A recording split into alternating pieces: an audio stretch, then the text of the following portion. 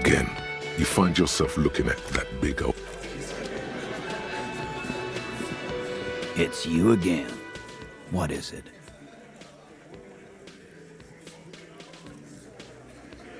Again.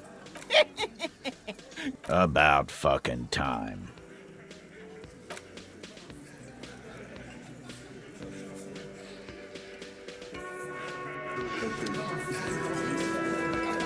It's you again. What is it?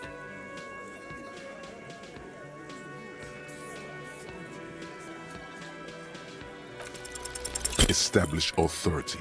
Yes. Authority. Feverish thoughts race through your mind.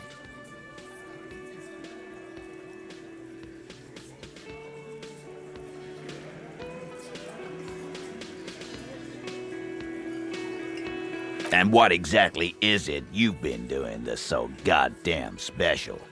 Shitting yourself in front of us. Going around, harassing kids, all the while talking racist shit. Don't think we aren't watching, fascia. People here trust us. We get... Fascia. That's short for fascist.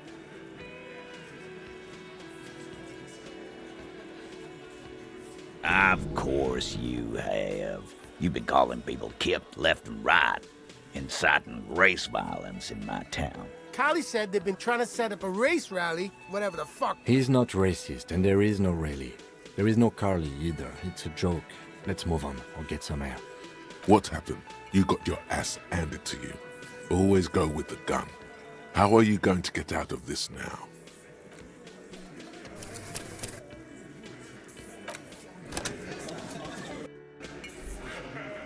It's you again. What is it?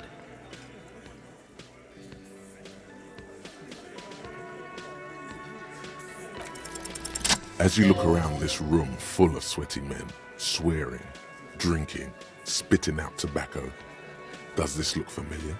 You believe the place was called Precinct 41. It was also filled with, almost exclusively, men, sitting on desks, talking shit and wasting time. Huh? You got a problem with beer now? Not quite there yet. Push on.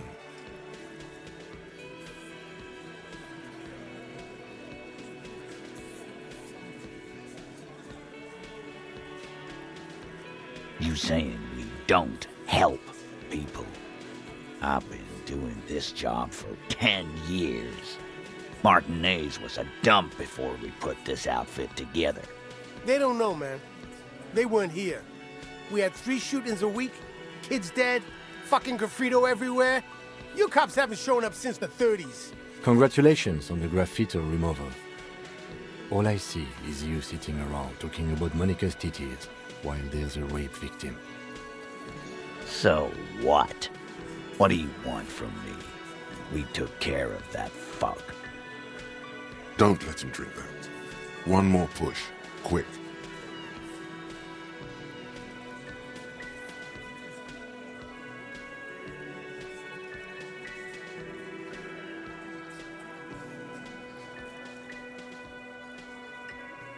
Titus? She stops mid-sentence. That's it.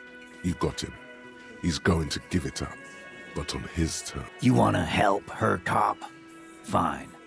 I'm gonna let you help her, but you treat her with respect. If you don't, if you question her, harass her, a freight train of pain, buddy. What is her name? Placia, I'm on due. She's staying here at the Whirling in Rags, a real pretty one. Silvery jumpsuit, blonde. That's Amonju with an O-U. Shit. The girl. The girl upstairs? That can't be her. She knows you drank so hard you forgot you were a cop. Oh, it's her! It's definitely her! It's Miss Oranje, disco dancer!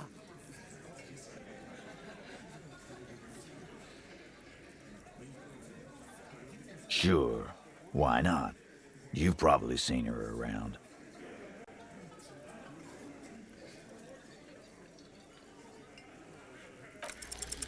You inexplicably add cool after the victim's name, with your eyes bulging like some wild beast.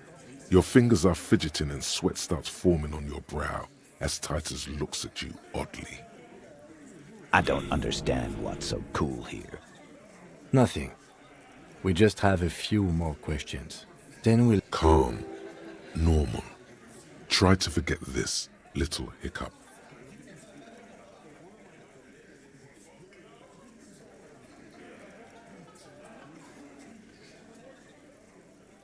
Relationship? There was no fucking relationship. He raped her. That was like that karaoke incident all over again. Okay, enough. All of this is irrelevant to your stated investigation. he did it before we killed him. He's not gonna do it again. So what does it matter? It would help if we establish a timeline. All right. 2 weeks, maybe? I don't know. I need another beer. Here you go, boss. I know her. How well do you know her? Well enough, Copper. We partied. She's been here for a few months. He tries to make it sound real casual, but the muscles on his neck tighten. You mean Revachol? Nah. Our Miss Aranye disco dancer is an immigrant or a drifter of some sort. Don't you give her any more trouble. She's just had some bad luck, that's all. Shut up, Angie. She doesn't need your help. Titus gives them both a look. They fall silent. What's with all the silences? It's like these guys don't know how to feel about this. You should keep picking at it.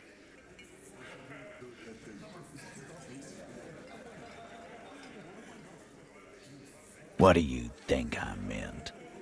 Yeah, pretty much. No, we just fucked. That's all. I'm not gonna give you any details if that's what you're after. So put your dick away. He really went out of his way to seem comfortable with this topic. That's all you're gonna get from him. He's doing a good job here. A commendable performance of, I don't give a shit. What do you think I meant? Yeah, we did them. God damn it. Get it over. What do you think I meant? Yeah, tons of it. No, we just fucked. He's doing a good job here. You don't know her. Not the way I do. Remember what I said. Freight train of pain.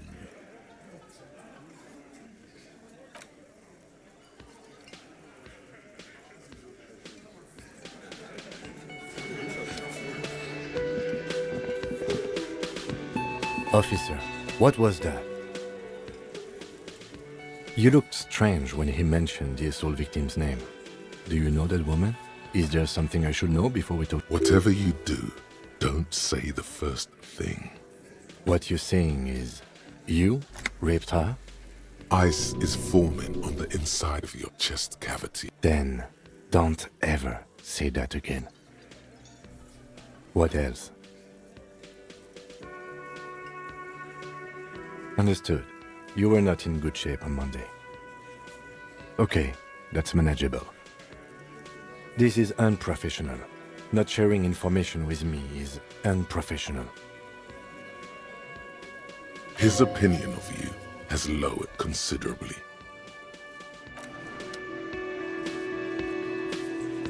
Yes?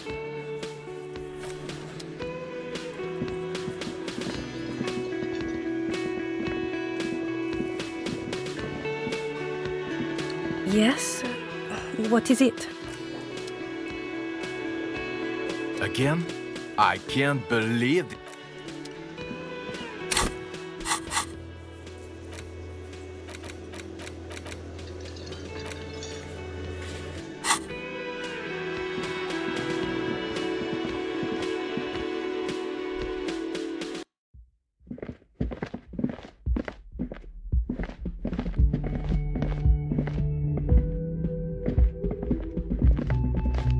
The door is closed. Who is it? tired, controlled. This is the police. Come on up. The door is open.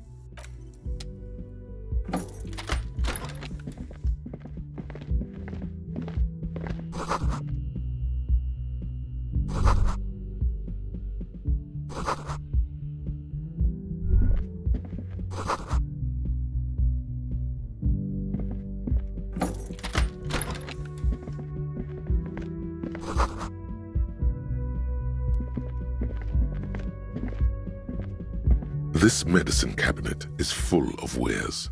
Sheets of pills, haphazardly stacked one on top of the other. There's also a toothbrush somewhere. It's been used quite a lot. Pharmaceuticals line the shelves, sheet upon sheet of pill bottle next to pill bottle. Acetylic acid. Anything of note? Pill bottles rattle like bones as you search the cabinet. Paracetamol, histoperidol, something in a foreign language you can't read.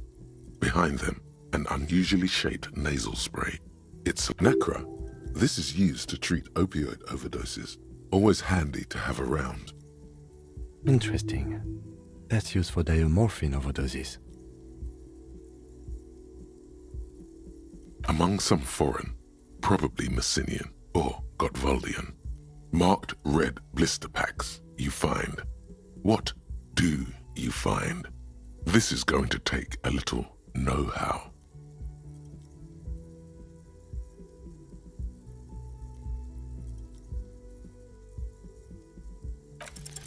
A bright orange bottle with Preptide stamped on it, in sunny, happy letters. Jackpot, baby. That's the stuff you're looking for. Your palms begin to sweat just holding that little plastic container. And your chest swells with pride. Look, it's made right here in Revachol by San Baptiste, a proud Revacholian pharmaceutical company with great traditions. It's speed, man. Just what you were looking for. They call it dextroamphetamine and talk about psychological disorders. But what we're seeing here is some scientifically advanced trucker speed.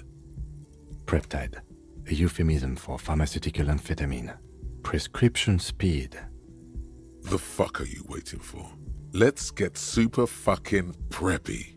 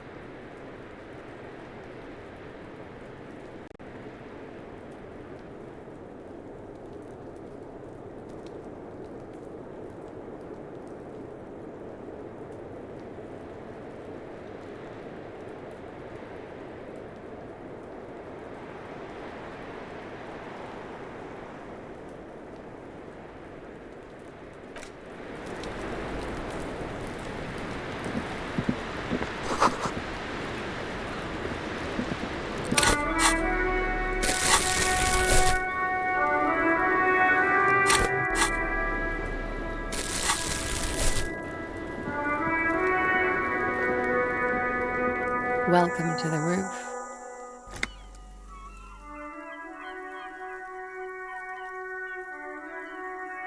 Below her silvery jumpsuit, an athletic young body, built long and lean. I'm sorry for the mess down there. The cleaning lady hasn't come by in days. I'm beginning to wonder if she ever will. Nice? I don't know about that, officer. Where a ripe corpse still hangs from the tree. The woman doesn't flinch, but there is something in her light brown eyes. A sadness. Oh yes, legends of room number 1 have made their way around the building. They say a portal to hell has opened in there.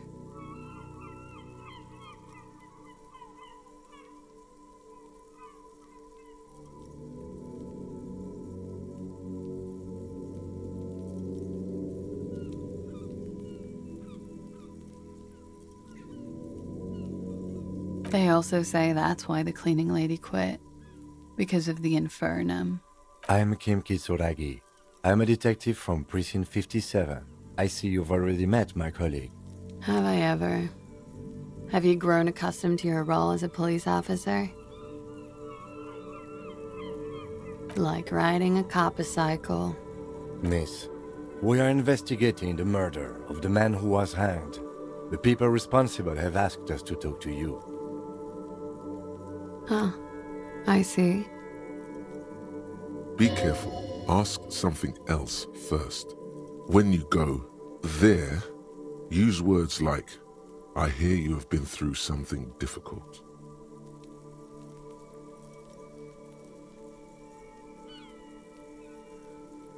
Clausier Amandou. Same name that Titus gave you. It sounds Oranese, as does her accent. Right, sir. Vrai de Fort, Republic of Oranje. I guess you could say I am an Oranese expatriate. A bad memory, officer. Of lilacs and lightning. Parks, glass. Duraluminium.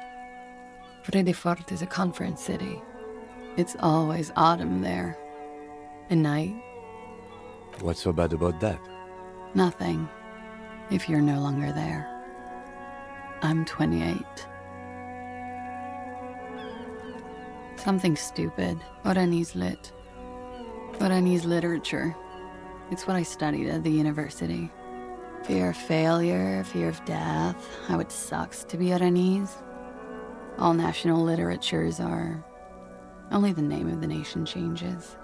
If that's true, then Revacholian Lit would fit you like a glove. Nothing. I do nothing with it.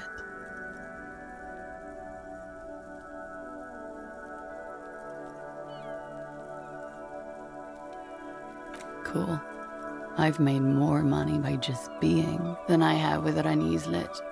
Many things. A roller skating instructor, a secretary, Miss Oranje 37. It's the world's most tired smile. Of course she won a beauty pageant. She's very symmetrical.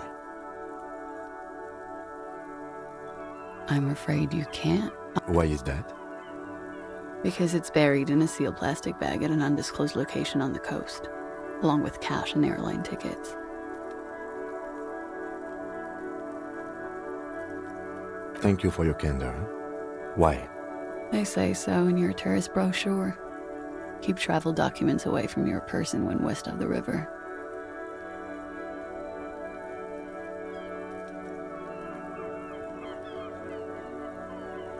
Look, officers, I like this place, but I don't want to be stuck wandering the city like a ghost after being robbed of my travel documents. I don't want to become an indentured servant in a brothel on Boogie Street, and I don't want my relatives to pay the ransom. There are plenty of other reasons for hiding your documents from the law. It's also why I hid it. Why else? I'm an unpopular girl. There are people back home who don't like me. If they show up, I'm in a hurry. The kind of hurry where you can't afford to not find your documents. But don't worry, this has nothing to do with your investigation.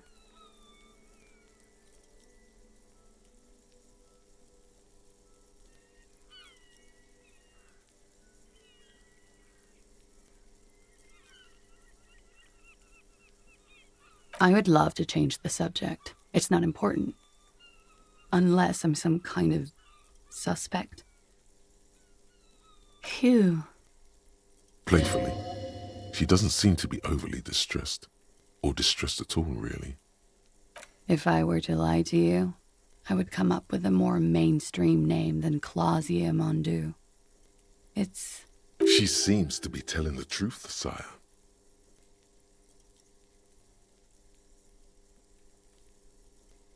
Okie dokie. If any of this made her nervous, it certainly doesn't show in her expression or her movements. The record. So official. Yeah, it's pretty deluxe. I'm wintering. How long have you been? About 4 months. I came in November. The bills downstairs concur.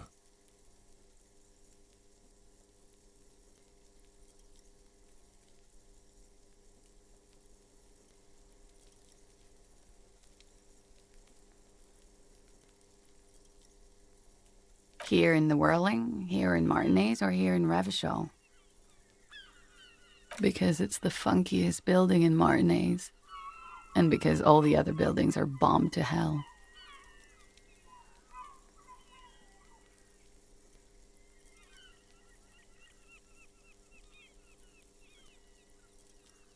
Thank you. I've put a lot of time and effort into it. Technically, possession of narcotics is legal in Revachol, but you should still reprimand her.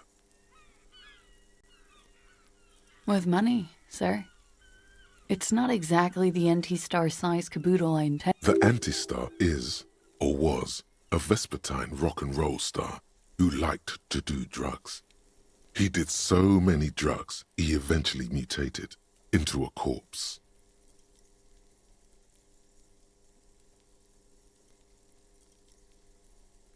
Comes in handy when you've done too many opioids. Is that something that happens to you often, miss? Better safe than sorry. Oh, yes. One of my favorites. It cures many ailments, like not being able to stay up for 36 hours, not being happy. It cures those ailments. It's just a mirrored speed molecule, basically.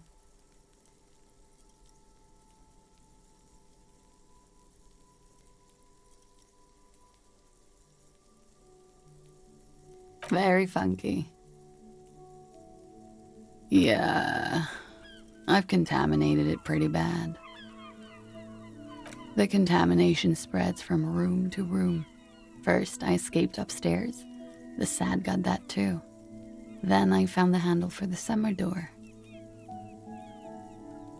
For me, it's a mix of me with a lack of cleaning services. How about you? Talk around the establishment is, you have an industrial SAD spill in there. Somewhere below, military-grade SAD is dripping off the walls. You should say the first thing. It's honest. It will lead to introspection.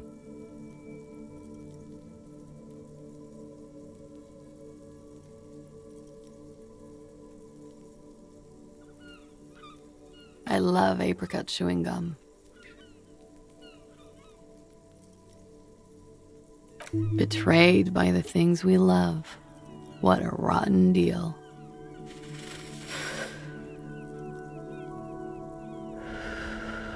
Okay.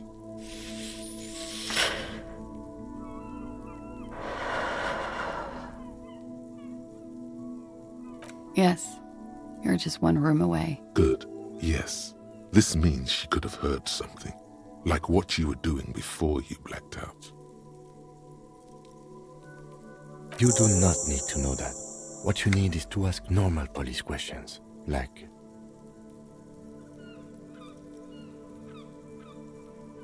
Get a grip, he thinks. At least do your personal stuff when I'm not here.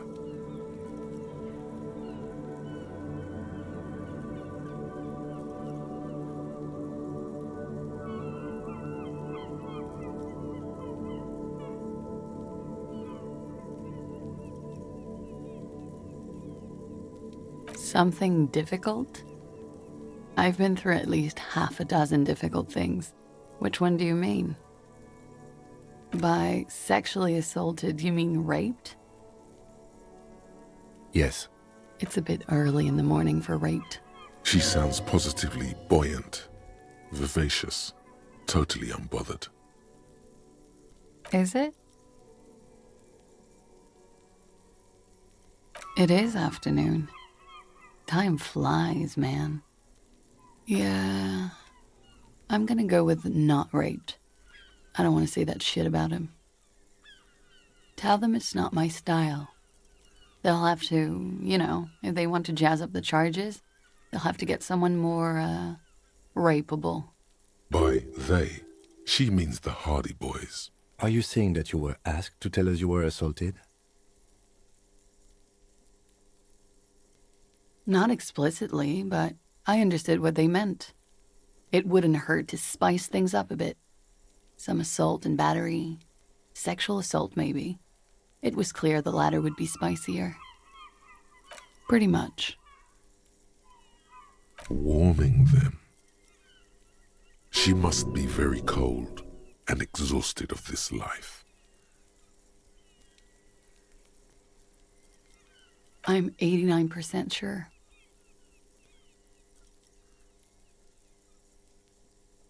You know how it is. Do you? Maybe you don't. In conclusion, officer, I'm gonna go with a mild to medium not raped here.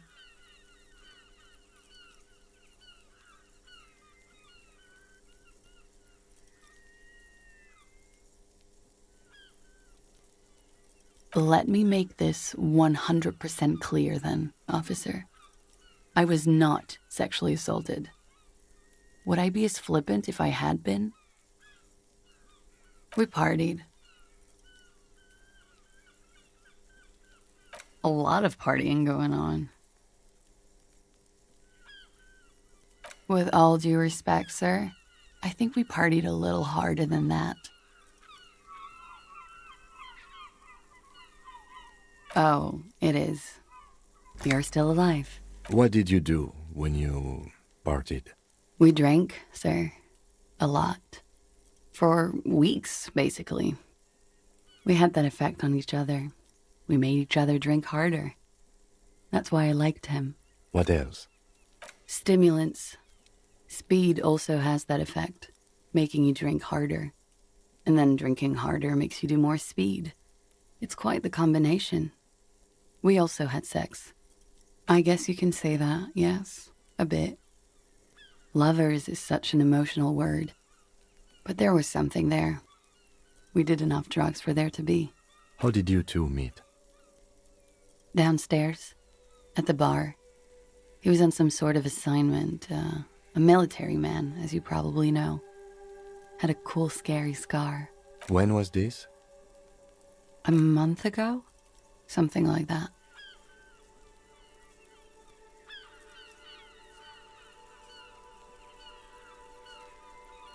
Oh yes, I have multiple viewpoints. From the roof, out of the bathroom window, in my dreams. A bitter cringe. It hurts. He takes a small step closer. You called us, the RCM. Yes. Jackpot. I made it. And I would appreciate it if you didn't tell everyone. In Martinez, they call it snitching. Reporting crimes is confidential in Ravachol, miss.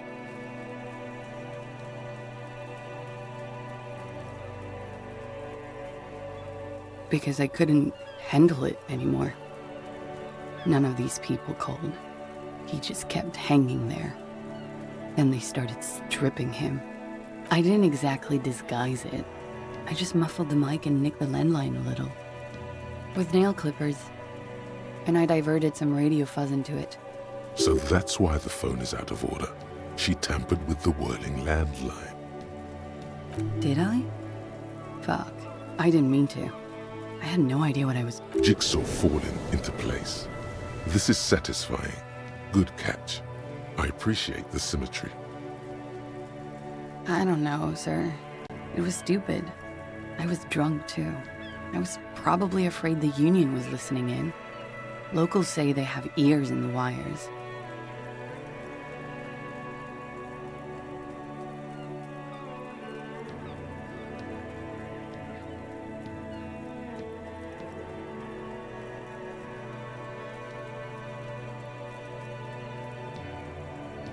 Thank you for making the call, miss. It was the right thing to do. I didn't want to, sir. And he's still hanging there. We will move the body to the morgue today, miss. Don't worry. I'm sorry, I can't do it. Not right now. Later, maybe. I keep seeing him. Like he is now. I can't... I know it's difficult, miss. We can return to it later. She meant she sees him in her dreams.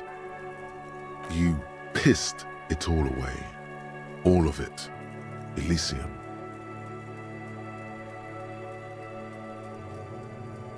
I'm sorry. I know. She meant she sees him in her dreams.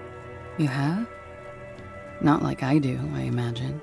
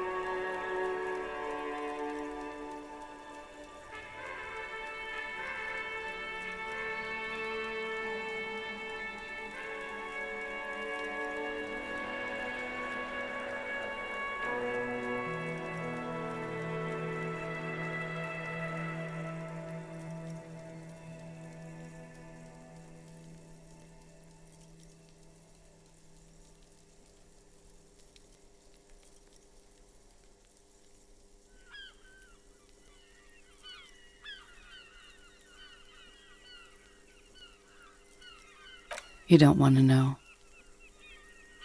She dips the cigarette in the lighter's flame and inhales, then looks at you with... I can see the similarity, yes. Funny. Funny how? Nothing. I also saw him. We had a long inspection and that sort of thing sticks with you. Let's move on.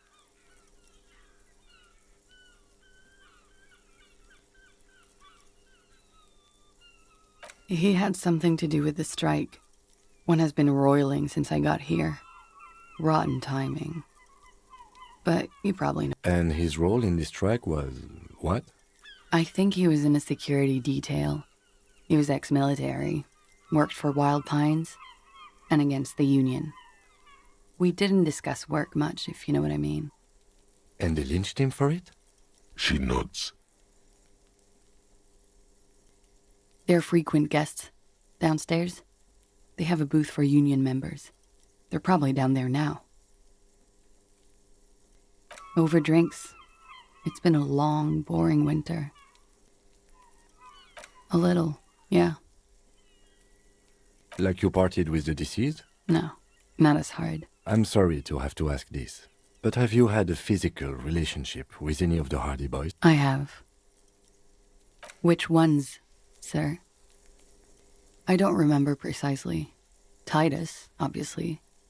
But as I said, it's been a long winter. She breathes a silvery sigh of relief and weariness. Should we head by downstairs, officer? We may have things to discuss there. She nods. Silvery cigarette fumes disappear into her mouth. Not my favorite topic. How about we, Yeah? All right.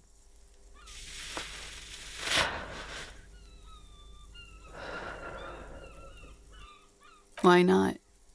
I'll be here until 11 p.m., drinking coffee, most likely.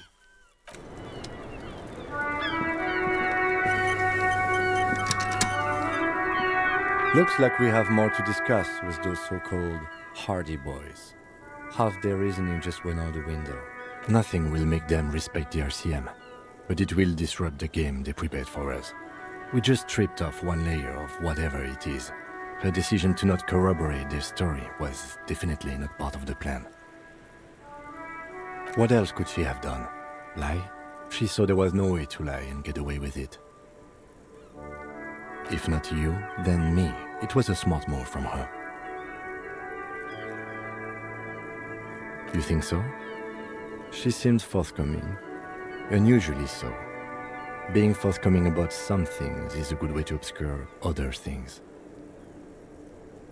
The best liars are always forthcoming.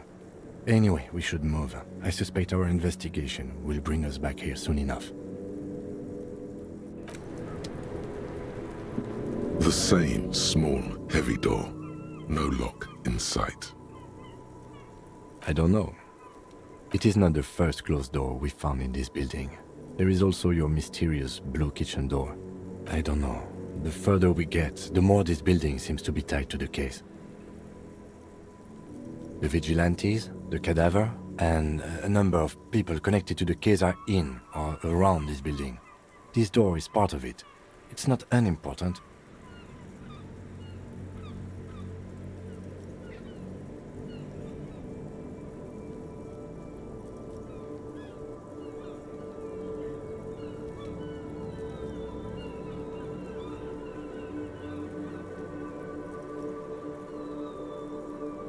No, still a mini investigation. It's barred from the inside. You hear the bar rattle in the brackets. It's barred from the inside.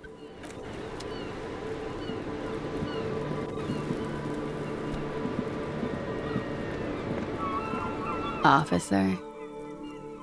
Yeah? You tell me, officer. I've been trying to open it, in case the contamination gets to the roof and I have to move on. All right.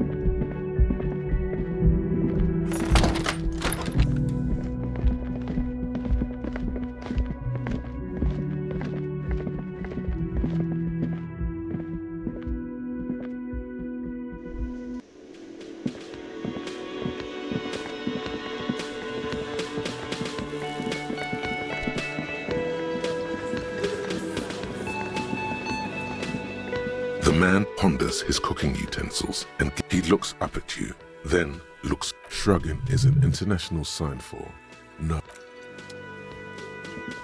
You see a heavy the door doesn't. The cobalt blue surface. It leads to a side building, adjacent to this one. The old building next to this, half.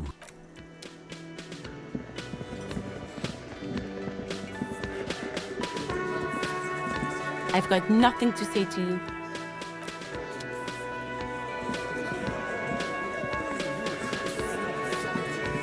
Again, you find yourself looking at that big old window.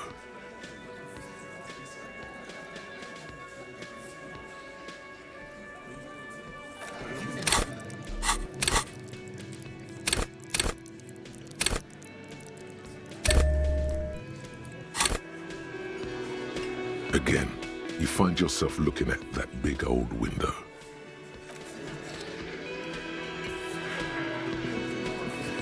It's you again. What is it?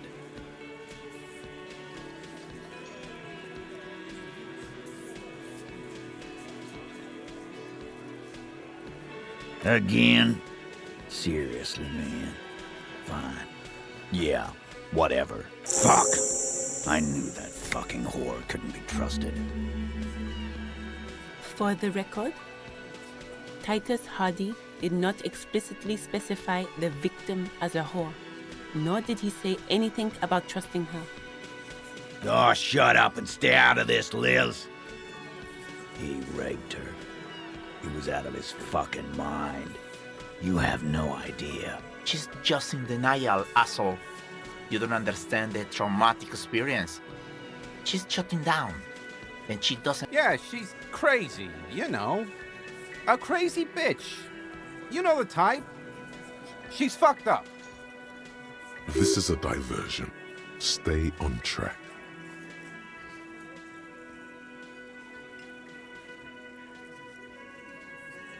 Lawman, I'm at the end of my goddamn rope with you. I fucking told you not to push her. And you went and pushed her. I am gonna fucking... Titus Hardy! Everett personally sent me to take care of this. If this goes south, we'll all be in the shit. But you, Titus Hardy, are going to be buried. Am I understood? When she's angry, she emphasizes the S. It gives her voice a strangely hypnotic quality. Her lips barely move as she speaks. Frankly, it's a bit terrifying. Someone has to rush in to break the tension.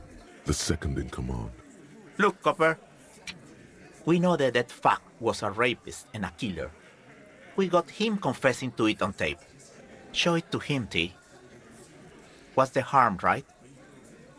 Here, jerkwad, listen to this shit. And then come back and tell me the soldier of the apocalypse was an innocent man.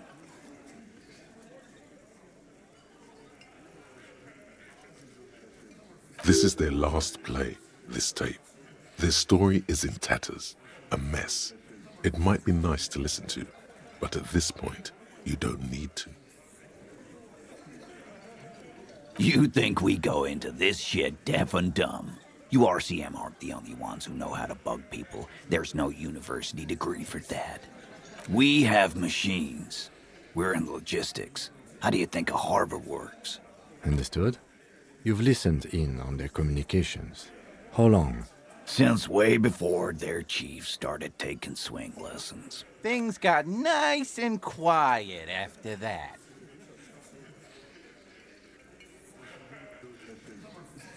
It's not advanced.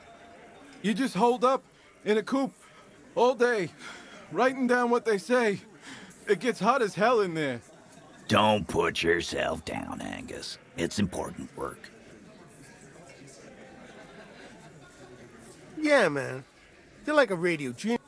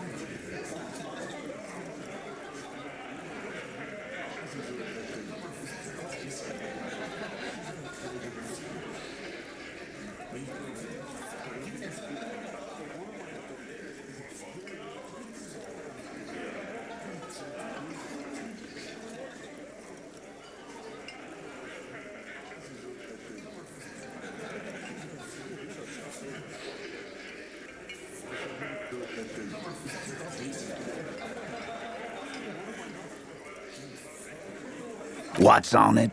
We call it the door gun a mega mix. You'll know why, won't you? I'm sure we can find a tape player. Where can I listen to this? Why don't you try shoving it up your ass, genius? Yeah, play it with your ass, cocksucker. I'm sure we can find a tape player. It's not a problem. You don't care about evidence. The fuck are you a cop for, then? Pigs, T. They don't care about getting the truth. They care about getting convictions. They are fucking keep... I won't be on your bulletin board. If you don't listen to the tape... There's a lot of questions. If you ask them now, they'll just keep bringing up the tape. Listen to it, and... Don't forget your tape, lawman. Compliments of Titus Hardy. You do that. Oh, and keep it. Maybe you'll need a reminder of human ugliness someday.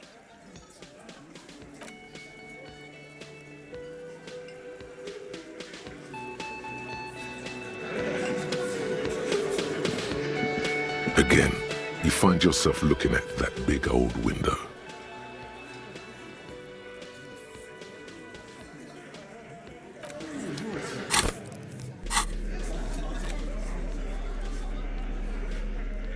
You stare at the great door. The tape feels ominous.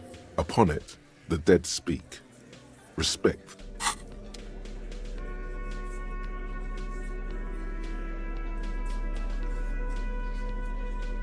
The note is written with a blue pencil. Someone has scribbled, S. I can't believe you'll find the filament memory with the offside copy in.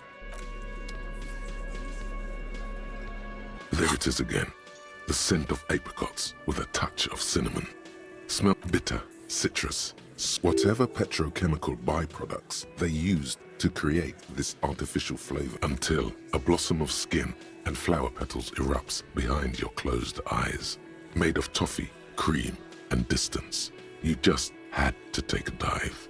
Your heart working overtime, trying to keep up with the panicked synapses firing all over your brain, moving liters of blood through you, panicking. Feels so familiar. The sun sets. There is a movement next to you. The shuffle of a small coat. Warm. Why are you talking to a gum wrapper?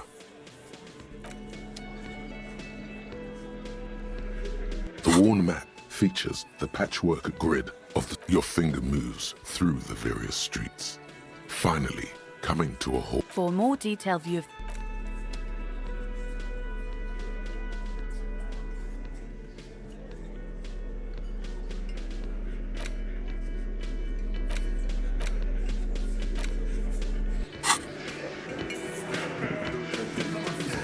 Again, you find yourself looking at that big old window.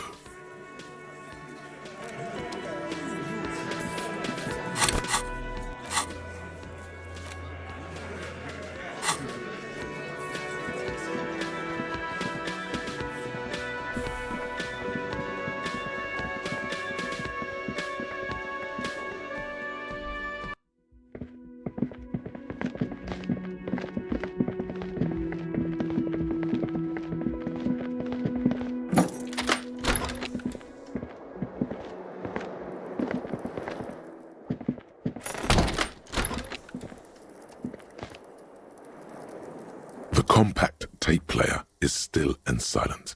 Seems it has completely broken down now. The machine was made in Revachol by a company called Le Mercier. Their logo depicts the triple-towered Delta skyline. It was supposedly built to last. This would have been very helpful with the Megamix, but it isn't anymore. Of course. We should try to find a new tape player. Perhaps we can talk to Roy at the pawn. Yes?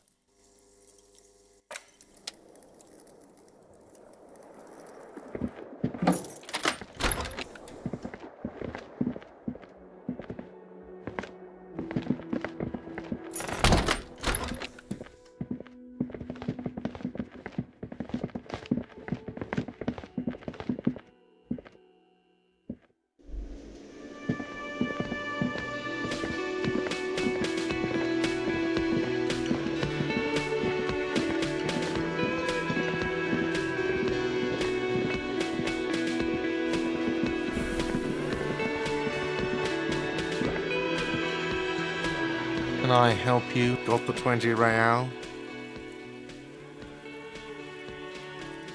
Good. You got the room for the night, but remember, you'll need... You're already set for the night. You'll...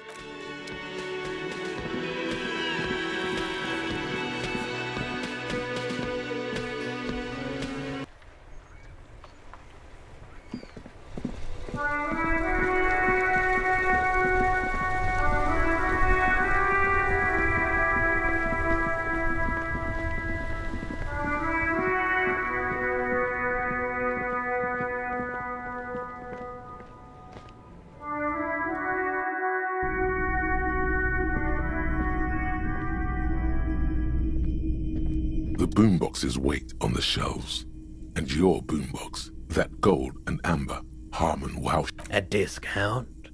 I do have... Remember, he doesn't like music. He likes sounds. The Doorgunner Megamix is his type of tape. Certainly, he'd give you a discount if he knew you'd play something so experimental.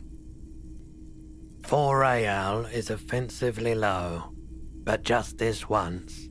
For the music, concrete, cop.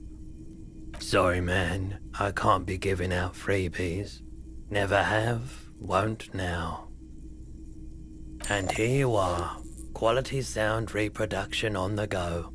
It'll play anything, wherever, turn any tape into a conversation of sounds and shapes.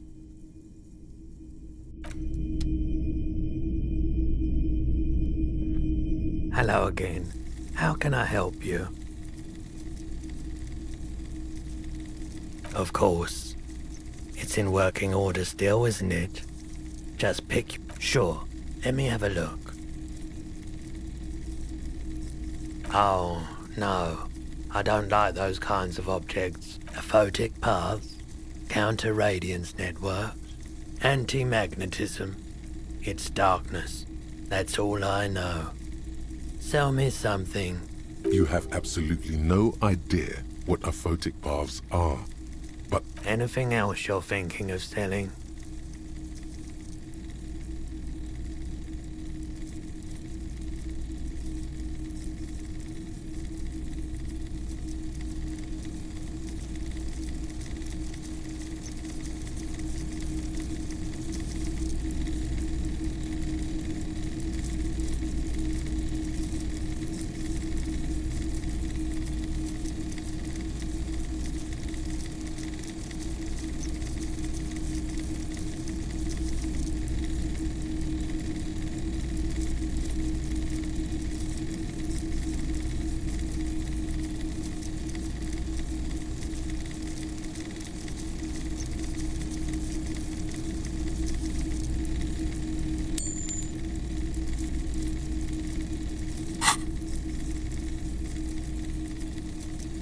I'm not purchasing any more clothes, and especially that tie.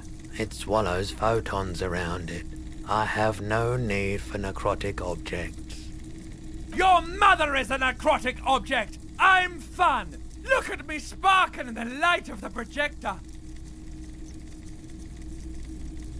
Another time, perhaps.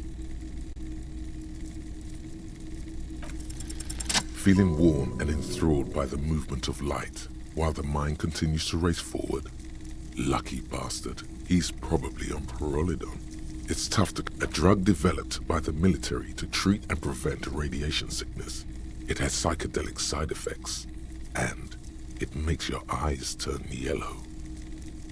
I try to keep the shop at a comfortable temperature.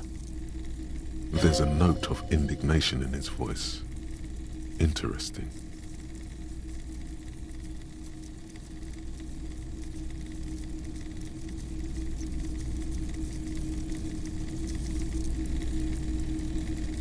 I've had to take it, you know, since the People's Pile cleanup. I was with the Emergency Relief Brigade. He's taken it for mental and emotional, not physical pain these days. A bad idea. Some poor leftist built a particle decay generator in hopes of bringing affordable electricity to underserved communities. It malfunctioned. Radioactive waste everywhere. Probably some of it in you too.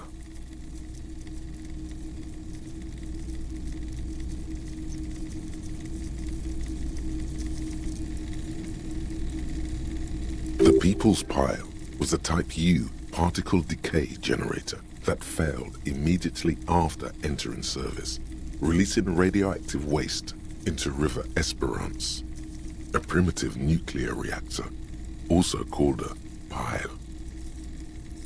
Construction began during the Commune of Revachol.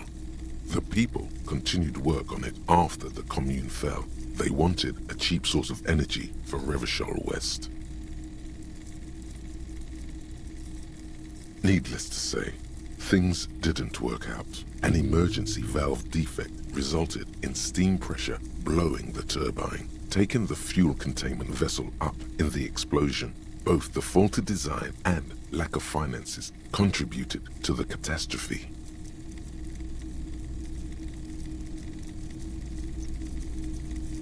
We were an all-volunteer force, self-organized.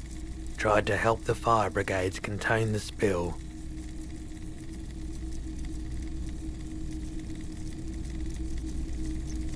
Tough son of a gun, this one. Respect.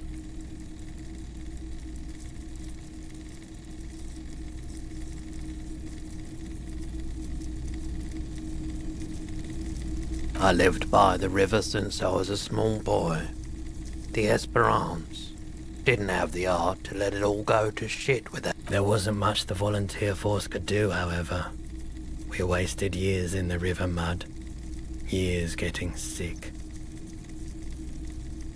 There's a reason why everyone's tried to forget any of it ever happened, and why no one has tried to repair or replace the pile. So much disappointment, and early deaths. Cancer mostly. And we knew all that was coming even as we were cleaning up as best we could. No one's. Everyone's. So much bitterness. A bunch of poor people built themselves a primitive nuclear reactor, hoping for the best. What do you think is going to happen?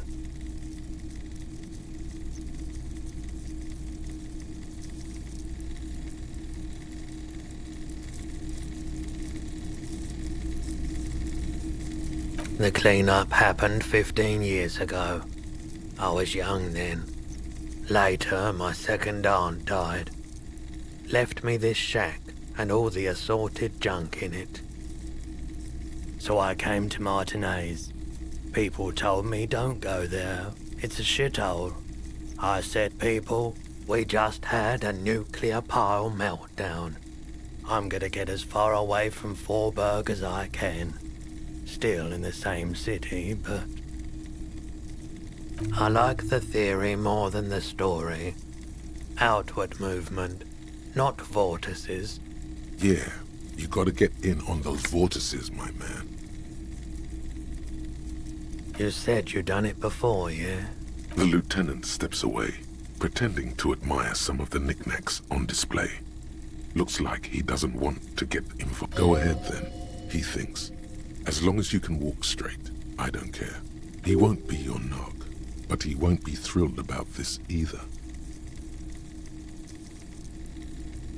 If you say so, here you go, man. Not so sure about this. Because it's an anti-radiation drug, and you're a cop, not a post-apocalyptic scavenger. Of course.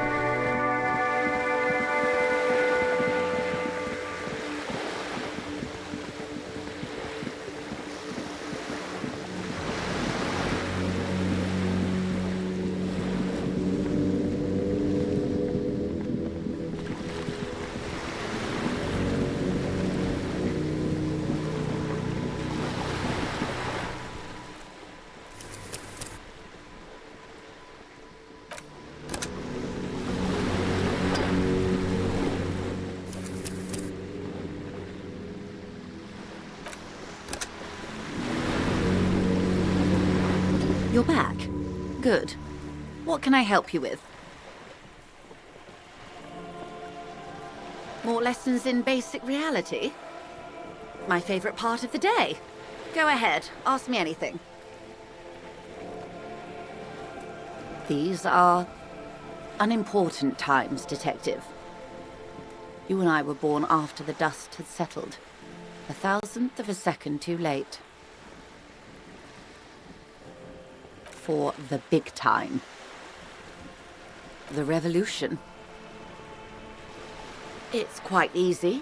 Every 100 years or so, our species gets together to decide what's next, who gets shot in the head, and who gets the mineral rights.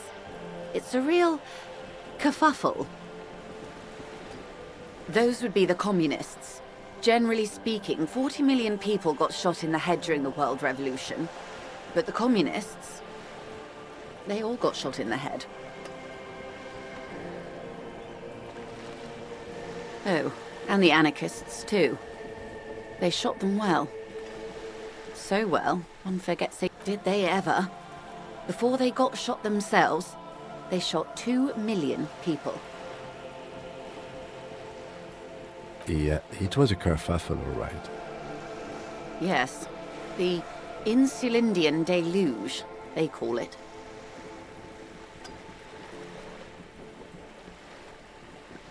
Oh, lots of people. Even the king got shot in the head, or thrown beneath a horse, or drowned. Accounts differ. It was unceremonious. Just as well, he wasn't actually the king. Just the king's nephew. The real king abdicated and lived out a long and productive life as a venture capitalist in Grad.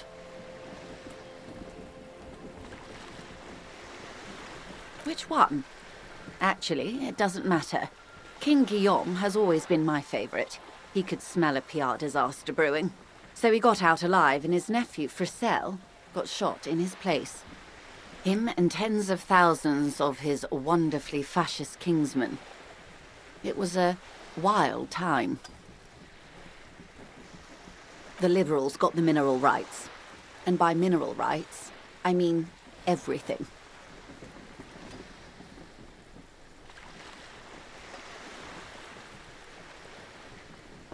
Liberals are usually middle-class people, Detective. Or the remaining gentry. The beneficiaries of the pre-revolution. Some were rich enough to stay with the Constitution, with monarchy. Big mistake. Others bet on the revolution. They were called the ultras, or ultra-liberals. They fared well. They didn't win so much as survive. We were the last ones standing when the war ended. Everyone else got shot in the head, remember? We. She's one of them. Of course. To foreign intervention. The coalition. Those people really took the mineral rights. The liberals took everything that wasn't nailed to the ground. The coalition took the ground. The ocean, the laws, and the people. The coalition of nations. Grad, Mesk, Vesper, Messina, Oranje, and Sur-la-Clay. The armed center of the world. They landed here and ended the revolution. It was the moralist thing to do. There is bitterness in her voice, tempered with understanding. She is critical. The moralists believe in keeping everything exactly the way it is. They believe in mineral rights, and not shooting people in the head. At least not in the same manner and volume as the others do. They are the long-standing provisional rulers of Revachol now. This is their zone of control. They embolden the RCM with crumbs of the same law they took. Technically speaking, you are a moralist. The color of moralism is blue. The official motto of Moral Intern, or Moralist International, is a blue forget-me-not, a piece of grey sky. Unofficial. For a moment, there was hope.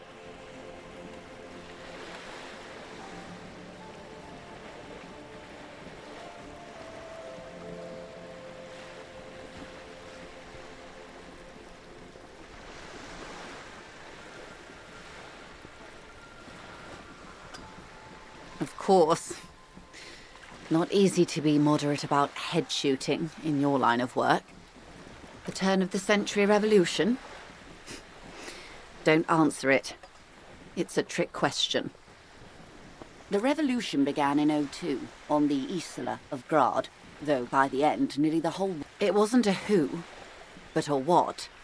A pandemic of Zarat, a particularly virulent prion disease, which the authorities in Grad proved unable to contain. Then Mazov came along and overthrew the government. It made people overthrow their governments. Of course not. It was a highly infectious microorganism that destroyed brain tissue. The actual causes of the revolution were material. The pandemic only provided the spark. From Revachol and Grad? Not far. The world managed to cauterize itself. Mazov's government was overthrown in '08, and the coalition crushed the Revachol commune 2 years later. It was the end. Why? You and I, officer. Our lives in the zone of control. Something tells you her life and yours are not that similar. Maybe it's because she has a boat and you have that necktie? A pair of pants? No doubt. But we share the same time and position on the planet's crust. That counts for more than you think. A city-state divided into free market zones under the everlasting interregnum of the Coalition of Nations. And you, of course, the citizens' militia. The clatter of typewriter keys fills the main hall of the reappropriated silk mill. Precinct 41. Chad Tilbrook presses enter. Outside, Officer Elfboy Williams slams the door of an armored motor carriage. The Zone of Control is the third incarnation of Revachol. After the failure of the suzerain and the modernity, they developed the marvels of the inter-eastlery communication. Telematic milieus, radiation, colored plastics. Meanwhile, in Revachol West, the aftermath continues for the 5th decade. 51 minus 8 equals 43.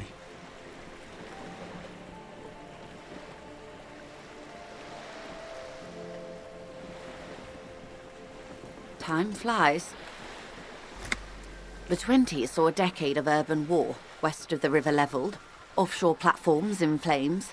Still, it's regarded as an improvement on what came before. The 30s? Things settled down in the 30s. Revachol East transformed itself into the world's largest tax haven, with the international community's blessing. For the first time in a... No. It was a market mirage fueled by cocaine and quantitative easing. The 40s dispelled it like a cold splash, an Isla-wide hangover, you might say. And here we are. Welcome to reality, baby. For her to be where she is, Wild Pines Group must have picked the right side.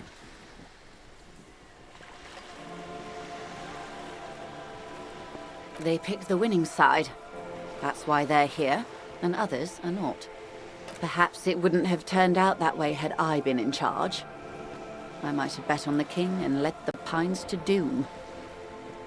I would have sided with the cannons. If you'd seen the calibers of the things, you might have too.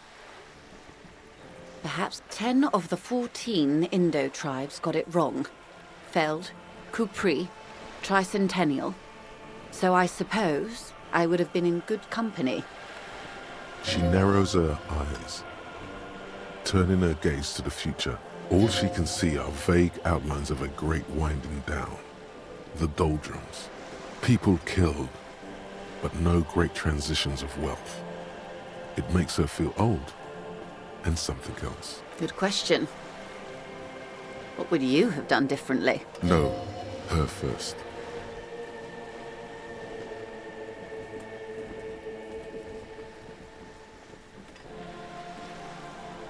And I asked you, past less detective of the citizens' militia, what insight has... And I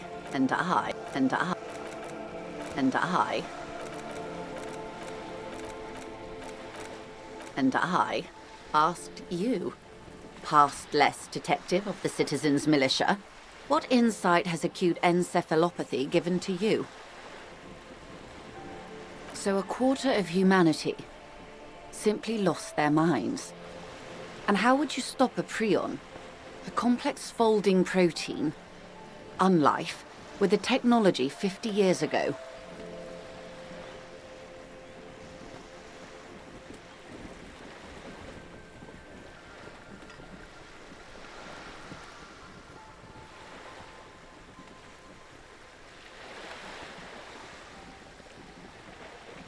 A poor remedy for prion disease. That was the attitude of most of the more moderate Indo tribes, particularly those who supported the king. Kupri, Resplendent, both gone now. Those that survived mended their ways. They're all ultras now. Opinions expressed here do not reflect the official position of the RCM. And what is your official position, Lieutenant? My position, ma'am? My parents got ripped to shreds in the revolution. I would have gone the same way. I was saved by being 2 years old. That's my position. The abattoir. Understandable. They are what they are. Who knows? An afterbloom may yet come. Anyway, enough sentiment. Not so fast. Who is she in all this? Ask her who she is. She owes you an answer.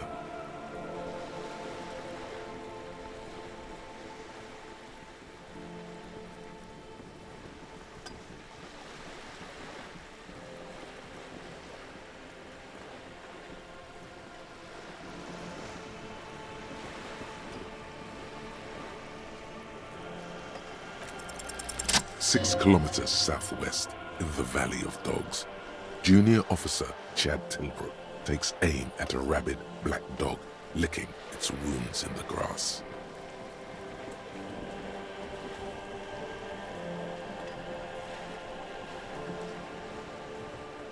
To his left, his partner, Emil Mullins, whispers, "You heard what happened to Tequila Sunset in Martinez?"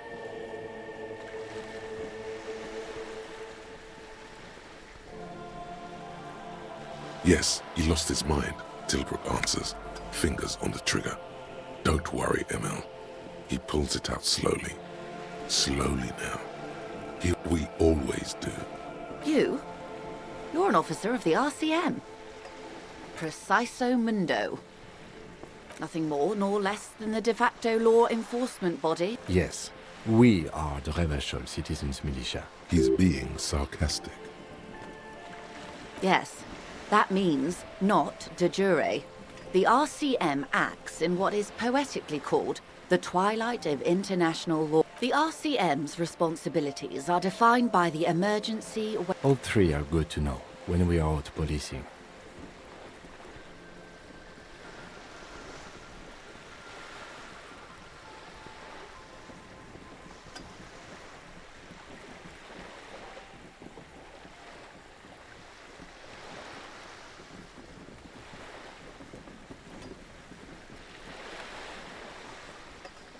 There's nothing basic about your role, Detective. It's true that the RCM keeps everything the way our seeming... Yet, on the other hand, I know these people. The post-revolutionary decade was a disaster for the coalition government. Revachol in the 20s was hell, especially on the west side of the river. Gang warfare, a botched privatization scheme, a nuclear pile meltdown. They called it the international zone, because no nation wanted to claim responsibility. The RCM restored peace where the coalition failed. A true blue citizens' initiative. They will never forgive you. That's somewhat of an exaggeration.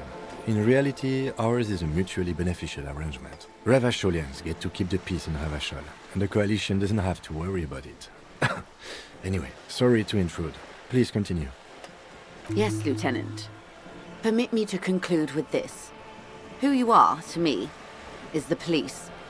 The only legitimate law enforcement authority in Revachol. And if those authorities drink so hard they need help recalling the basic terms of reality, well, I'm here to help.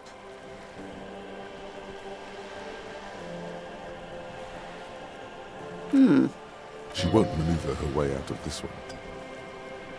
I am the vilest of the vile. A traitor, a devourer of nations, and I am an ultra. She raises the corner of her mouth, smirking, revealing a canine.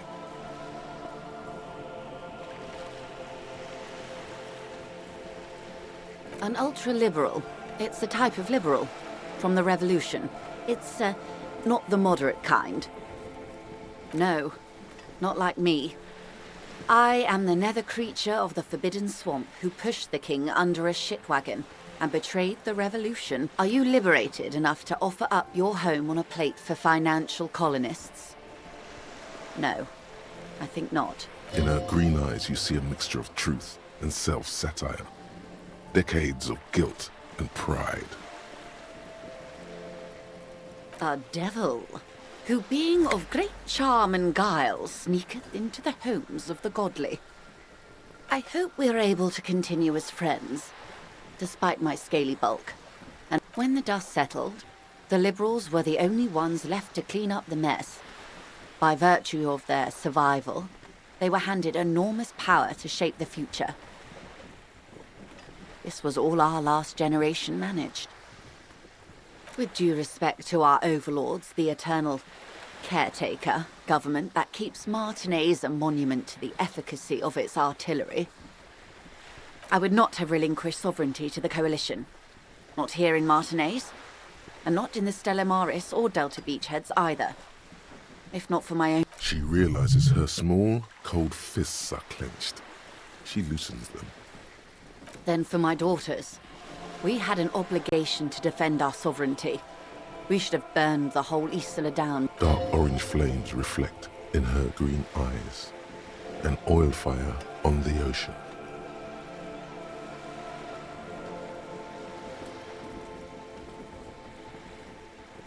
Perhaps. My intellectual vanity will be my... You're no dummy yourself. A smart boy getting smarter.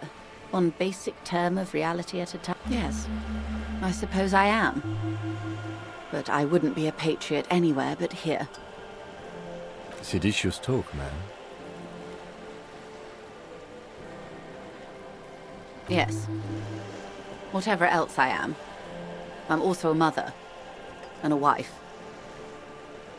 Now, shall we... A bird? A Svenicid? A flightless bird of the polar region? Some sort of krill hunter? No, wait. You're an ancient ruin. A symbol of hubris and decay. Half submerged in some salty sea. Of course you're not, my dear. I'm just terrible. Ah! This is the pier of Rue de Saint-Ghislaine. 33A, or 2. A pre-revolutionary tenement. Old buildings are called tenements, you see. And new buildings, bâtiments. After les bâtiments nouveaux. But 33A and 33B are not nouveaux. They're old. This one used to be 8 to 10 stories tall. A real high-rise by the standards of the last century. Built to mirror the skyscraper, mostly the urban middle class, I believe. This was once primo real estate, before the splat splat. Wonderful.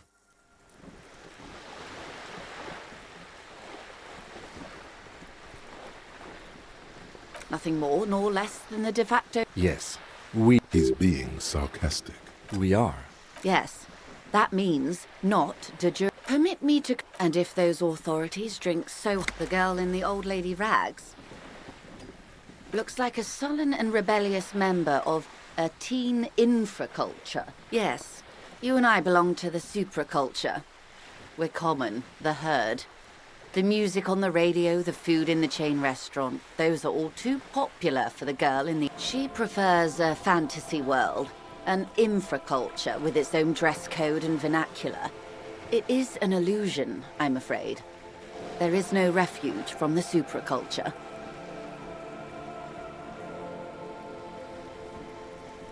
I can't. That's how simple it is. One may dye their hair green and wear their grandma's coat, all they want. Capital has the ability to subsume all critiques into itself, even those who would critique. All right, what next? Suddenly, you're not so sure you're part of the supraculture. And what would that be?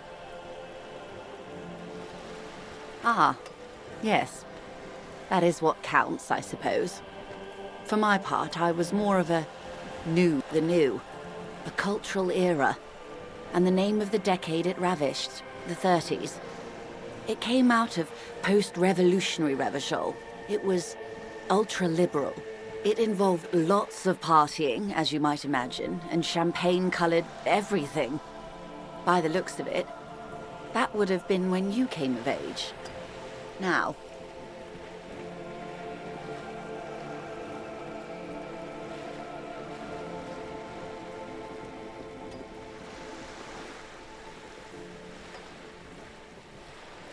wasn't it Guillaume Le Million who said, if you can remember the new, you weren't there? For some reason, your mind is a veritable repository of Guillaume Le Million lyrics, trivia, and B-sides. But the time to explore this is when you're alone, facing a mirror perhaps. Glad to have been of assistance. The little...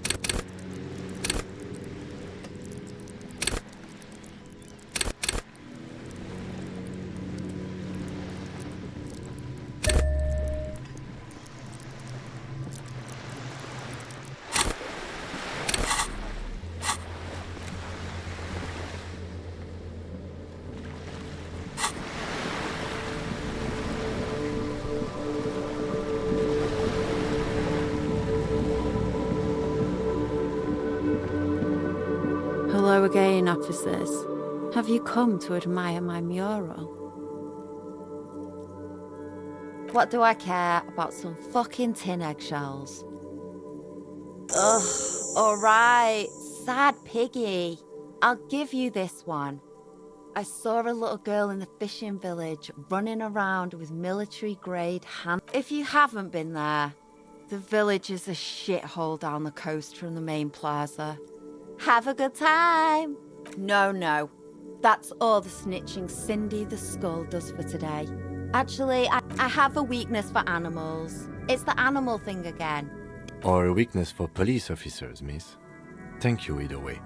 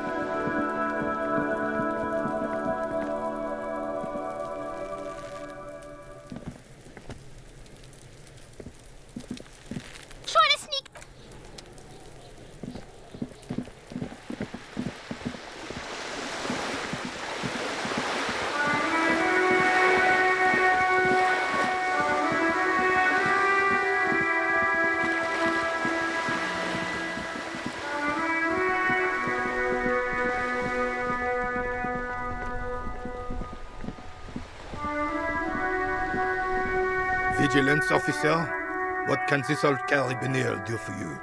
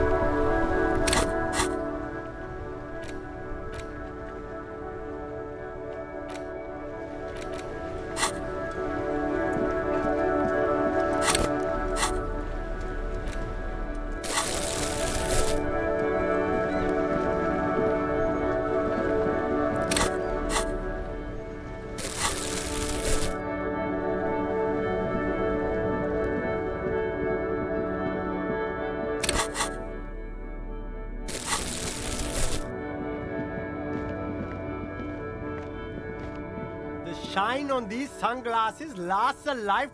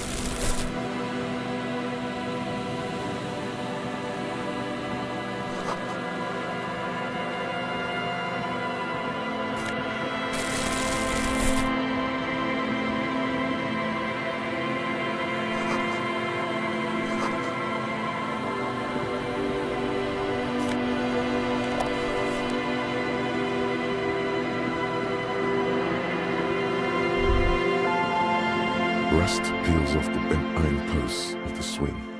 The wind whistles through the skeleton of the small house behind you. There's desolation everywhere. In this yard?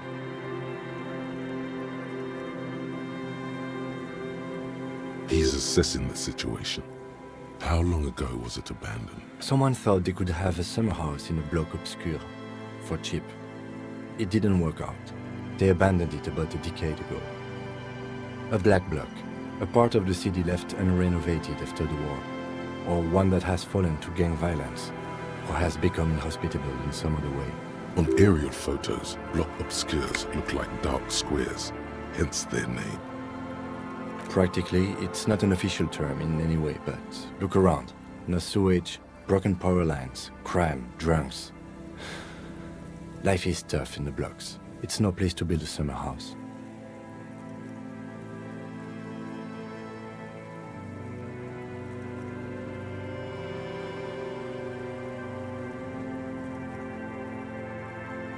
Yes, and you picked it up because you're a post-apocalyptic scavenger who collects trash and magnesium blisters. It's not meant as nagging. Just we should move. I don't think we will solve the murder with forays into the urban hinterland.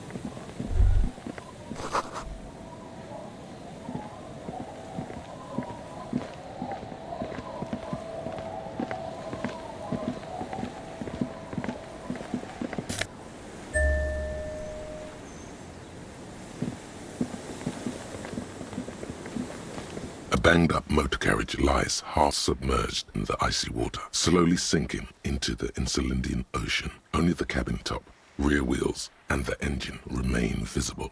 It must be cold and lonely down there. That rebel who jumped the canal and broke the waterlock, this is their doing. No, not so daring at all. I agree. We should definitely investigate. You get a sudden, sinking feeling. Stomach acid comes up as you look at the motor carriage in the deep, dark, cold water. Why the doom and gloom? It's just a sunken motor carriage. Some motor carriages are bound to end up in the sea. The motor carriage is properly stuck in the ice. Getting it out would require a team of specialists. The logo is too deep in the murky water. You can't make it out, but you do see a monkfish float by. The ice hasn't closed around the vehicle yet. My guess is it's been here since last Saturday or Sunday. The estimate is correct. The incident probably occurred on Sunday evening.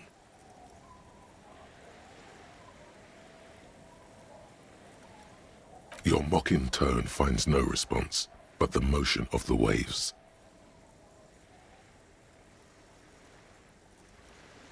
Yes.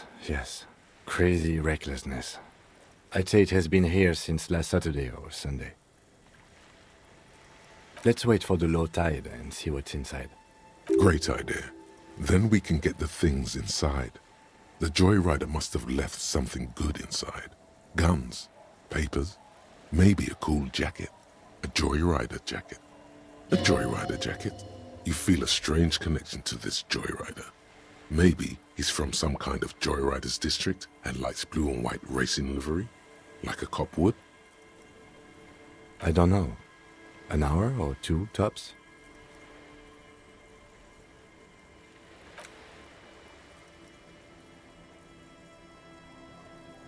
As you sit down in the old, rusty playground, the world around you becomes very silent. Nothing but the sound of seagulls high above in the sky, echoing like distant laughter.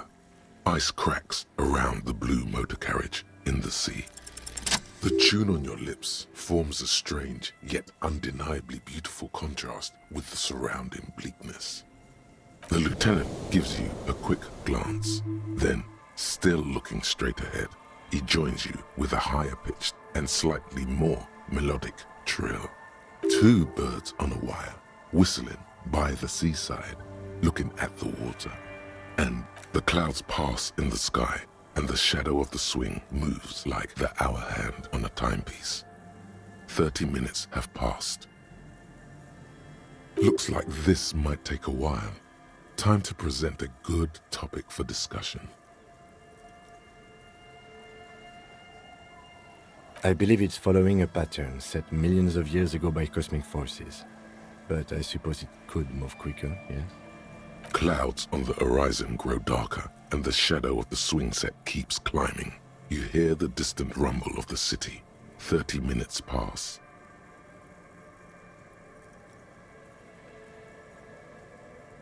Luckily, I am already a member of an independent organization, and therefore do not have to choose between a rock and a hard place. Your voice echoes on the water, strange and out of place in the environment. 30 more minutes pass.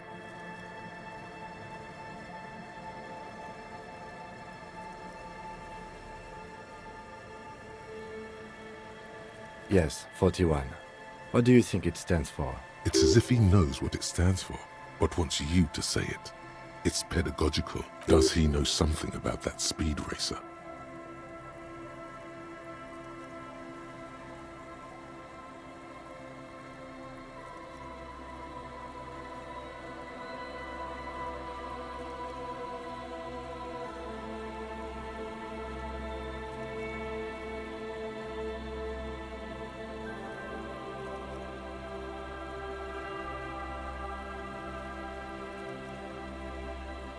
Right. Or 41 is the number of a police precinct? Your precinct. A massive pit opens up in your stomach, and the most terrible feeling comes over you. You feel like you're about to faint and fall off the swing. Your hands get clammy, and the air tastes sour to breathe. Oh God, Harry. Oh God, Harry. What did you do?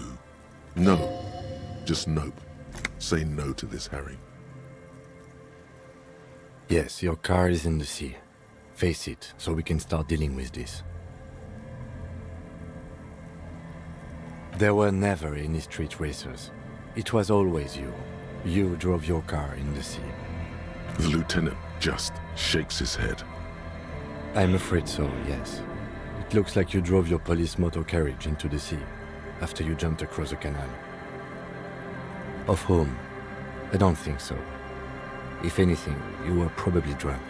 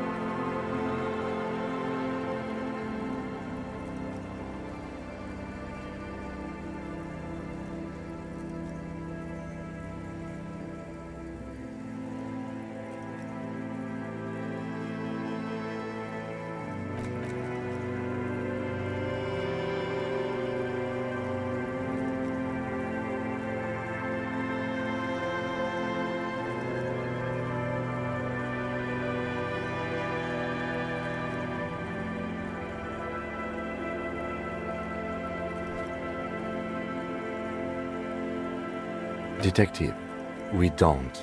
A rescue operation really isn't viable at this point. I'm afraid it will have to be there like that for many years. Look at it. Parts of it might be salvageable, but overall, this machine is a write-off. That is very unlikely. All the electrics are toast. That goes for the You'd be lucky to find one undamaged component in there. In a few months, there will be nothing but rust left of this vehicle. It'll be cheaper to buy a new one. Well, not cheaper. This motor carriage costs 40,000 real. But in the long run, it still makes more sense to buy a new machine than try to refurbish this. Let's face it, this is a substantial loss to your district's budget. I mean, my station only has 4 other vehicles in addition to my kinema.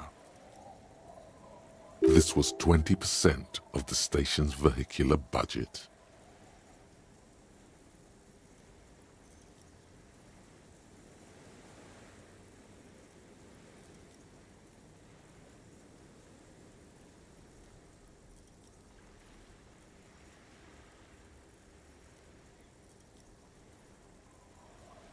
People are more valuable than machines.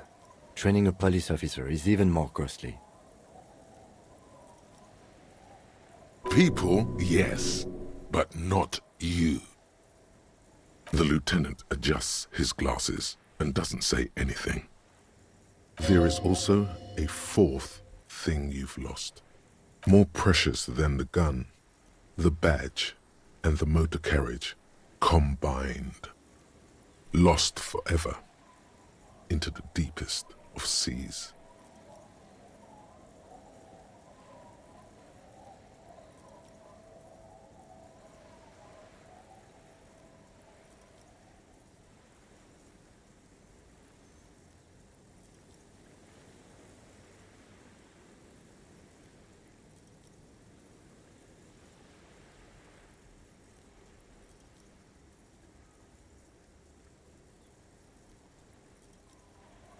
You can still whistle. Besides, the night is always darkest before the dawn.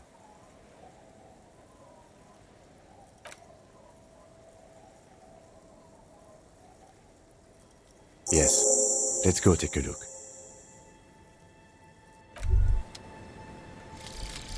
Advanced race theory. Everything is calm in the eye of the race storm. Your mind is lucid and bright. The mind-bending phylogenetics appear more distant and, to be fair, a little ridiculous. The great race mystery has cleared up. All that's left to do is verbalize your thoughts. Go and talk to Measurehead about your newly found insights.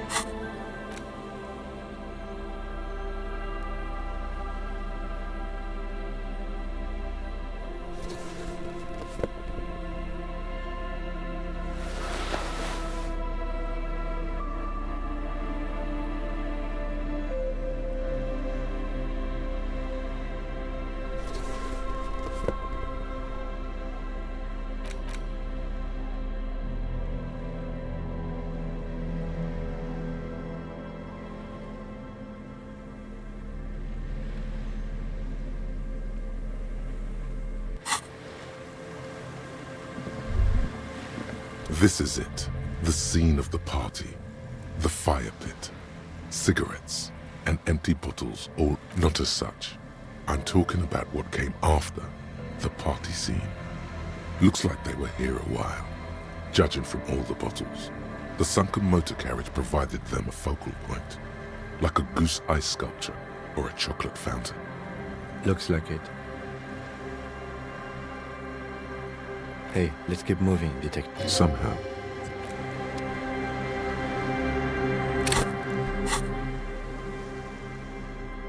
A police badge on which you see the photo of a man. You. Some seaweed is stuck to the back. At least something good came out of all this. Encased between two durable plastic sheets is a bluish card with lines of information and a watermark in the shape of the street grid of Revachol West. You see a photo, a name, a rank, a document number, the date of issue, and, in the lower right corner, your precinct. The man keeps winking at you with his green-grey eyes. The photo is old, no doubt about that, but the badge is new. You used an old photo for a new badge. 8, maybe 10 years. The guy in the picture is rather good-looking. He's got a nice haircut and is distinctly lacking in massive sideburns. What do you think? His face is already contorted by the expression, although it looks less grotesque on him than it does on you now. The badge in your hand shines as you rotate it, catching light. Harrier, that's long for Harry. So you are Harry. Evrard was half right. Probably not a lot of people know your full name. Whoever told him you're Harry Dubois didn't.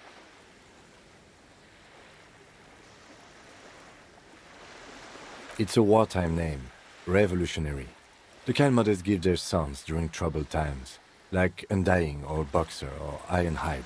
It's meant to keep you safe.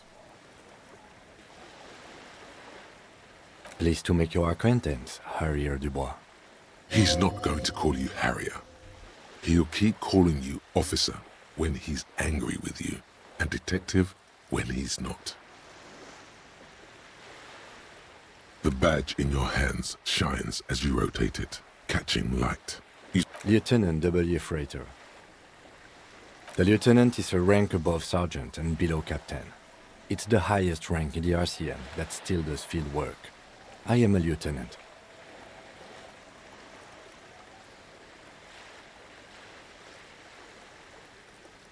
The title of Freighter is added to your rank when you decline a promotion to a higher rank.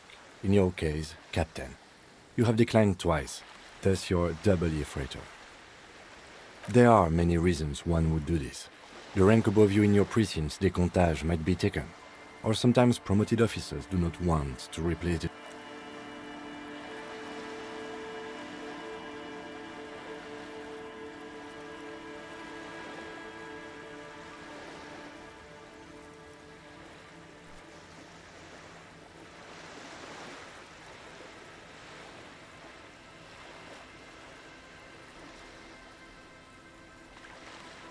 And sometimes they just prefer the type of police work available to their current rank. In your heavy-duty case-solving machine.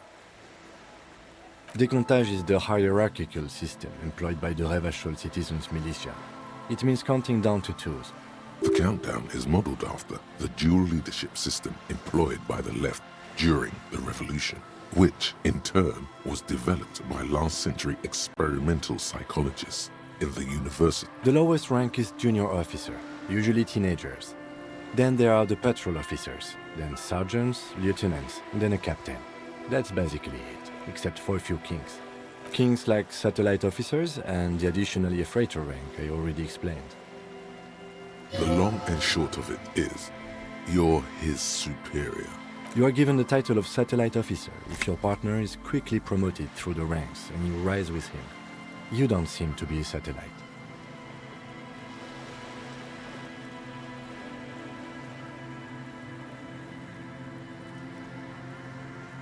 No, I've been putting up with you because despite an unconventional approach, you are doing good police work. It matters more than driving your motor carriage into the sea. And now we've even found your badge. He trusts you, for now. Try not to spoil it. Yes, apparently you've had a rather successful career in the past, and this leads me to believe maybe your current situation is only temporary. People have been through worse and gotten back on their feet, Lieutenant W. Freighter. Such a small yet precious thing. Expensive paper caught between thick plastic, like a... That's just the serial number. Revachol, Jamrock, Precinct 41, with some numbers thrown in there for good measure.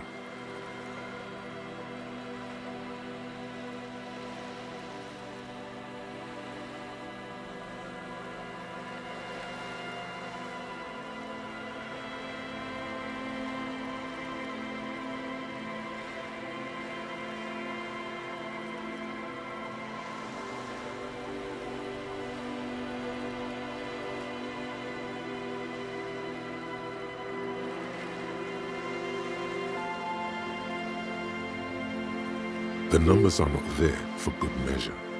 They have an administrative purpose, one that's unfortunately been... 4 months ago. I'm guessing that's when you were promoted to the rank of Lieutenant W. Freighter. A new badge usually comes with a new rank. You seem to have been doing well then. The pain in your chest tells you you were working yourself to death to earn that rank. You're pretty sure you weren't doing well. But a lot can happen in 4 months, especially in winter. The winters are never easy on you. I remember that time! That was a good time. We had a good work-drink balance going. What happened, man? Pump it up! Yes, it's the designation of your precinct. 41, like mine says 57. The 57th is mostly industrial harbor, a lot of asphalt. The 41st is... It's a tough station to work in. You have all of Jamrock to cover. That district should have 3 precincts, but money is what it is. It's no wonder you are like you are, he thinks. But then again, it's a legendary district, and a hell of a station too.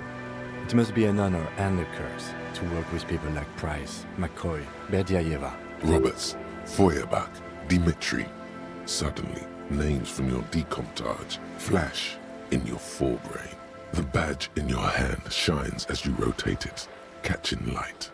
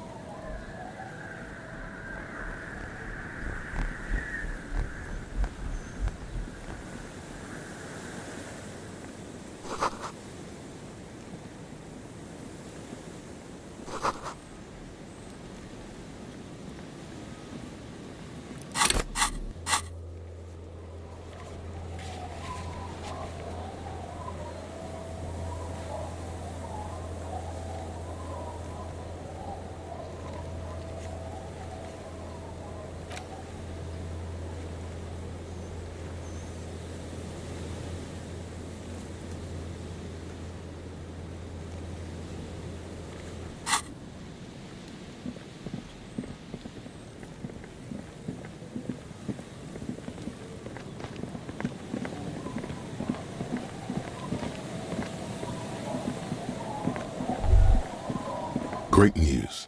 The boat is big enough for a grown man like you to fit underneath it in a supine position. I don't know. Sleeping? What do people do under boats? This is merely a measurement from your visual cortex. Do with it what you want. The elements are rough around here. I don't know about this.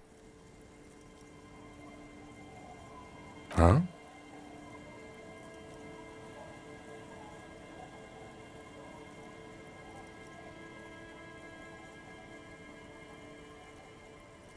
Sarcastic self-pity is not what we need at this moment, officer.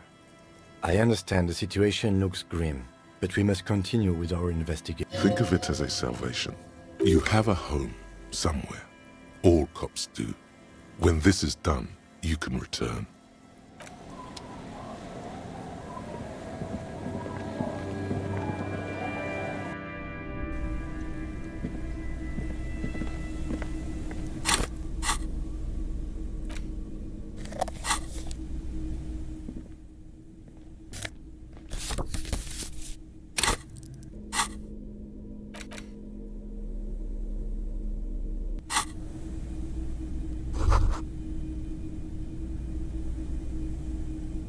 It's only a red chair. Just a red chair in an empty shack, with what looked like a dusty bow tie on the shelf. In someone's abandoned shack. On the coast. In Martinez. In Ravachol. He's afraid you've forgotten suddenly. Nothing. It's just a piece of furniture. Red paint is peeling off it. Looks like blood, no? Nothing. It's just... Red paint is peeling off it. Looks like blood, no?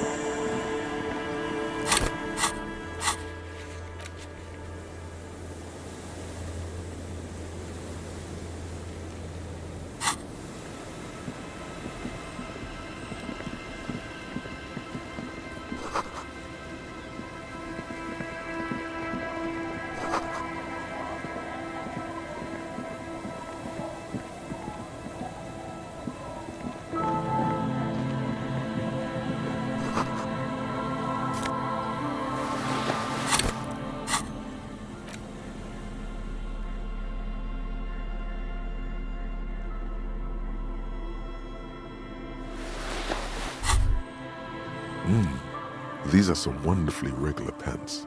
Not too tight, not too loose, moderate in every sense. You'll blend right in at some pleasant dinner party. I know you do. These Inter-Isolari pants are like wearing a perfect compromise in your nether region. You're a little more moralist now, buddy. A little more normal. Eve, makes sense? This is what wearing boring office trousers does to you. What's this? We're getting reports of normal, reasonable, temperate, political opinions somewhere in Martinez.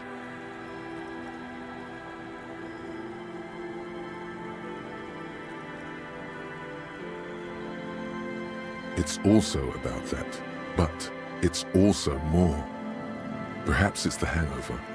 Perhaps it's a temporary surge of serotonin, but something tells you it's time to become a citizen of the kingdom of conscience. It is not a place. It is a moment in time that can only arise in the right circumstances. In all of human history, it's only been achieved a handful of times. Incrementally. History's greatest catastrophes have been brought about by people trying to make the world a better place. That's the genius of Dolores Day. She recognized that progress is meaningless if its gains are lost because of instability. Real tisk tisk. Just because you live in the present doesn't mean you have the right to place your needs above the needs of the future.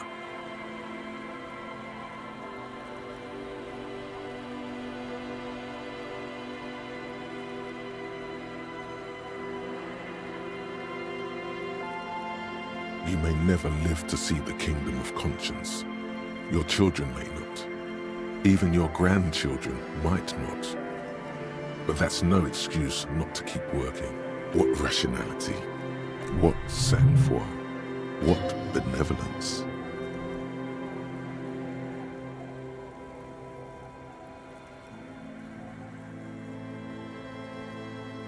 Do you believe the status quo is preferable to chaos and bloodshed? Then you've never lived through real chaos. Sometimes, in the face of great disaster, defending the status quo is progress. The kingdom is difficult to comprehend and even more difficult to describe, partly because humanity will need to discard many of the categories that define and limit it today. The kingdom of conscience is post-capitalist, post-national. It's also post-industrial, post-ideological, and even post-sexual. Slow down, Mr. Reasonable. Did you miss the part about compromising and taking things slow? That's right.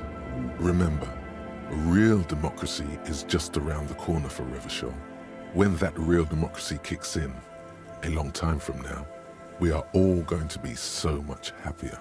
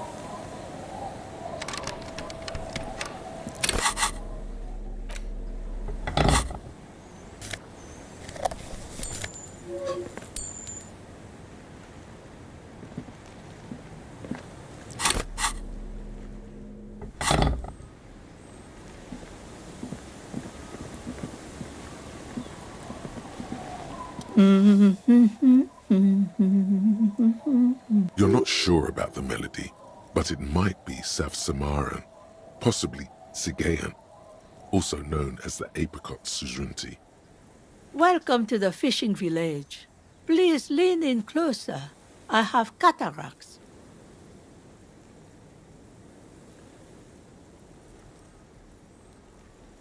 I still have a golden ear. Come, come. Oh, welcome, police officer. We don't cause any trouble around here. And we don't want any trouble, We are not here to cause any trouble, madame. Trouble? Say the second thing, Bratan! Shows you got style!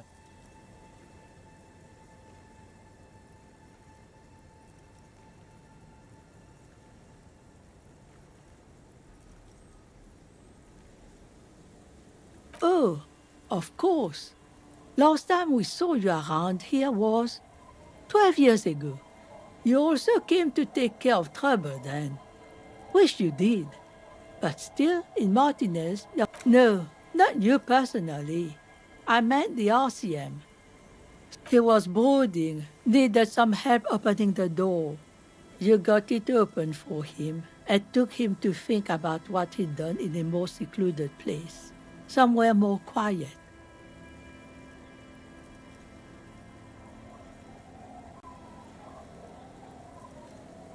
She says it as if he was on some kind of spiritual retreat. Oh, the usual. Dark tidings. That's you, all right. A black hound licking your own heels.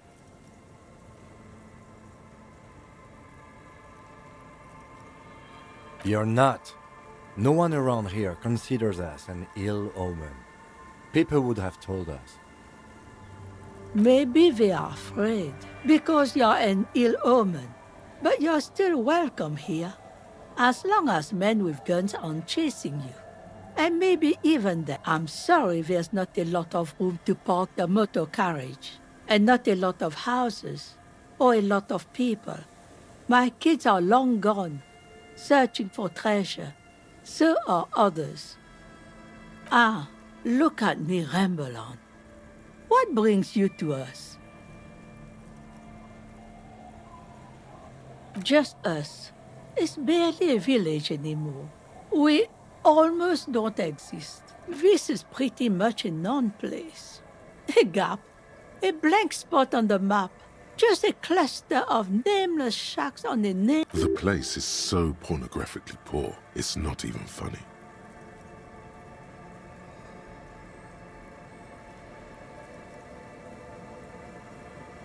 Well, there's Lillian and her kids. A few new folks live in the house to the east. But they're away right now. And then there's the drunks. Not a pretty sight, but there's little we can do about it. Home is home. Sooner or later, you'll see for yourself. Don't have to look long to find these guys. Over there, you can find more of the same. Shacks and trees growing wild. That's the pox. An old military hospital and its surroundings. Or it used to be, during the time of the suzerain. After the war, it was turned into a goodwill hospital for shell-shock veterans and folks looking for some quiet in the... Now the area is crisscrossed with nameless streets and makeshift cinder block houses. The goodwill ran out. The staff left and the place was shut down. It's long gone by now. The lack of wealth is the one thing we've got in abundance. It's a cold, cynical smile. Riddles fits with the general ambiance here. Aye. Sometimes it's as though I'm also gotten lost inside this nameless nothing. Oh, it seems to be a common theme these days.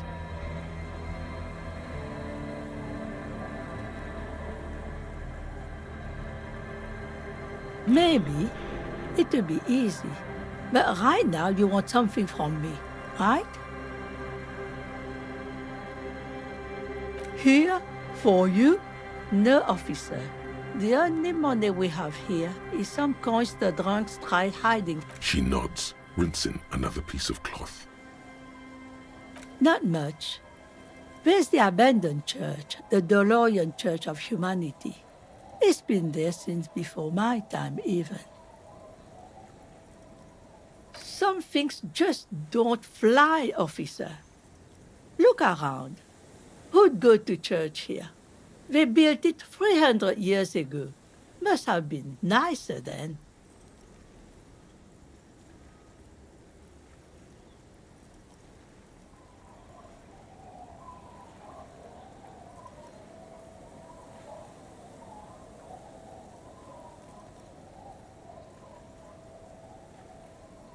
So, they don't hold services there anymore?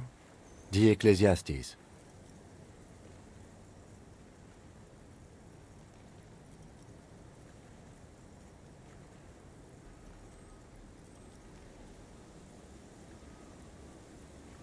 No, we've tried, but things just keep happening. Crime, accidents, other things. The place never stays open. It's a pity. It used to be such a nice church. She's not telling you all she knows. Keep her talking. Before you get to the church, there's some ruins, an apartment complex, or some kind of electrical plant. Run-down bunch of houses, empty. I don't know exactly. A pre-war place. It used to be something.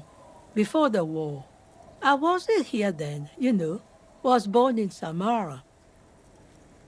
Of note, the old fish market up on the boardwalk. But it's closed. No one. That's why it's closed. It was once a bustling place, back when I was young. And now, what catch we do bring in goes straight into a lorry for the Delta or somewhere else. What? You're one of those real estate people with big plans? If you want a development opportunity, you can check out the abandoned building over at Land's End. Used to be a supply depot, we think, sending goods and ammo across the bay. It's jam shut though, and now you know everything there is to know about this coast.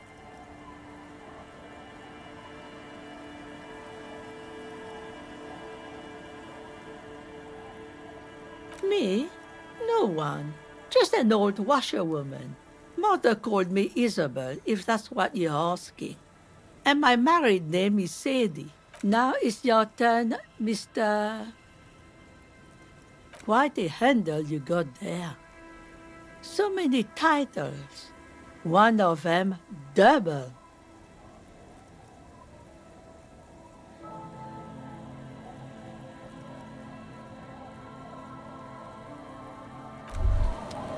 Tremble.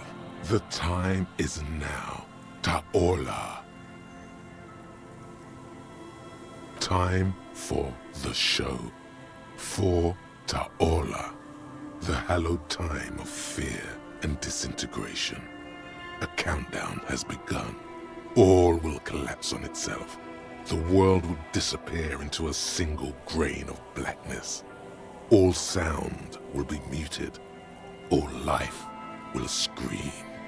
Ulogu Theodos, Xino Zausin, Ipoli Osithian, Echondes Fronisin.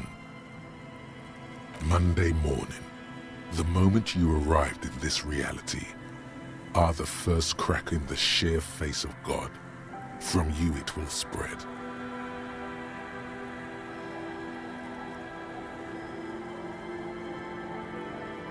Yes, you spoke the words of the Palindropos and the houses of Pericarnassus. Items, people, even words will tumble. All will lose its meaning in the coming years. That is why you marked yourself. It's totally also a coping mechanism. So you should be. The world island crumbles at your feet, and in the far plain, Palindropos. Perhaps, just a thought, this has something to do with the hangover. The face of the woman fractures. There will be herd killing. We all become vapor.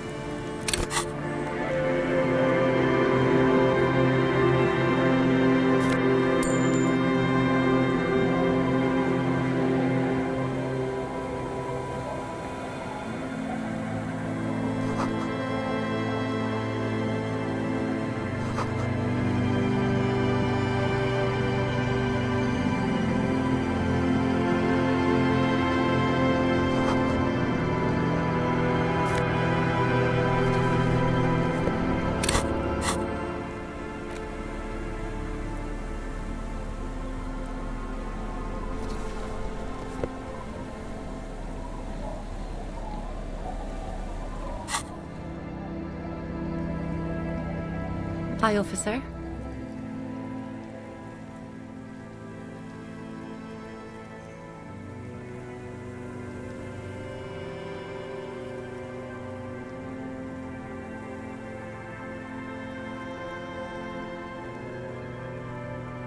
Anything I can help you with? A fishing village on the seashore. This place doesn't really have a name. It's sometimes called Elysium. The sign on the street leading here is illegible. Has been since they built this place. The name is Lillian. People call me Netpicker. I think I have time for questions. And that was actually the second one. Indeed. You're always confused as to your whereabouts. Ask her about the cool sword. Helps to break the ice.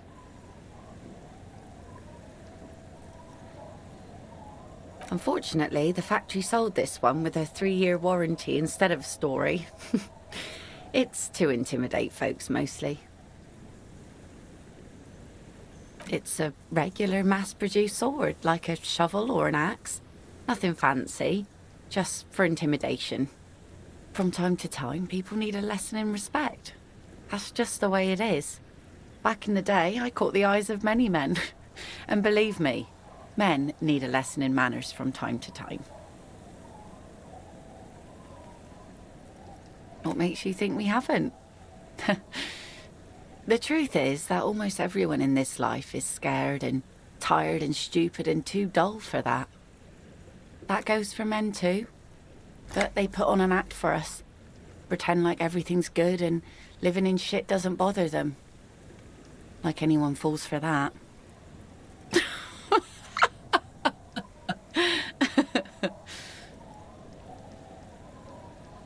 Sure. It looks as if you could face down any horror in the world with that same unchanging grin. The traces of her laughter are still there, in her eyes, fading fast. No, I'm afraid not. Tempting to confiscate the blade I used to keep these animals in check. You would put me in an early grave. Some went to patch their wounds, their lesson learned. Others were more thick-headed. And one of them, I ended up marrying. Guess I enjoyed the way he bled.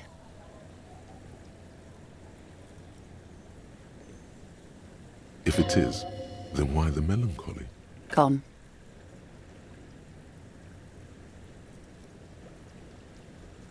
To the waves. The sea took him. It was a long time ago. Who knows? Maybe he fell over. He didn't respect the sea.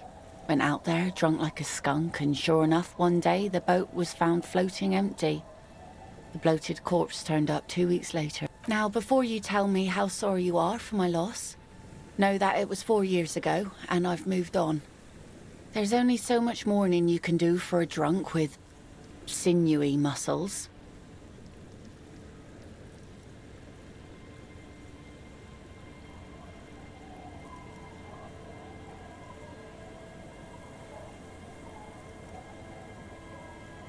Us working folk don't have the luxury to be bedsick with melancholy. I buried him, mourned for an appropriate amount of time, and went on. Life didn't really change that much for me and the kids. This is neither a touchy nor a very interesting. She looks like she's ready to go on a date with another, better, drunk. Ask her. Both of you could need some action. Do it! Hit on the widow! It's the right thing to do!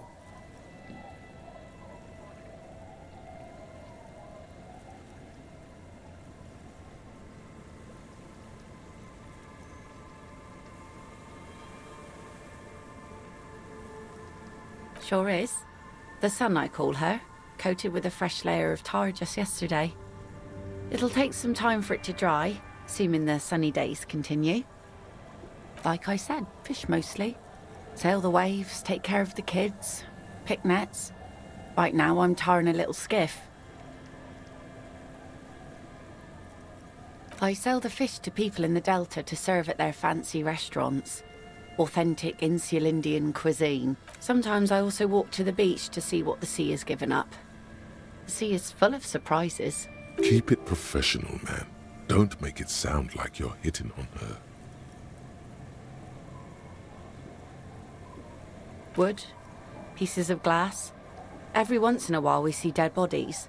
Human, animal, fish, other odd sea creatures. A mine washed ashore once. Bottles, drugs also. Lost cargo in general. Most of the time it's just wood and glass. All right. Major choice moment. You only get to ask one thing. It would be weird to say them all. Choose wisely.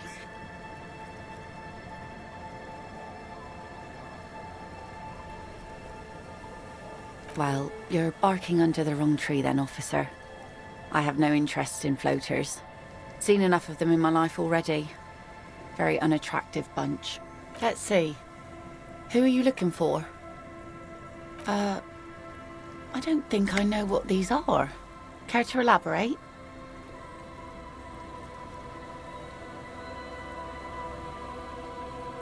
Aha! Like snowmen.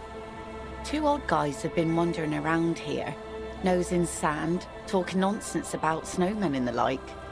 Right. Not only snowmen, also green men, monkey men, burning rhinos. You get the picture. Oh, you're getting it. And it is... Don't really know. Further down the peninsula, I guess. I mean, that's where they were heading.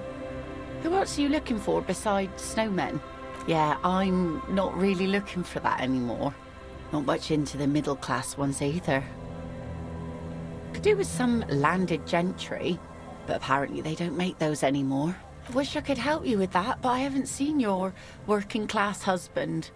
Maybe... She seems genuinely sorry for not being able to help you. Well, how can I assist you then, officer? Where are you?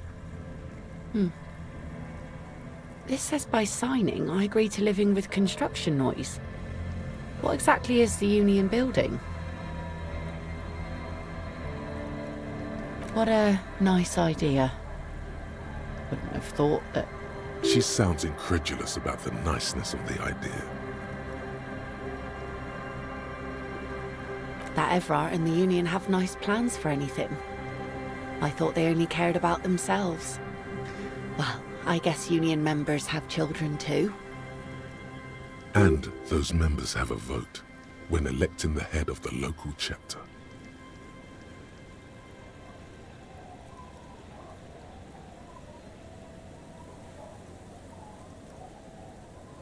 He has a pen and everything. Here you go. I shouldn't have.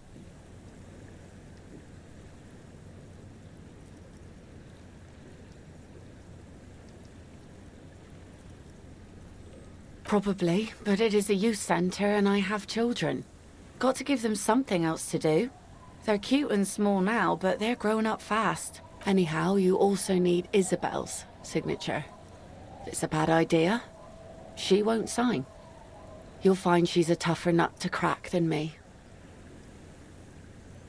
Sound logic. Division of labor. She leaves the skepticism to the skeptic.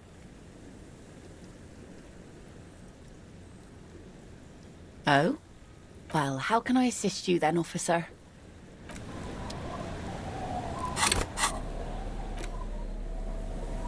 You take the legal documents out of the envelope. A 12 to 40 month construction period and the zoning plan in the addendum. I'm no property lawyer, but it looks fine. I like the print size. They're not selling or leasing anything. It's not a perfect solution, but... How else are you going to build something? It's always inconvenient to build things, and citizens inevitably have disagreements over such construction projects. But there's no other way. The youth center cuts into the ocean like the bow of some great modern ship. Apparently, it's going to cover most, if not all, of the street and the square between It's going to be awfully close to the already existing buildings, almost wall to wall. This is either an ominous or cool architectural choice. Hard to say.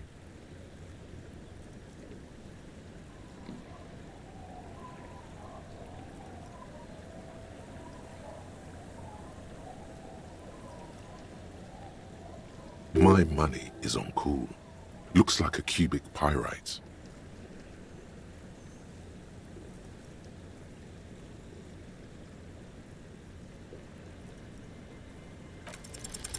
There is no loophole. The simple truth is, the current residents are going to lose their street access, and for the next 12 to 14 months, their lives will be dominated by constant construction noise right next door. Once the construction starts, it will probably take a few months, a year maybe, for even the most stubborn occupants to get tired of living like this. After that, they'll sell their property for cheap and move out.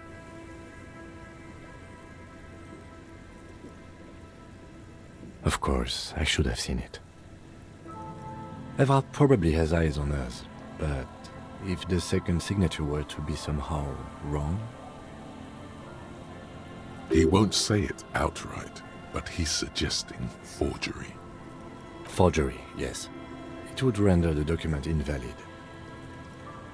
It's not the sort of act I would normally encourage, but under the circumstances, if done discreetly, it may be the only way to save what's left of the village. Or you could try to trick Everard. Get someone random to sign the document.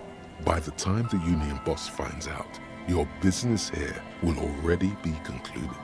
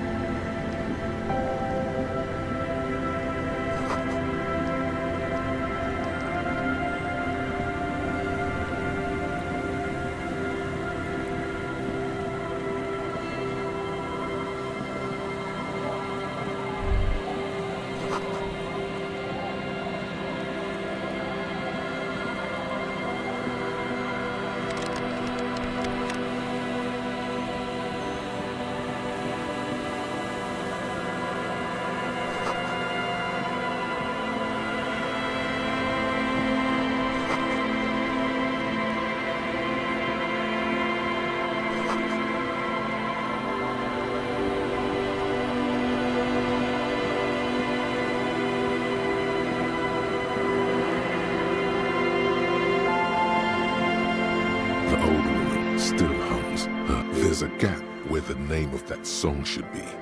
You should ask her about it right now. A lullaby my mother used to sing. I sang it to my kids too. It's an old Samaritan children's song. Yes, it does. A lullaby, surrender to the night. That's kind of grim for a children's song, even if it... Yes, it does. Eh?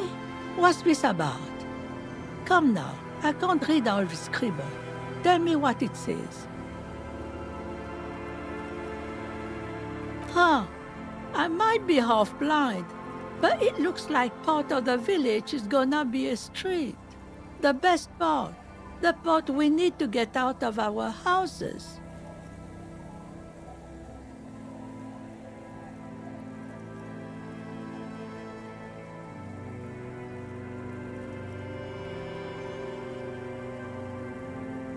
I see Lillian's name is already here. The girl is too trusting. Either way, I won't sign union papers. I've seen it all before. You think they've got our interests at heart? Rich men are always selling poor men promises we never planned to keep. Then the poor get pushed out of their homes and the rich get a little richer. That's the way it goes. So, no, I don't trust the fat man, and neither should you. In her mind, the Union is right-wing because Everard is fat. It's that simple, and there's no change in it.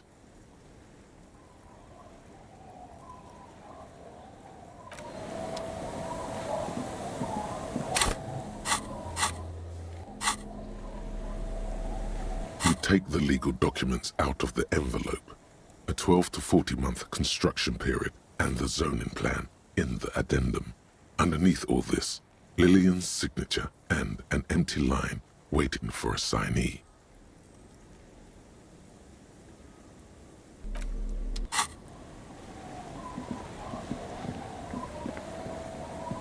The scruffy-haired little boy kicks the other one, looks indistinguishable from him. He watches his brother kick the stone with his tongue lolling. This one doesn't say anything. Lily's our mum. The stone kicker laughs suddenly. His head is the other one laughs. Maybe there's some kind of reason why they're laughing.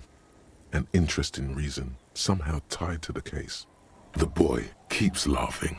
Then he bows down to inspect the rock, as though there's something noteworthy about it. The stone-kicking one becomes frantic all of a sudden, as He looks just like me. the boy doesn't answer. You're bad with kids.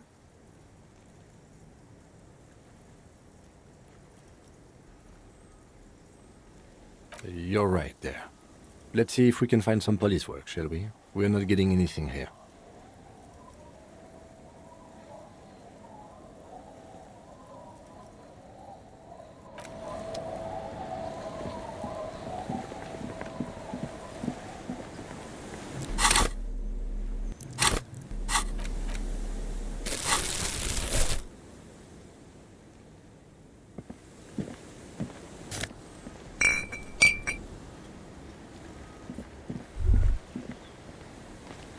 You stop mid-step and put your hand on the garish necktie. That bottle, Bratan! Just look at that bottle! In this drunk's hand, on the pipe there, glowing blue, a mysterious, otherworldly blue, filled to... Oh, I think this is about so much more than cool. Please go talk to him. See what it's about. I'm drawn to it.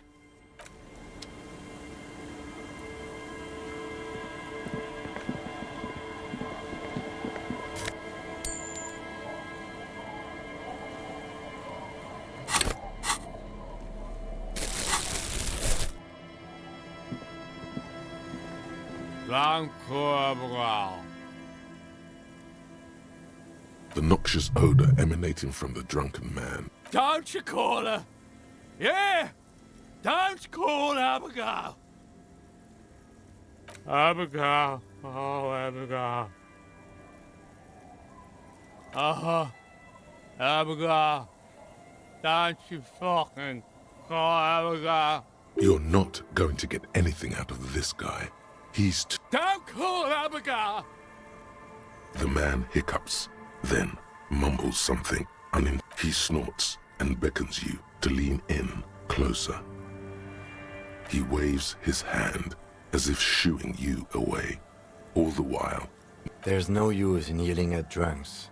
He's bare. The drunk man starts coughing, a really disgusting, hacking cough. He does not sound well at all.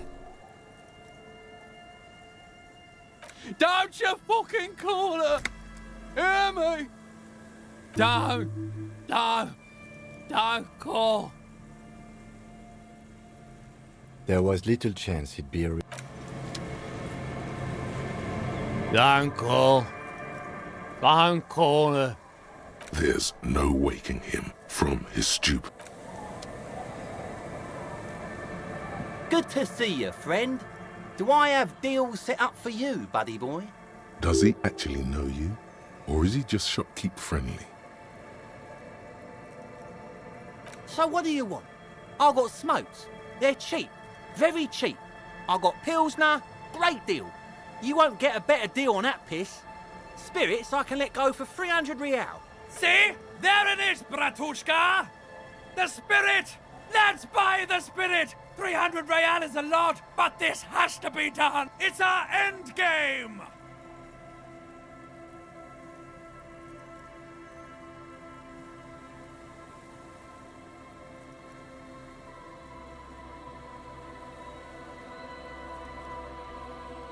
Bratan, you don't understand! It's not just another drink. This is what our relationship has been building towards all these years. This is the climax, the mystery, the virginal sigh. You have to buy it from him.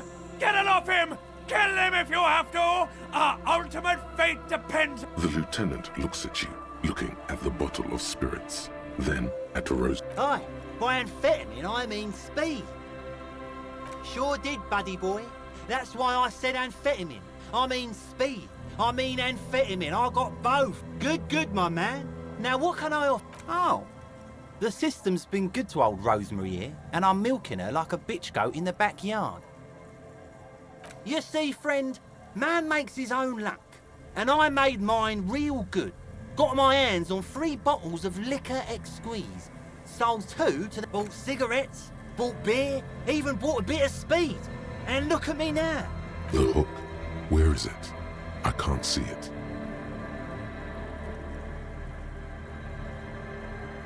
Of course. It is what it is, you know.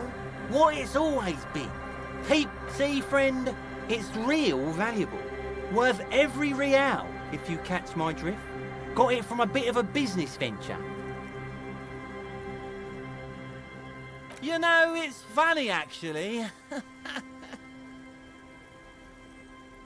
He's finding it difficult to focus his watery. What? Keep him talking. This guy. Oh, this is medicinal spirits. The good stuff. He ain't shitting you! Medicinal spirits are a blast, Bratan! I got one of those scientific ampoules a few months ago. Torpedo, they call it. It's supposed to keep a man from taking a drink. Didn't stop me for shit, that's for sure. 5 lemons with half a pack of butter and you're good to go.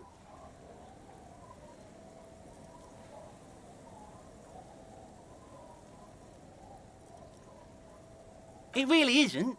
In a week, the goddamn kidneys started giving me all kinds of help. Finally, the missus took me to a private doctor's office. Not a charity. Those arseholes charged me 4 real to remove the damn thing. But I came out on top after all. But the idiots left me alone in there. Now, I used to teach high school biology. I know what doctors use to preserve dead thingies. Swipe 3 cans of this blue medicinal stuff from the back room.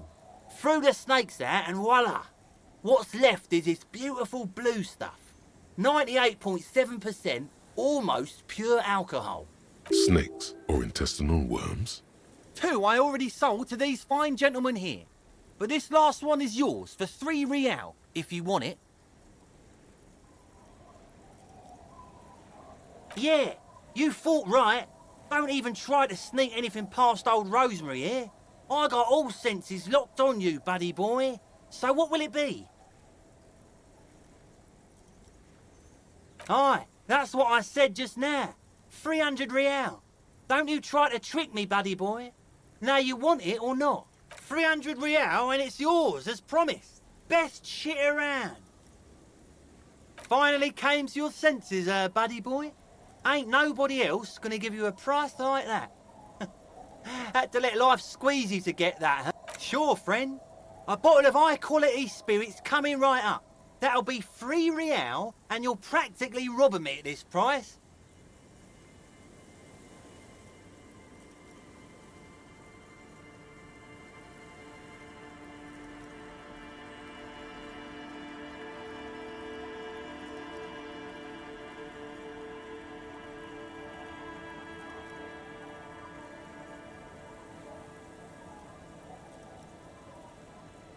In the civilized world... Hey, tequila!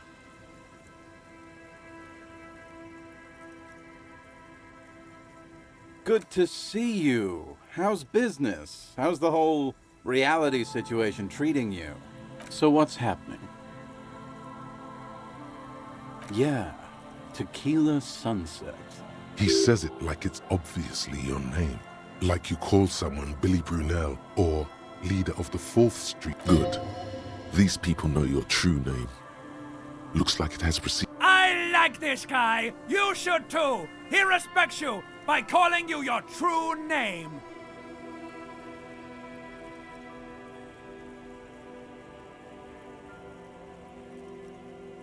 It's good to hear that you're on top of things. Talking about used to, did you know that I used to be a real mover and shaker? Sadly, things aren't going that well in Idiot Doom Spiral Land. Haven't found those keys yet, haven't won that great piece of ass back. No word from my business buddies. Idiot Doom Spiral, huh? This is bound to be a good, high-concept conversation. At last. We are saving the world. Please don't go. Don't. Okay, we're drinking. We're drinking alcohol. That's what we're doing. I tried to save the world, so now it's a pirate's life for me. It's you. You're Tequila Sunset. We've met before. No, you sure don't. Maybe. You look like you want to know how to... Tequila. Tequila Sunset. Something ominous there.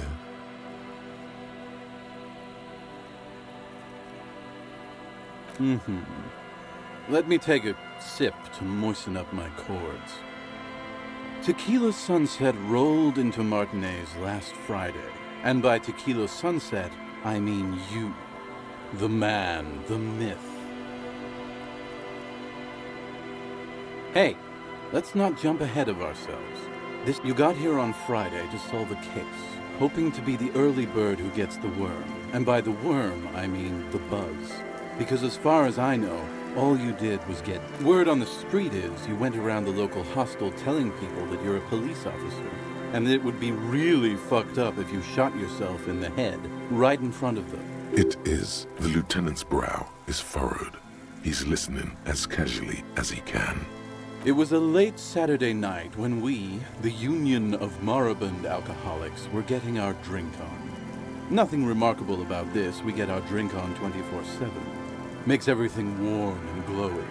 Oh, yes you do, Bratushka!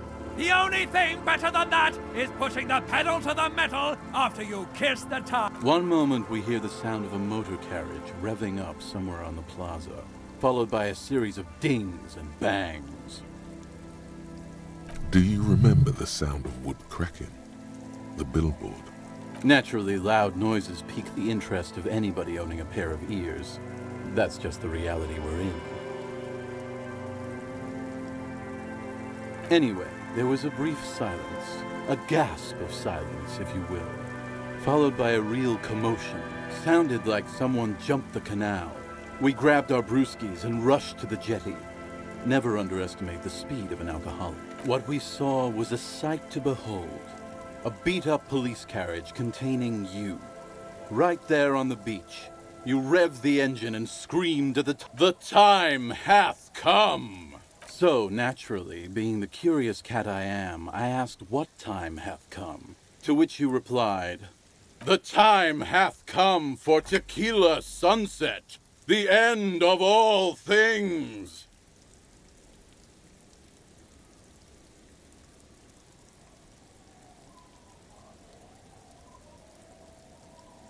After which, your reality contracted. You jammed the pedal, plowed right off the jetty, and through the ice. We ran towards the ice, whilst you crawled your way out, miraculously unhurt, covered in seaweed and shit, like some kind of sea monster. When we finally got there, you were sitting on the beach crying. You said that your badge and uniform were in the car. It was too late to get in there, though. The carriage had sunk too deep. Recognizing a brother in need, we offered our condolences and invited you to party with us, which you naturally agreed to. We asked about the whole Tequila Sunset thing, and you told us it was your name now and insisted that we all call you that from then on.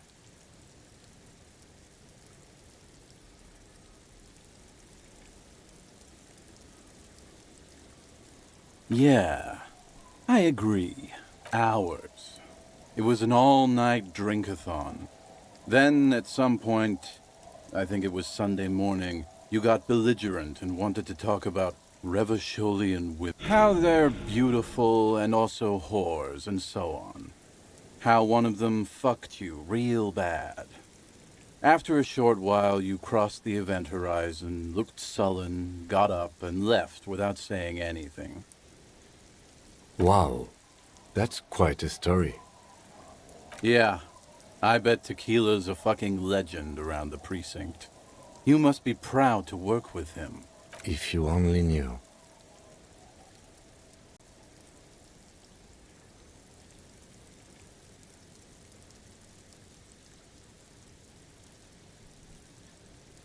You were pretty vague about it, but you kept saying you got fucked real hard.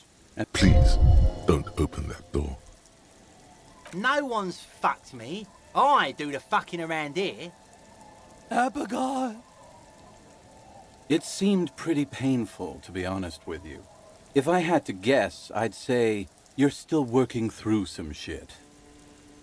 Beside your gun and your badge, you said something about your hope or heart or something. To be honest, the details are a little hazy. In retrospect, I guess you lost your motor carriage too? That's a big one. You told us that they were a bunch of fucking losers whose main interest was cramping your style. It's more like you were cramping the... No specifics, though. It was more about you that night. You were the star of the show. Yeah, you said it was no biggie and that you'd solve it in no time. And that you didn't need anyone to do it. You're doing it solo now. A lot of cops go solo and hermit once they reach that level of alcoholism. It's not meant as a joke. He's sorry for the hermit cop. Yeah, you seemed really mad about immigrants for some reason. I'd rather not get into the details. It was pretty low concept. You kept apologizing for being such a bad cop and for the damage you've inflicted on everyone around you. You also kept pausing to knock the heel of your hand against your temples, saying, "Stupid, stupid, stupid." It's a hard thing for a man to confront his past. That's why I avoid mine at all costs.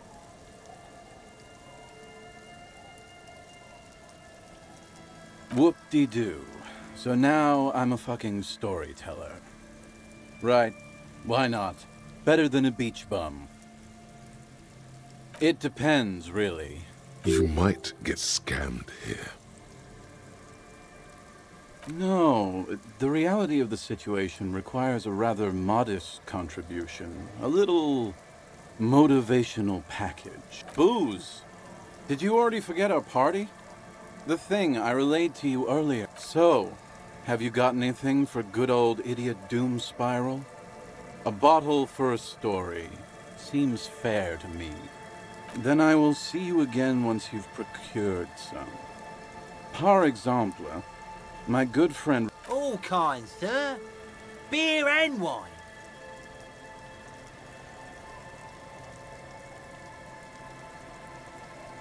Of course. Interesting. Ah, this is what they use to keep the working man going. Hey, Spiral Boy, you gonna share that?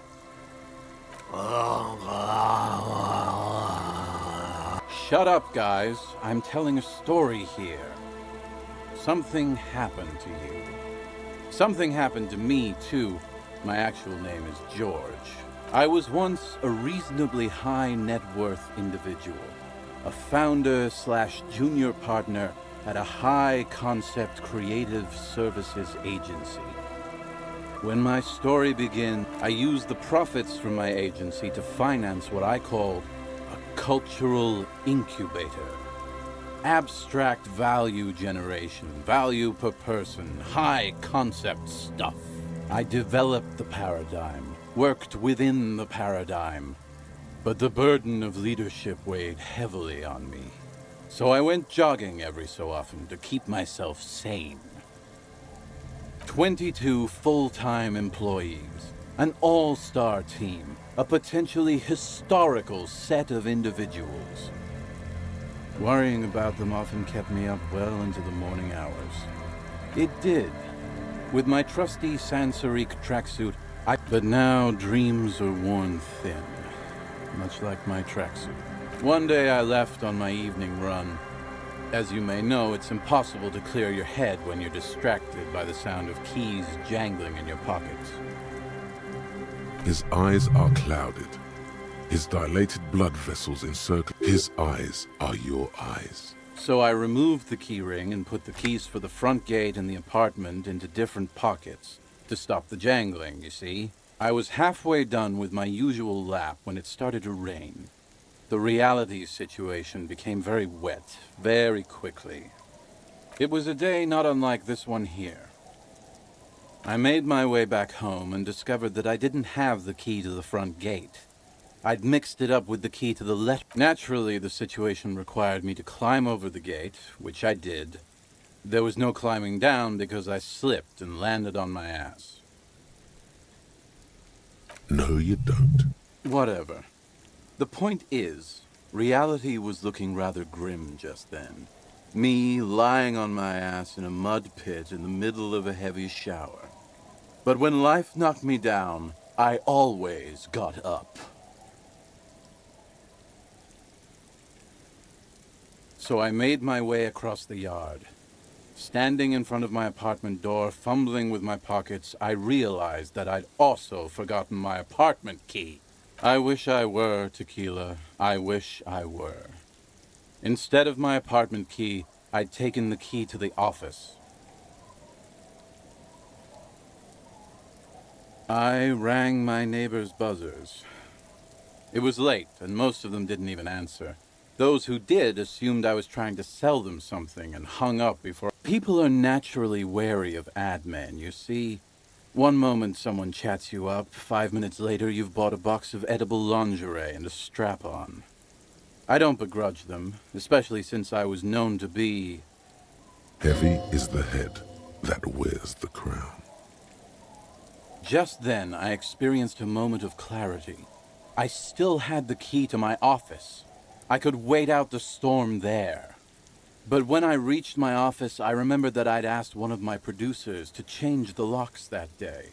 And since I hired only the best, he'd already done it, and I couldn't get in. Anyway, long story short, life spiraled out of control. I haven't gotten into my apartment for years, and my girlfriend left me because she didn't want to date a homeless man. The company, well, so, now you've heard my tragic tale. What do you think? Like nothing you've ever heard, huh?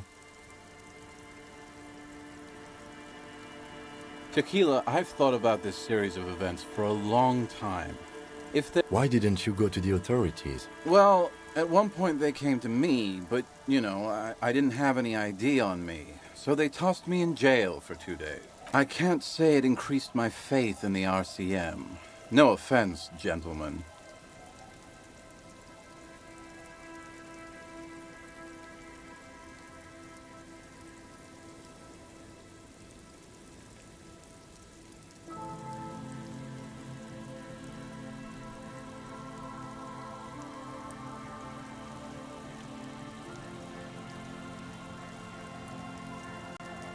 Yeah, maybe I've exaggerated certain parts over the years. When you tell a story too often, it begins to take on a life. But what matters is that it's true to my subjective experience. Anyway, that was all the story one bottle gets you. Truly, he has the soul of an artist.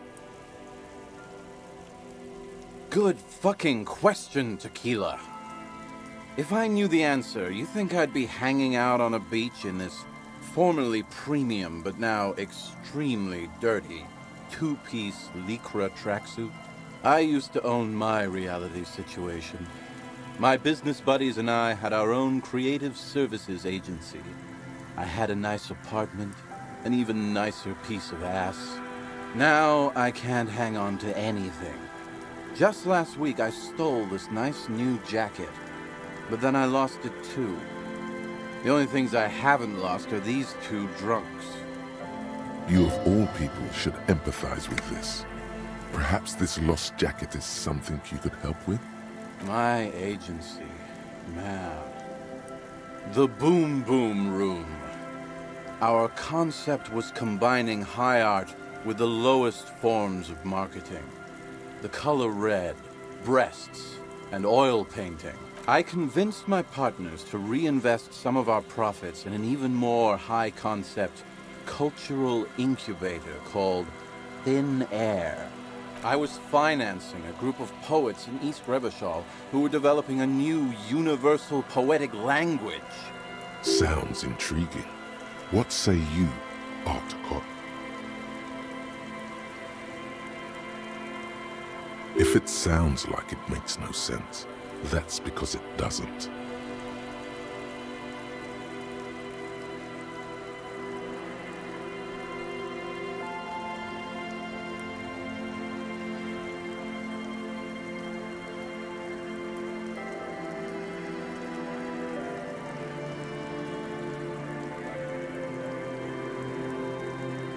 I know!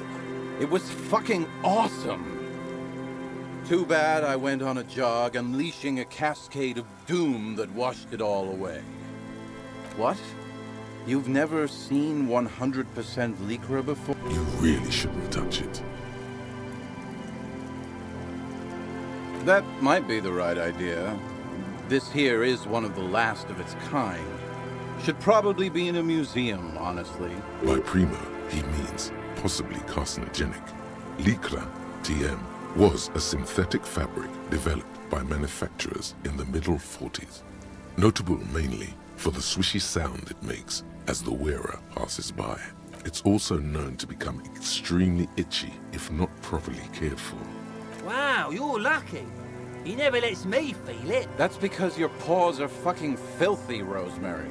We're right next to the bay. You could wash them any time. My fellow members of the Union of Moribund Hey, tequila! You want to buy some speed? Shut the fuck up, Rosemary. He's a cop, remember? I thought he was a cool cop. A gurgling sound comes from the direction of the non-responsive man. And yeah, you're already acquainted with abs. So yeah, that's basically us. We drink together. Tequila, it's a verifiable tragedy. It was practically brand new. Say, you're a detective, right? Maybe you can help old Doom Spiral out.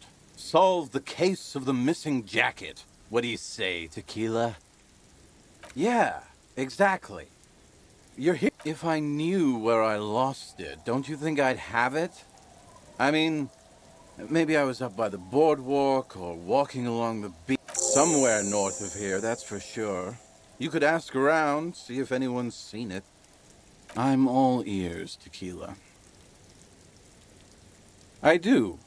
But as you can see, my fuel tank is running quite low. If you catch my drift. Then I can't keep on telling this. What's it about?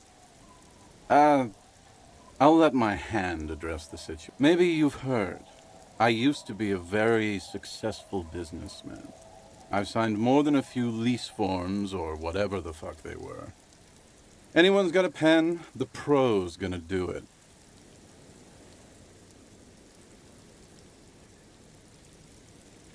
All right.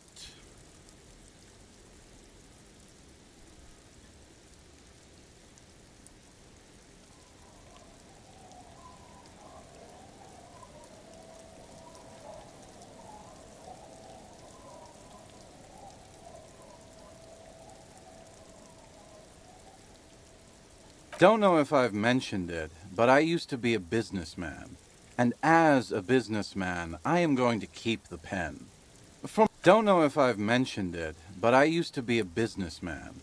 And as a businessman, I am going to keep the pen. Hey guys, I'm a hero. Hell yes! The incapacitated drunk lay there snoring like an ancient rusting tractor. Thank you for your help. Should we go and mail this? I think I saw a mailbox on the plaza.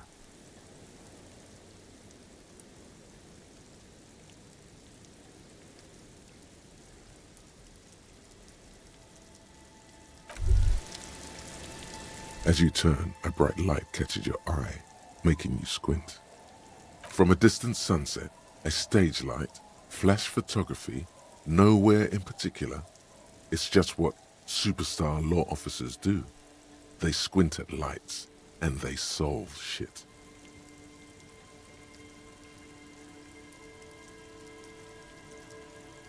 Yeah, you have. You're a big dick cop, Dick Mullen, Salam Rocky Bayi, badass on-the-edge disco cop.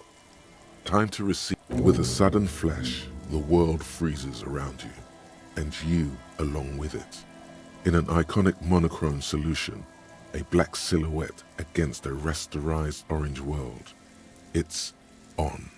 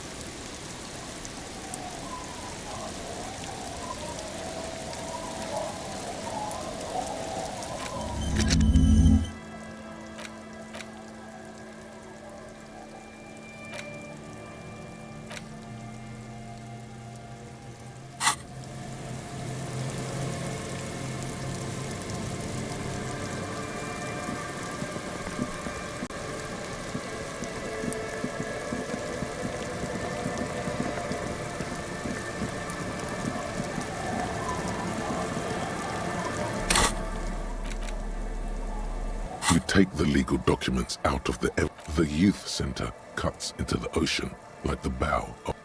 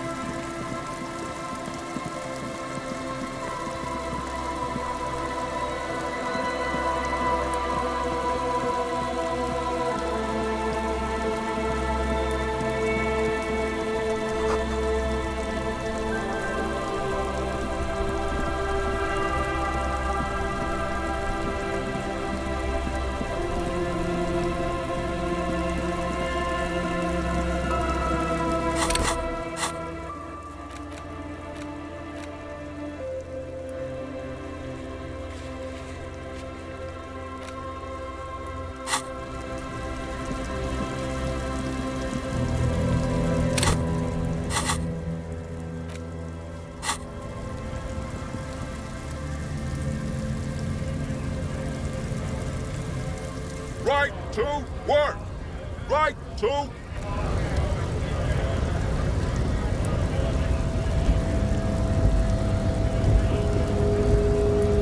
Hola, Wandering Man. How can I help you?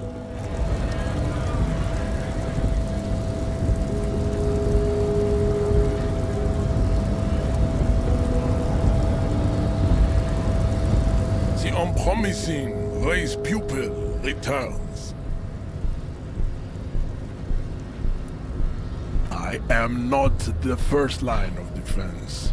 I am the last.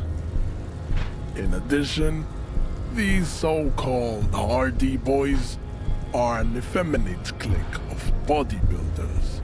You pick up on something artificial in his tone, like he's putting on an act. This is unlike him. He is usually more himself. Fine. They have recently fallen under the influence of a possibly sexually perverted female vagrant and a narcotics peddler. Find out for yourself. And interesting. He does not so much as glance at the object.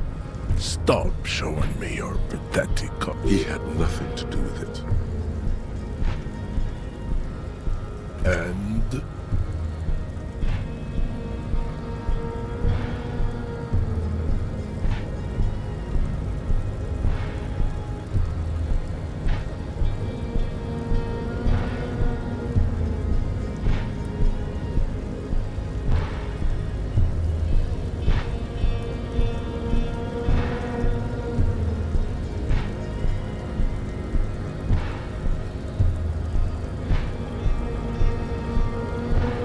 Fascinating. The Revacholian degenerate shows signs of racial self-reflection. How did you accomplish this little feat?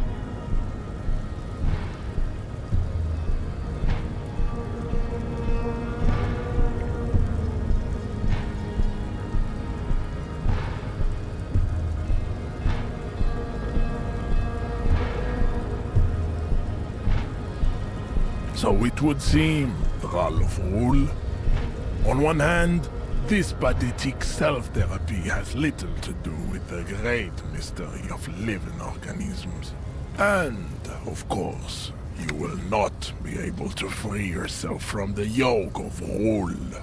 It is too late. It may be lethal to... If the Revacholian degenerate is capable of critical thought, he may prove a race adversary yet. Was I mistaken to share the esoteric science with him? Jean, baby, you did the heroic thing. That is not possible. The game of Shahmat you play against the rule streaks is unwinnable. The days, the weeks, the months will wear you out. The Occidental haplogroup is incapable of long-term, lucid thoughts. You will not. You cannot withstand the wasteland of realité. It's super hard, Jean. My mom couldn't do it either. Let's go, officer. Let's go do some work.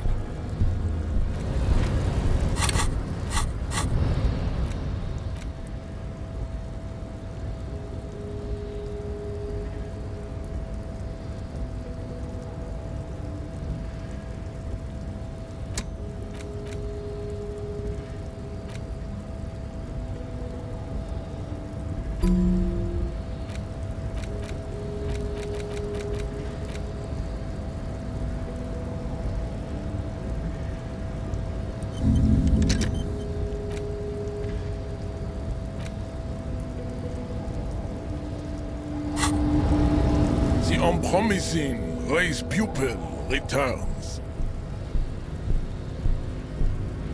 So it was. You surmounted the harbor wall in a display of athletic prowess to reach my superior. Then had him give me an order. I salute your cunning, and I will remove the body from the tree with my bare hands. You're so noble, Measurehead. There's a but. But while I am gone, someone must stand guard on the bridge. That someone needs to be you. Both of you. This is the uncomfortable result of not taking... Listen to your little friend. He is wise in his childlike way. Babe, see that they stay here the whole time.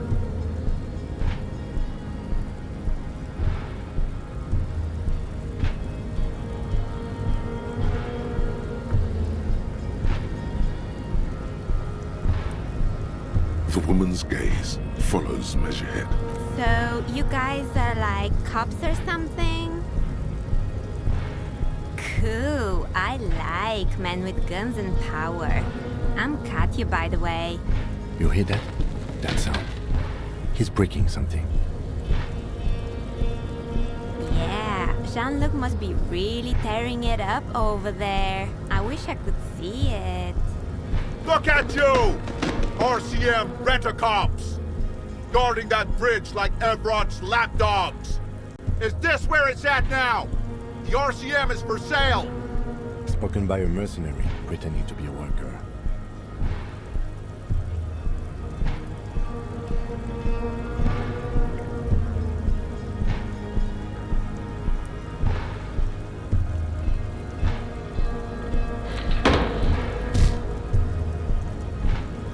A shrill laughter interrupts you, echoing across Martinez. It's Kuno. Then, the man turns to look behind him at the behemoth appearing around the corner, approaching him, walking past him.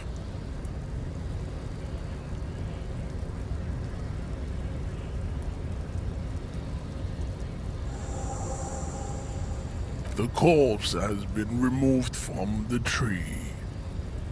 Stand down and congratulate yourself. You have sided with Ray's victory today. And what you had to do was to become a Union man for all to see.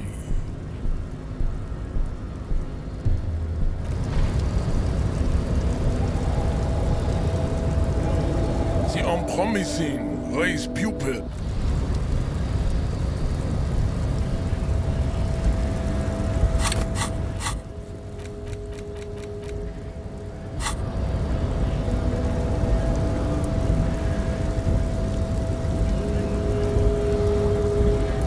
All I'm wondering, man.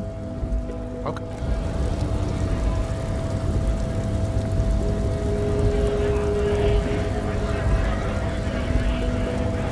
Right to work!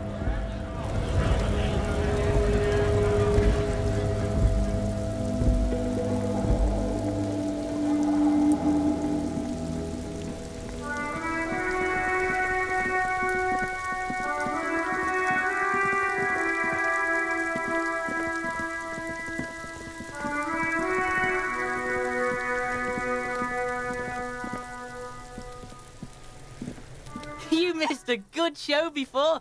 A kid came by and completely fucked the tree to pieces. He fucked the tree up! Fucked it good! It was porno!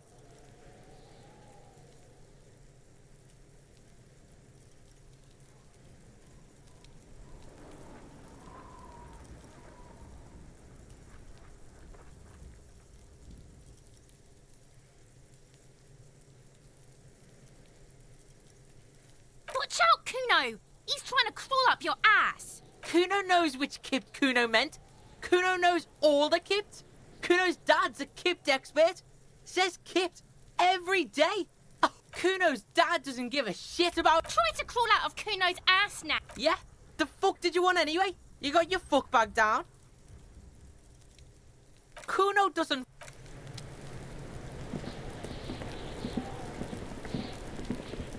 What do you see?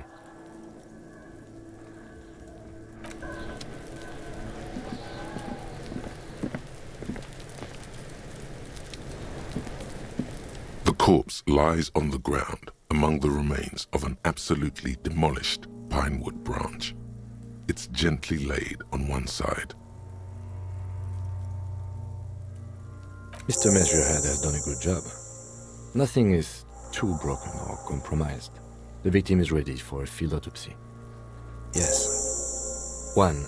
Investigation of the scene. 2. Initial examination of the victim. 3. Field autopsy. 4. Transportation of the body to the morgue. We are on number 3. The RCM's 4-phase murder scene processing men. The fuck are they on about? Cop's gonna cut his shit up!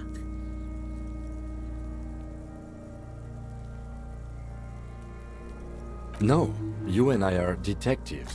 The honorary rank of detective signifies our ability to handle the entire incident chain. From autopsy to cleanup, to social work, everything. You are. Your station would not have assigned you on this case. The lieutenant adjusts his glasses and takes a deep breath. Come on, officer.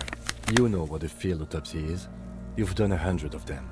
What you do know is, at 18.9 kilometers, the dormant shield volcano, Corpus Muindi, is the world's highest summit, and the failure of the 38 single, Epui Descent, to crack the top 20 was the death knell of disco. But what a field autopsy is, you have no idea. You must have me confused with the Copperpedia. You, sir, you are the Copperpedia. Unfortunately, no.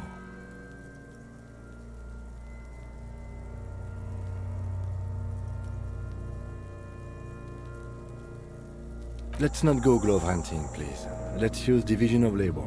I perform the anatomical side, while you take notes. That's right. Yeah, we got this. We're smart.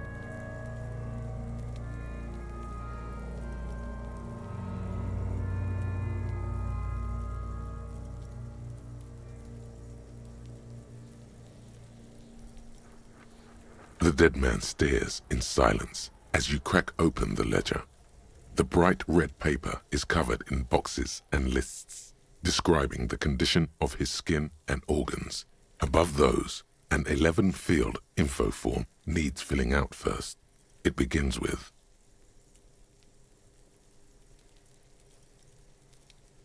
That's you.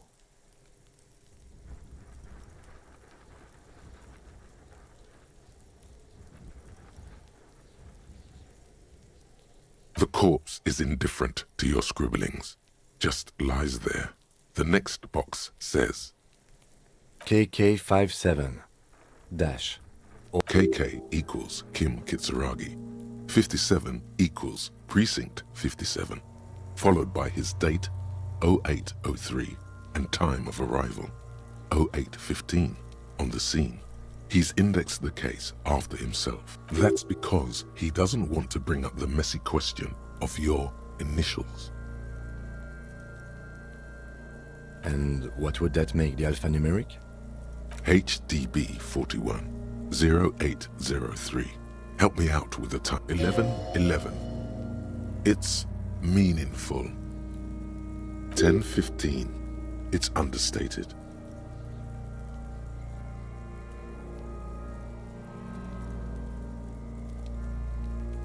Good.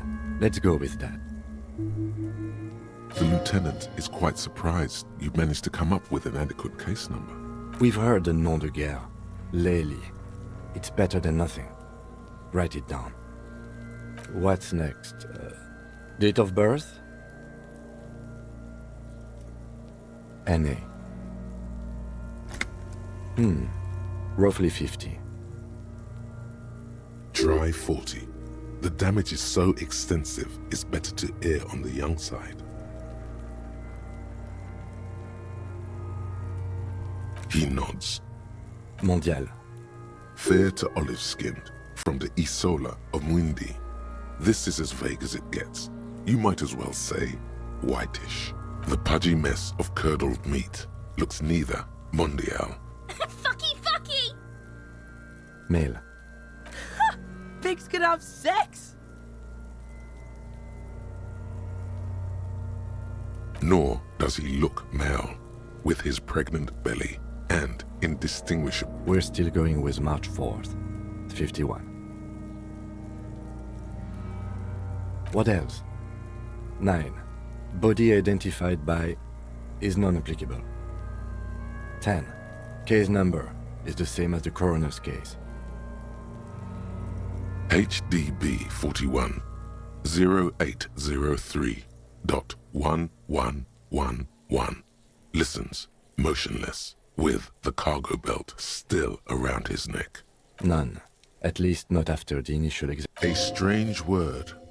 Treatment. Interfering with the body's position or wounds post-mortem. They'd have to have incapacitated and carried him over. This man was more than a match for untrained dock workers.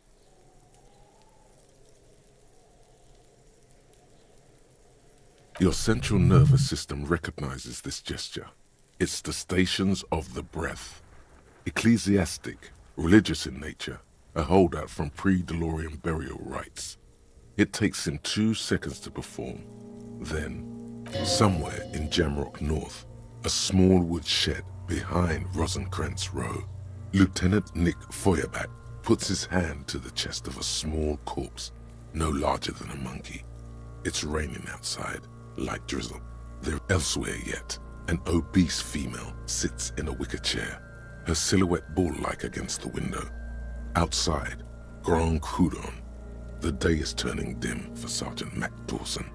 Hand extended, he approaches, to make sure she is dead more than anything else. And so, all across Jamrock, Coal City, GRIH, 42 deceased persons found today, 42 stations of breath. We should start the post-mortem. The corpse cannot feel Kim's hand on his chest. It no longer meaningfully interacts with its surroundings. A thicket of boxes and lists on red copier paper tries to answer why. Shoot, Looney Rooney. Because you have. Do I remind? A child born with Muller's disease, harlequinism, grown up, miraculous. You sure wriggled out of that one. Come back later, Corporal. Amuse yourself with my frank manners and my memento mori features. If possible, also, see me in your dreams. Clothes. The deceased wears armored boots and white briefs. The make of the briefs is Babrodin, I think. Let's see. See, it's happening. Babrodin, yes. Inexpensive. Size M. Color white. The disappointment is palpable.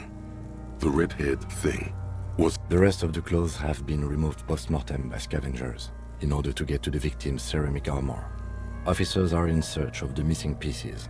Removal of the boots is left for processing. It would be clever of you to omit the boots altogether, sire. If you are to keep them for yourself, as you ought to, you have deserved them more than anyone else. Patience. After the autopsy, before the body is taken away, there will be a window of opportunity. After the lieutenant has gone to sleep. I hope this has helped you, my liege. The boot has a serial number. It's E50.100.100. The lines between the plates are in the shape of the alphanumerical.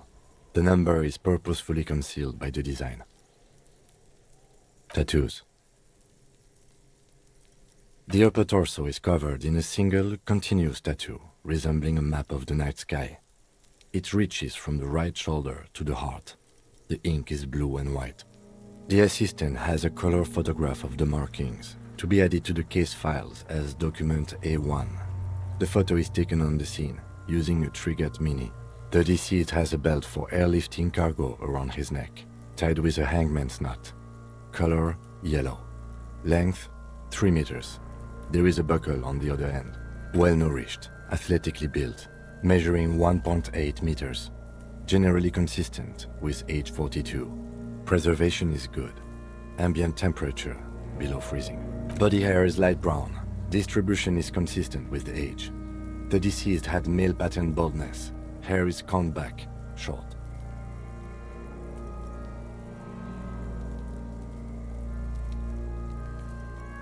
Lividity is consistent with hanging. The head is congested. Contusions are present on the head, chest, and thighs. Consistent with stones thrown post-mortem. Low velocity. Fucking low velocity? You think Kuno doesn't know what you're talking about? Velocity was fucking max. Talking shit about Kuno's velocity. In addition, there are bite marks on the face, scalp, and chest, consistent with predation.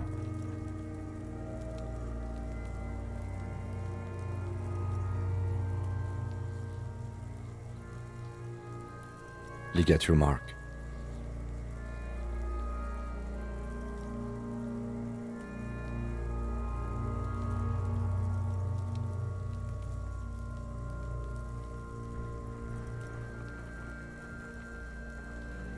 The steel wiring. There's too much of it. We need to remove the belt so we can get to the ligature mark. You got just the right tool for that. The chain cutters.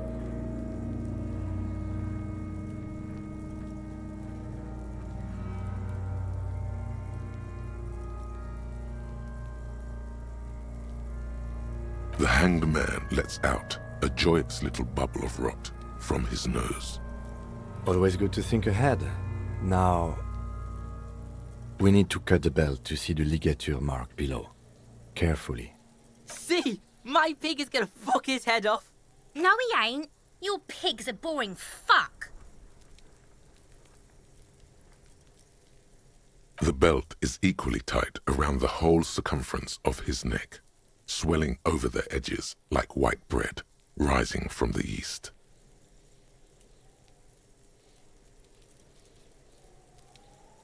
You are? You're Kuno's pig?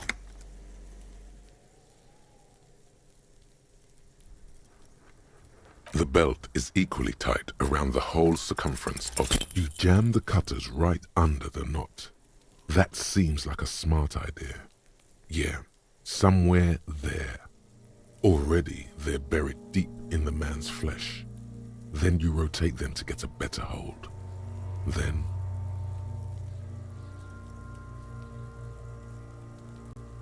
The lieutenant looks by, somewhat worried as you summon power words to your aid.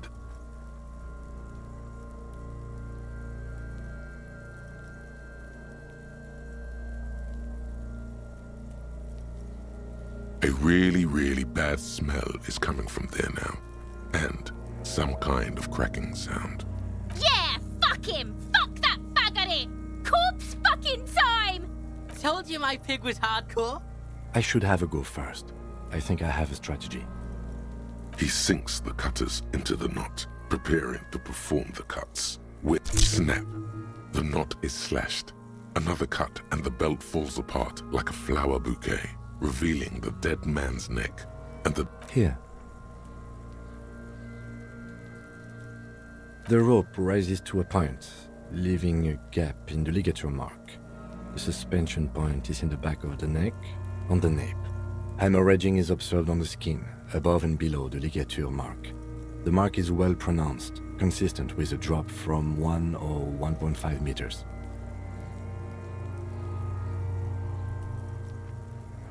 Chest is intact, normal contour.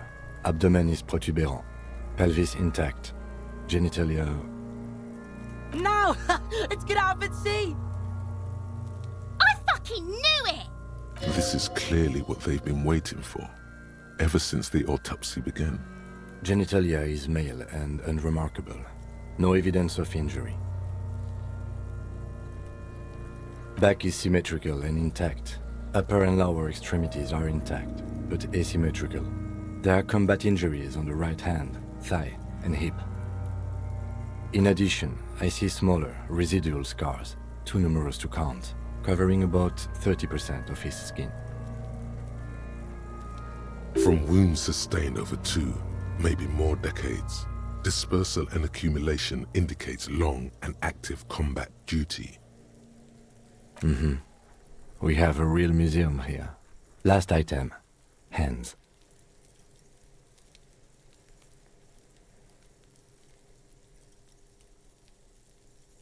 His flesh is cold, icy. Pleased to meet you. Where are you from and what's your name? I'm only fucking with you. I know where you're from. From Cappadocia. And your name is Il Corbo. What can I do you for, Il Corbo de Cappadocia? Nothing does. This was pleasurable. I sincerely thank you for touching my hand. We should do this more often. Be close like this, I mean. Hands are clean. No sign of injury from struggling. I was. Maybe I'm just not seeing them. Ooh.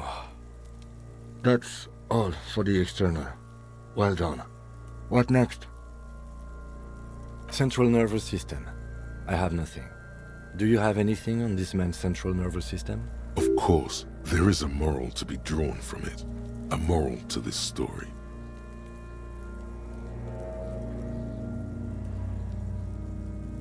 What would that be?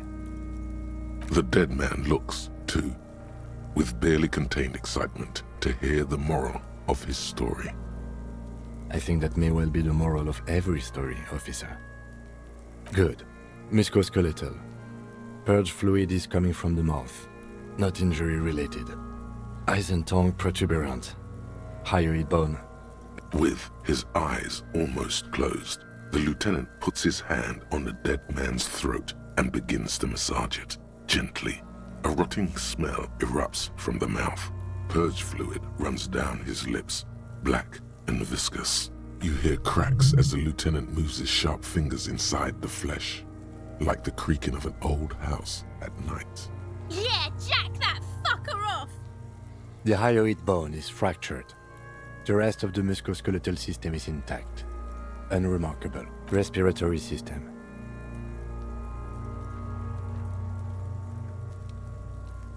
Oral cavity shows no lesions. The victim has received dental implants, possibly after a combat wound. Mouth swollen. Hemorrhaging present in mucosa of the lips and mouth. From here, it looks as though the clown-faced man is screaming. The tendons of his jaw are torn apart.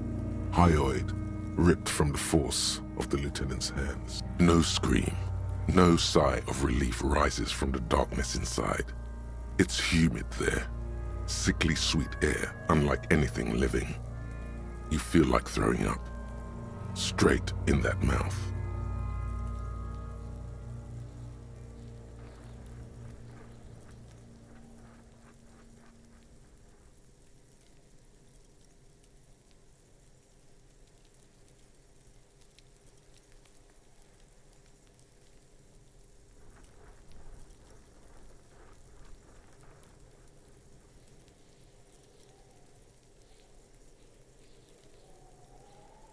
Hepatobiliary, NA. Are you a hepatobiliary expert? Neither am I. That's it. Same for toxicology, and unless you have untapped reservoir. Reservoirs? No, but do they take obscure trivia and odd tidbits? No. Like a toxicology screening? At this stage, I doubt processing will find anything, even if he was brimming with cocaine. But still, you should add a request. Cardiovascular. The body exhibits heavy lividity. Gastrointestinal. This will do. Digested semi-solid food in stomach. Voila.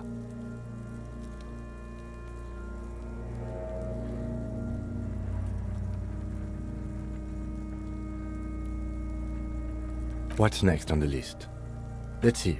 We have bite marks, contusions on the head and chest, and a ligature mark encircling the neck. You'll need 3 feels. Leave a 4th one too. Nothing. Just in case. Oh, so we inflicted them?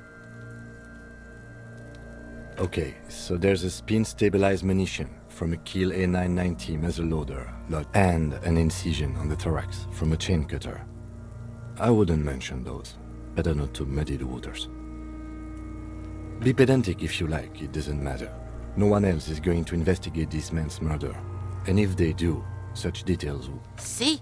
These pigs are fucking corrupt. Why don't you fuck him if you love him so much? Now, injuries.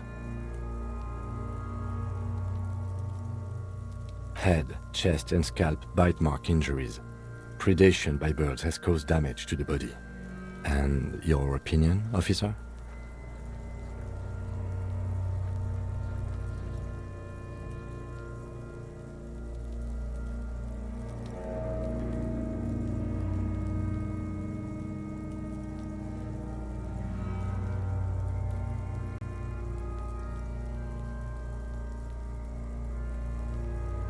Agreed. Next injury? So, the scalp bleeds from a post-mortem head injury, a stone. The injury does not have the rim of an early inflammatory response. The perpetrator on the scene has confessed to... At maximum velocity, fucko! Has confessed to causing it at maximum velocity. Coagulated blood sticks to his scalp and chest, where the countless stones have hit the dead man. Beneath, the description of injury. 2 Right. Next. A dark red abraded ligature mark encircling the neck, with a gap on the nape measuring, let's say, 7 centimeters. The hyoid bone is fractured, the cervical column intact.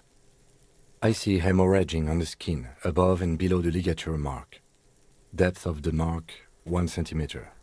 No signs of clawing on the neck. Below the note, 2 customary boxes wait to be ticked. The man's head jerks to the side. The ring around his neck is visible. That's it. We have established cause of death. It's not much, and it leaves much to be questioned. Let's wrap this up. I pronounce this field autopsy over.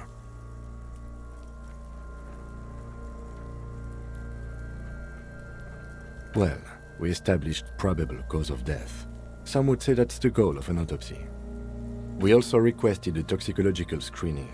That was thorough. We were thorough with the list of injuries too. We described them all in detail. What is there to say? Given the circumstances, it was a professional field out. I need a copy of that autopsy form. Then I will drive him to Faubourg for processing.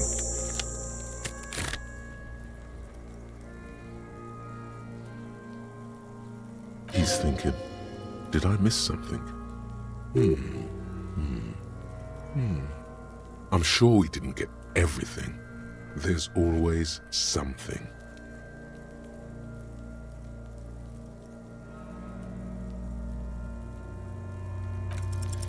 You run your hands over the victim's cold body, his limbs, his torso with its swollen organs. Maybe you should be more thorough.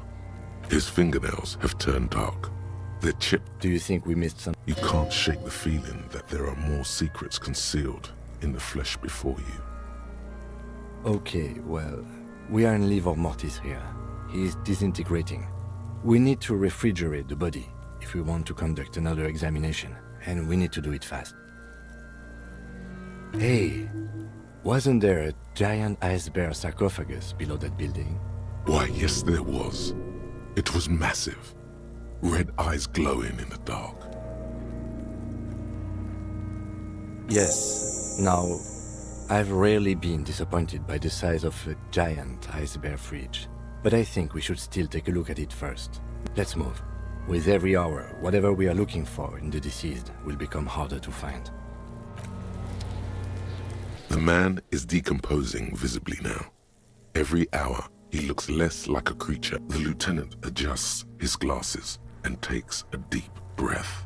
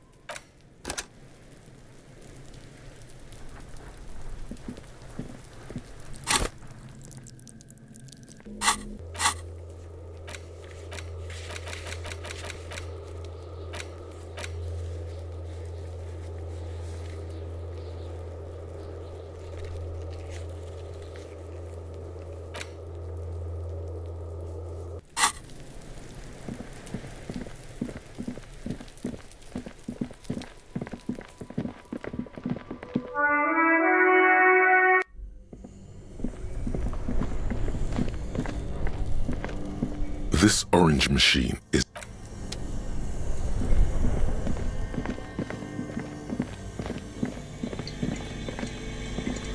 The bear's eyes are still glowing red, watching over all the ice cream. It's certainly an eccentric choice, but it is capacious and cold enough. But the optics on this are awful, he thinks.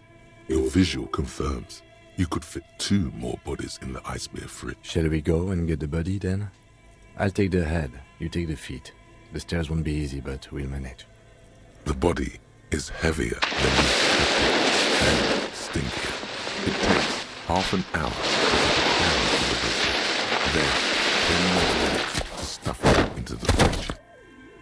The lieutenant takes a step back to admire your... Beautiful. A dead body in an ice bear fridge. This is some of the best police work I've ever done. You have created an ice bear sarcophagus.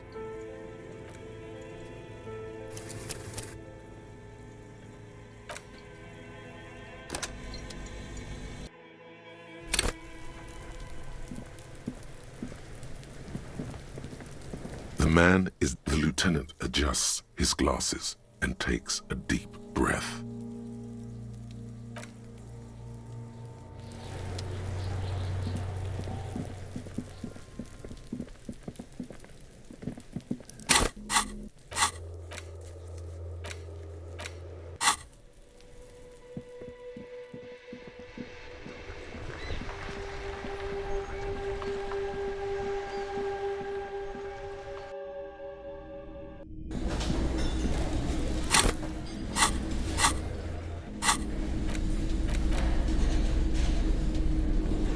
Porter reel is just what you needed. The reels attach to the push, command set, and the tape starts spinning. This isn't Revachol. This is a fucking village. I can almost see the elephants. The harbor. That's the son of a Kvalson crane. When this shit is done, I'm gonna tear that place up. Soldier of the Apocalypse style. Kill shit. Dogs and chickens, too. Gonna run a room, Cordy. A real nice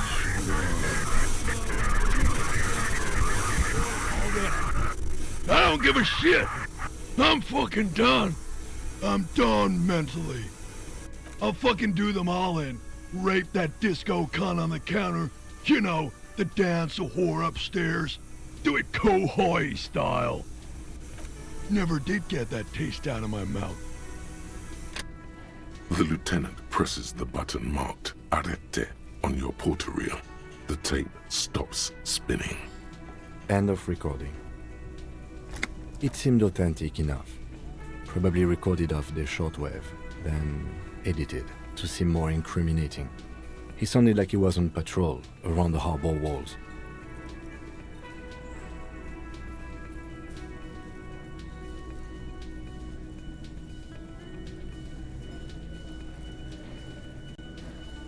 Still, there's more going on here than we know. Corty could be short for Cortenard, one of the other mercenaries, the one he was talking to. Probably the mountain at the harbor gates. Mr. Right to Work. A village on the Samaran Isola, in South Safre. Grad committed war crimes there, the kind of thing he talks about. Who knows? Maybe the tattoos would have an answer. A symbol of Soldier of the Apocalypse style conduct in a civil environment. I think we've got a few more questions for class here, don't you? This seems to contradict her testimony. The porter reel is just what you needed. You press the large button marked Commencer, and the tape starts spinning. There's a small delay before the song starts playing.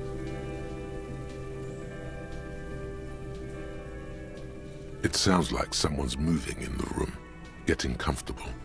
Then the organ starts playing a simple, melancholic tune echoing in the hallway, telling you about the tiniest church in Cessons, surrounded by even tinier yards. Within seconds you know this is the one, the real shit you've been looking for, the one you trust your room to. This one tells it like it is. This is your tune. A click, then silence for a bit. Then the tape stops spinning.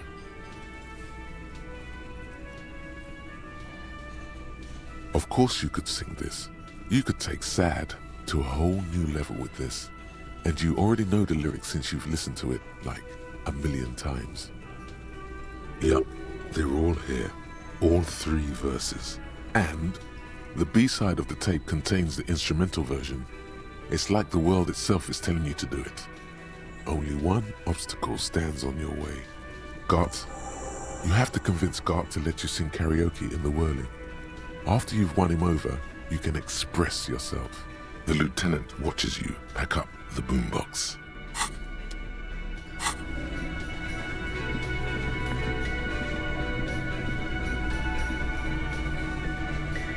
Can I help you? You're already set for the night. No, you don't. It's not happening.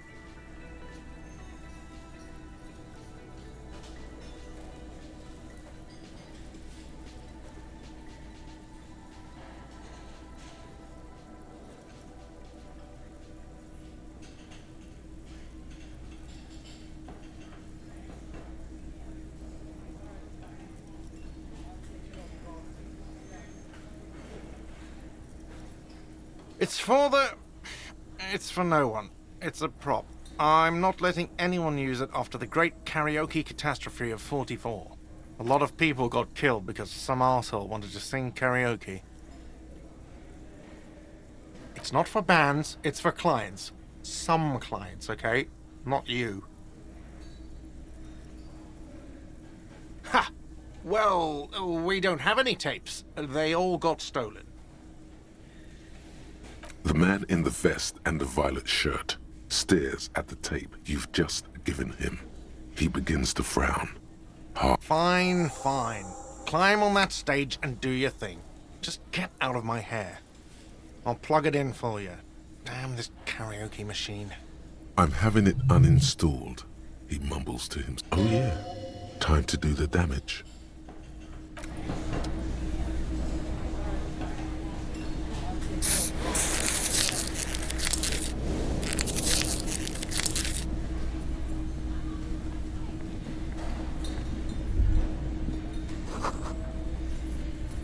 The stage is all set up for your performance. Feels silent. You feel a little dizzy, a little unsteady suddenly. So, are you ready for your thing now?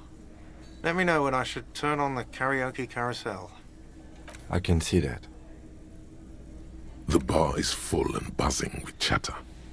No one is paying you any attention. They are going to hate you.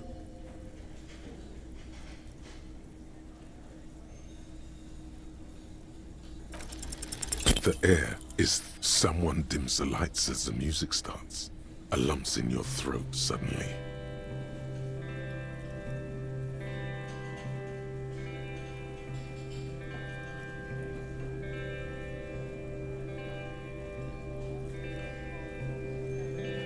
I would often go there to the tiny church there. The smallest church in Sansan. Though it once was larger. How the real may rest there. Down through the mist there. Towards the Seven Sisters, towards those pale cliffs there. I would often stay there in the tiny yacht there. I have been so glad here. Looking forward to the past here. But now you're all alone. None of this matters.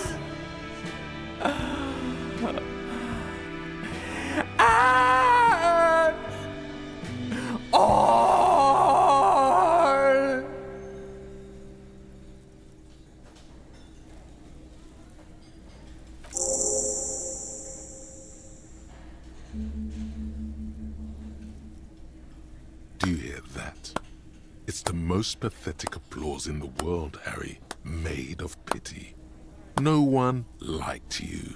Someone walks out of the room by the front door. Some woman. Is it because of you? That's it. I'm unplugging it. Let's go, officer. These people wouldn't know a good performance if it beat them in the ass. Detective Dubois. It was downright tragic. I mean it. To him, being a cop in the RCM was truly expressed in that performance. Yes?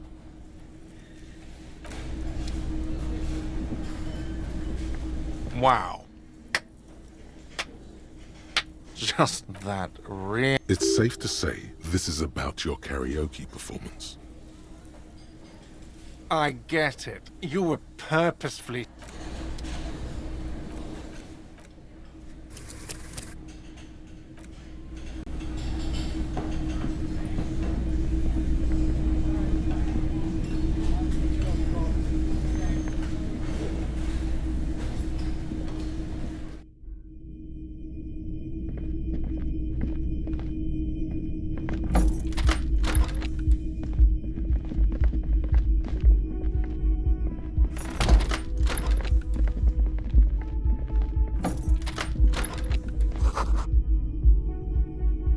This medicine cabinet is stocked with drugs, plus an old... There it is, the orange sun wearing blister.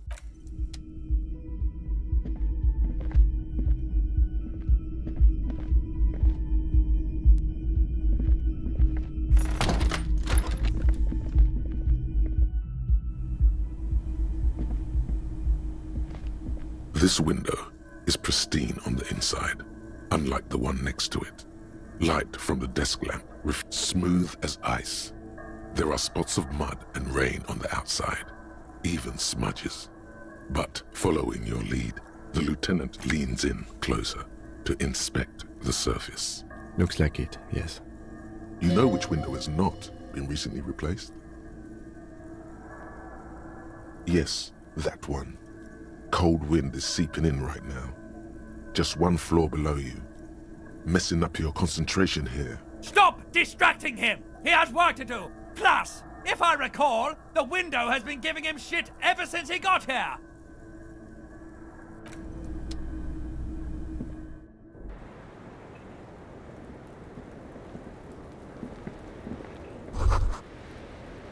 Just as you look at the flowers, a gust of wind raises them from the roof, picking them up in the air.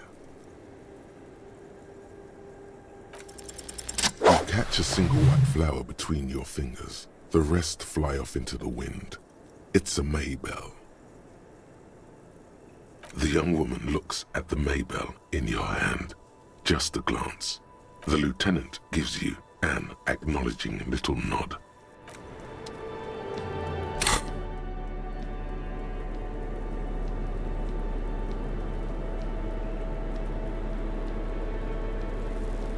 Six crumbling petals rest on your palm. They're white. This is the Insulindian lily, called Maybells or Lucille's tears during the Revolution.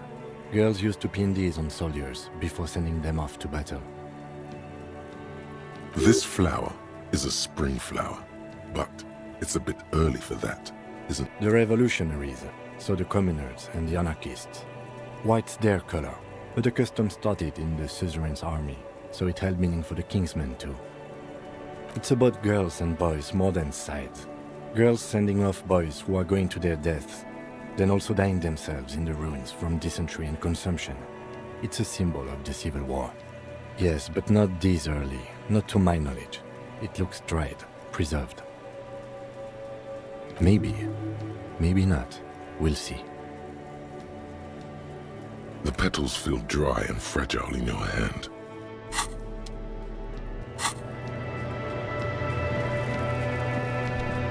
I was just thinking, what a nice evening it is for taking part in a murder investigation. She looks at the dried petals in your palm. Then, chipped white polish covers the nail. It's long and sharp, like a mini dagger. The petal crumbles on contact. Pretty. Looks like a dried Maybell. Is that the one you caught? Sambo style? A martial art, sir. Samurai boxing, or Sambo, graceful martial arts stuff. Sambo style implies stealth and cool. Why was there a flower on the roof? I don't know, officer. Because of the wind?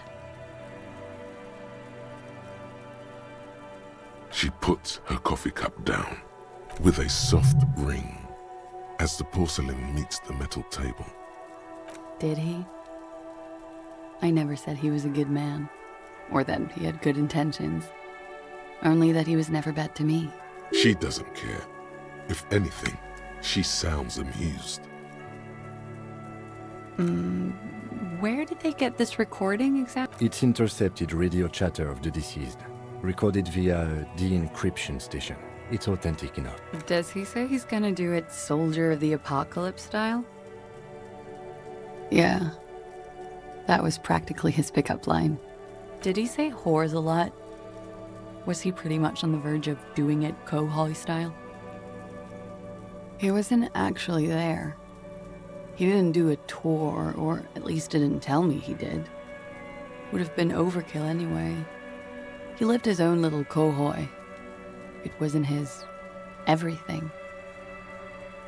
Yes, was he bragging? Oh no, I'm pretty sure he did all those things. Then integrated them into his idea of normalcy. To keep on living. Until they just sort of turn into his, what's the word I'm looking for? She's quite observant about the human character. Trained to observe, even.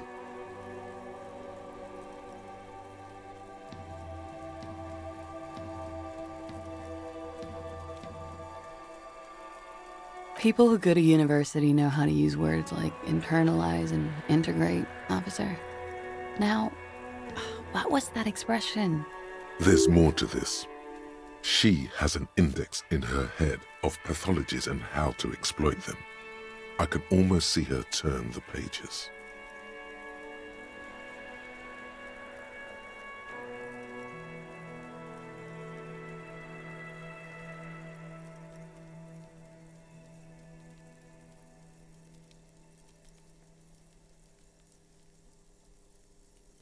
Running joke. I was gonna say running joke. And it sounds like you didn't even get the good bits. Lely's punchlines got way, way funkier than that. He was like the Seminoles conflict, the Kohoi massacre, and the 36 famine in Yezud all rolled into one person, then cast in Orani ceramic armor, which he wore in bed and in the shower.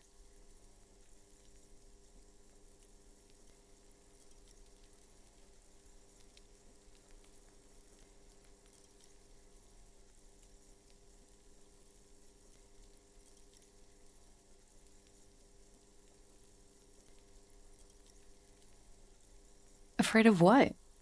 That tape the Hardy Boys recorded? Your mother probably never told you this, but girls are evil. Had I the physical robustness and social support, I'd be in Kohoi. I would be tearing it up Soldier of the Apocalypse style. She wouldn't. She doesn't have the full Hoi in her. Did he tell you he had actually done any of those things? He and Martinez, I mean? No. We were too busy laying waste to our own nervous systems to direct any of the fury outward. He seemed happy, I guess. At ease.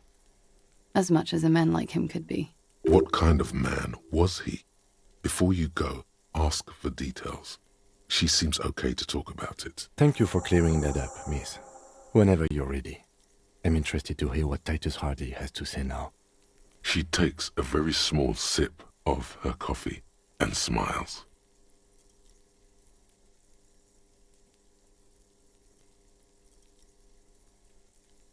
Like, for example, his name?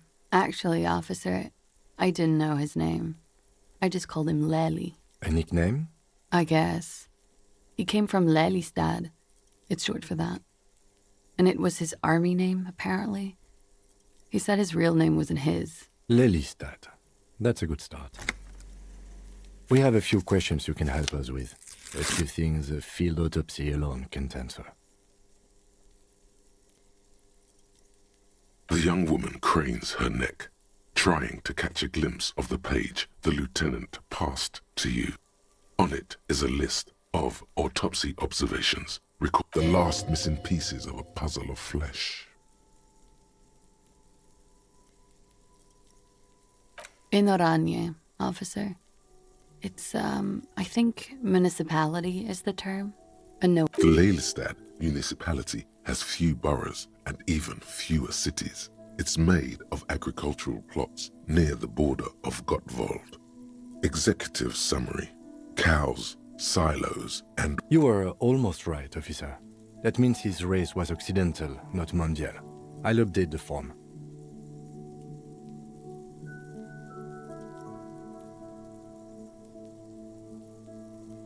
Yes, we were compatriots. Did that bring you together? No, he was too old for that. And from another part of Oranien Rek. I didn't even understand his accent. What brought us together wasn't Oranje. It was bad habits. No love for Muta Oranje? Wasn't he a soldier? No. He left the National Service after they taught him to do what he did on Seminine. He wasn't the flag-waving kind. He was the making money, killing people. He was by no means a stupid man. A people person. A small platoon leader. Certainly not a patriot. A flash of rage comes over you. The words have already left your mouth. Had he passed that test, we wouldn't have gotten along. Come to think of it, I love Revachol, though. I hope she loves me, too. He was 42. 42? Are you sure? I would have had him above 50. He had many scars that made him appear older. But no. We even celebrated his birthday, like, some weeks ago. It was a funny 2 days. He had little reason to lie to me. Looks like you were right, officer. Points are good. Have one, you old dog, before we all die. It isn't. Police work is a cooperative sport. Blue. Light blue. They were like little blue galaxies, you know? It was strange, seeing those eyes in his fucked up face. Pardon the swearing. I do him an injustice. He wasn't ugly. And he had a beautiful, soft voice. Very... He had a combat wound on his chin and mouth? Yes. Severe. It made him look like half his face was cracking away in some strange smile. That and those eyes... Ah, yes. His hair, if you... It was light brown, almost blonde. He darkened it with brilliantine, made it oily. Not nice to stroke. I couldn't convince him to leave it alone. Oh, that. It was a map of his life and the places he visited as a soldier. It was mostly for showing off to chicks, though. How? Imagine him lying in bed. Freakish musculature laid out on the sheets. Scarred, of course. Tattooed. Is this Oranese lit? Yes. This is the very essence of Oranese lit. A moment's respite. Dark and hopeless as the struggle itself. He's smoking and drinking, of course. And his chest and shoulders and arms are studded with stars. Tens, hundreds of them. And the woman goes like, "What was this, baby?" And he says, "That was too hardcore. Don't ask me about that." So she goes, "Okay, but what's this, baby?" And he's like, "Saw some bat shit there. Killed some loincloths." And so it goes. Star after star, port after port, third world country after third world country. And he's done horrible things in every single one of them. Oh yeah. No thank you. I've seen enough of him dead. I can tell you what they meant without looking at them. Go on. He was a blue-eyed boy with thick arms, from a small town. He was also poor, and the government of Oranje needed some people killed, so they turned him into a grotesque killer. For money. He went to Killer Academy in Vredefort. Then he killed some people in the Seminine Islands. And on other islands, too. All of the islands. After this, he came to Revachol and got killed himself. It is when you're high. It can be very exciting then. You have the tools to deal with it. It's not a very nice story to remember when you're sober. A change of topic? It very well could be. What do I mean? I have no idea. I don't even know what you mean. Love did him in? What does that mean? That's not funny, officer.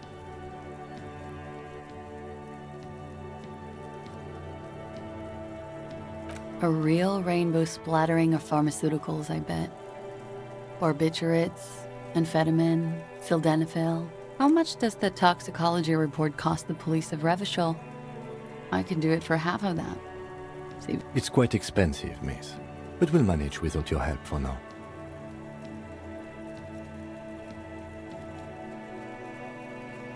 All right. Coolly, gracefully, she pours herself more coffee.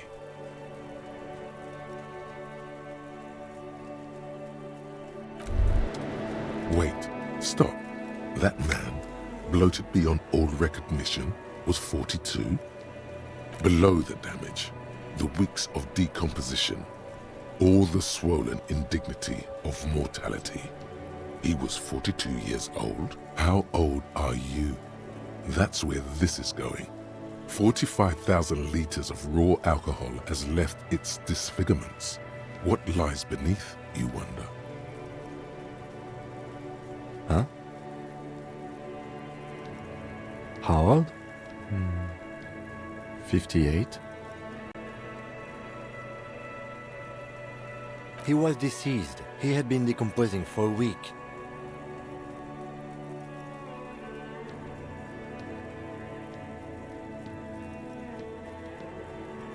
There's silence.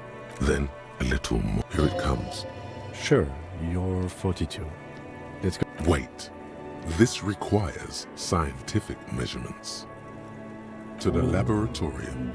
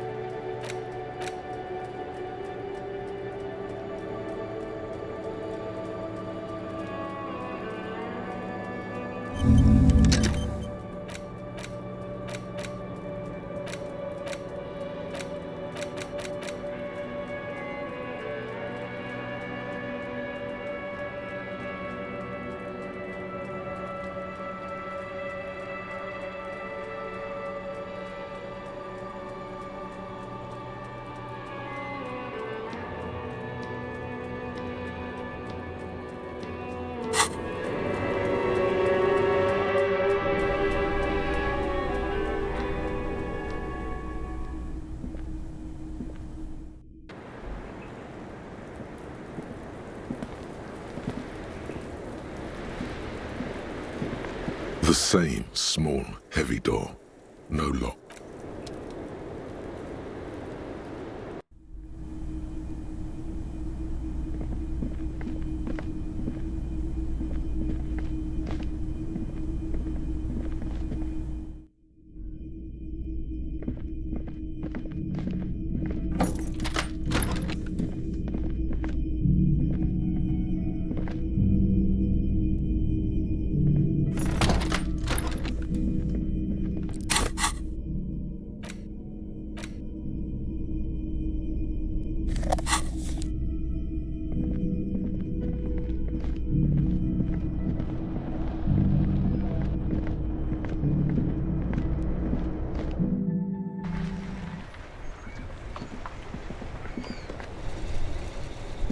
Yes?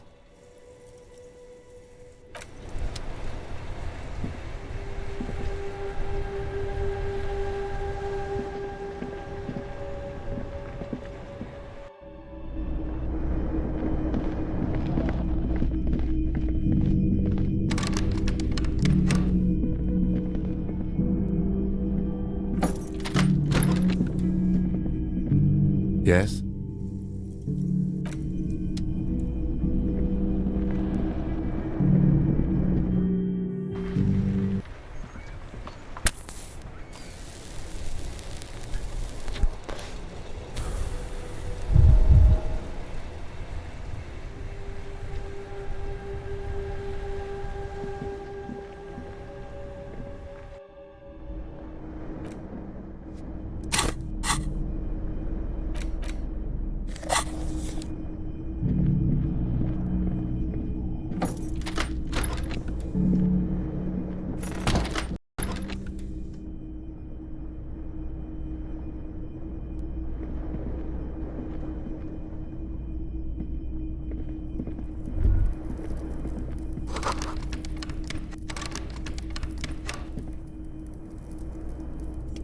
A mirror hangs on the bathroom wall.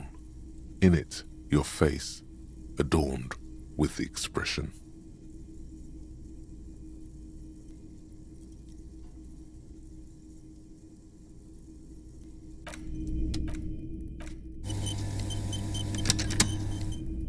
A mirror hangs on the bathroom wall. In it, it belongs in the new, the third decade of the current century. Enough time had passed from the failure of the revolution that, for a fleeting moment, free market economy seemed like the ultimate, uncontested way of life for our species.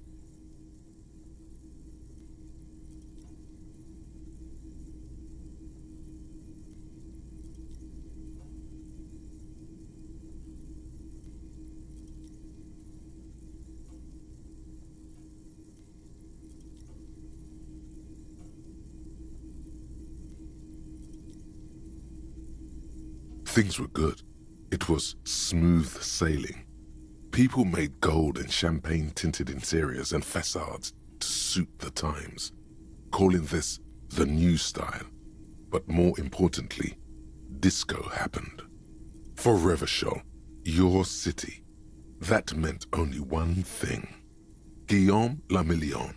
If it doesn't rhyme, you're not pronouncing it right.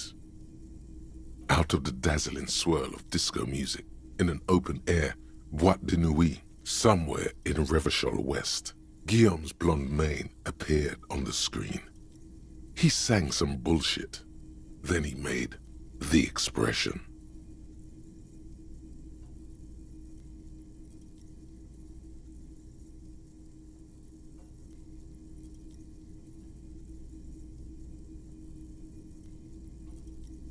The click is used to spur on a horse. It also features heavily in Guillaume le Million's regional mega hit, Don't Worry, Your Pretty Little Head. Sometimes you like to add finger pistols to the mix, because unlike Guillaume le Million, you are a police officer. It's your nifty little way to say, I'm armed and dangerous. Everyone loved it. Maybe you thought some of the stardust would rub off on you. Maybe it did. Either way, it's all gone now. There is a vast ocean of time between right now and the expression. Looking good on you, or anyone. 2 decades, if the calendar is to be trusted. Humanity has run aground in that time. It's a different world now. The expression is a relic.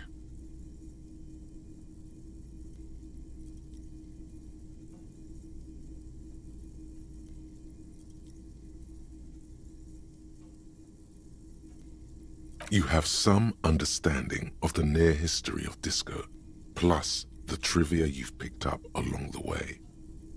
Episodic memory, however, remains in the dark. It may never return.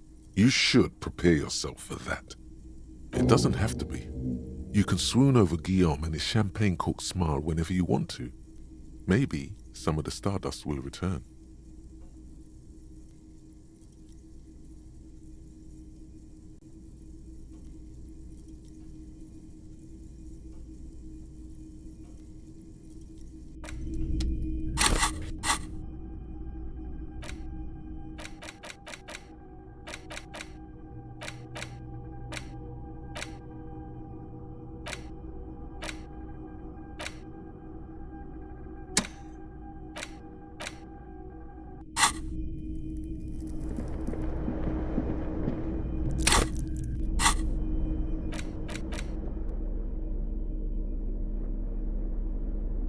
The face of King Freecell smiles at you. For some reason, the smile now strikes you as more forced than it did before. Comrade, but like the only 4-ish, so please, if you flip back to this section, you all face, you flip, comrade, at only 4, so please, you flip back to the front of the magazine. As you leave, the main feature though, is a long essay titled Tip Top Tournée. Instead, where to even, so, all of it, basically. And that, at the end of the day, it's the destruction of these 7, you see, you flip back to the front of the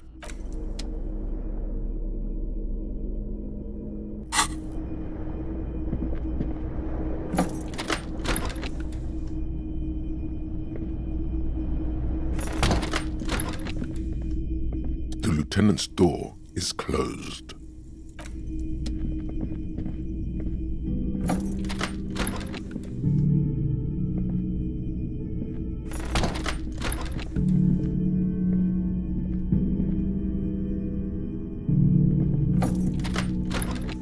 This medicine cabinet is stocked with drugs. There it is. The orange sun wearing blister pack feels like gold in your hands, light and precious. This medicine cabinet is stocked with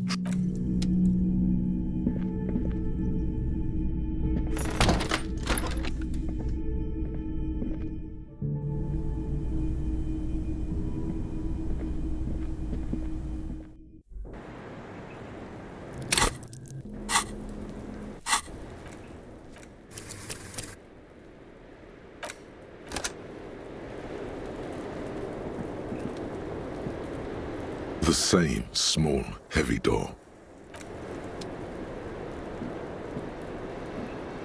I was just thinking, what a nice evening it is for taking part in a murder investigation. Sure. The record. So official. Yes. The night before I saw you in the hallway and reminded you you're a police officer. The date of your re-entry into the fossil record.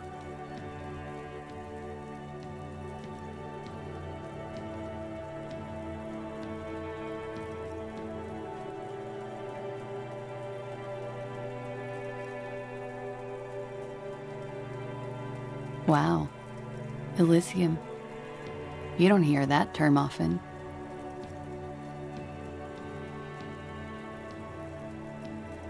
There was the usual ruckus, loud disco music. I can't say. Probably not. Oh yes, various artists. Ostentatious orchestrations prime among them. Oh, that? Yeah. Whoa. The less said about OO, the better. OO were huge where I come from. I was very young then, of course, like 7. Life gets hard, but we go on. Then, doesn't life get hard because we go on?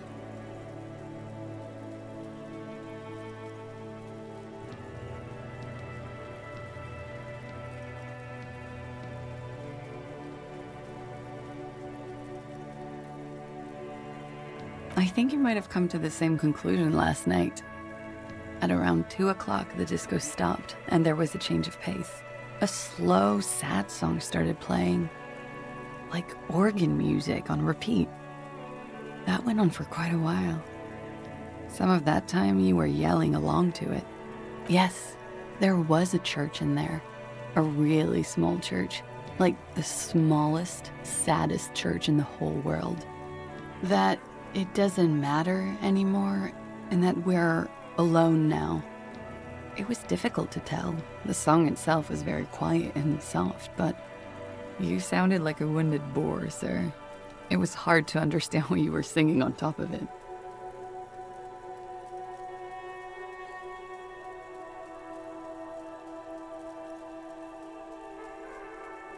Yes, it was very cool.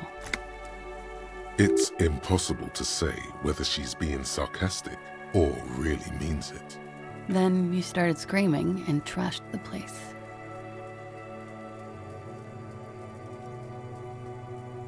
No, It didn't sound like there was a fight.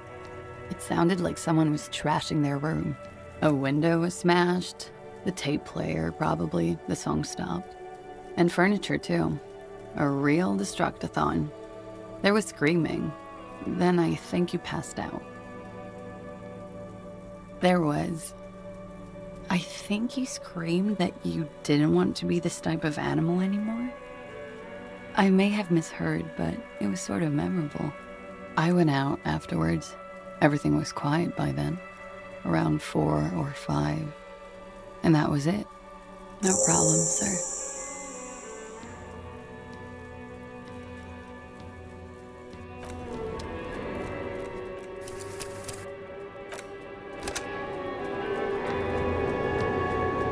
I was just thinking, what a nice evening. She looks back.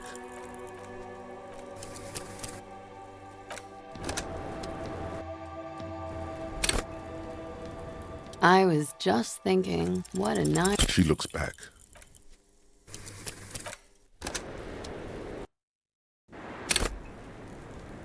I was just thinking, what a nice... Soft, light brown eyes look back at you, directly into the space behind your eye sockets.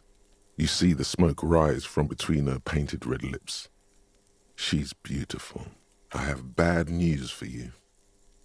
You know these guys? Who? Me? Yes, you. He's talking about you, you boring stiff. You too.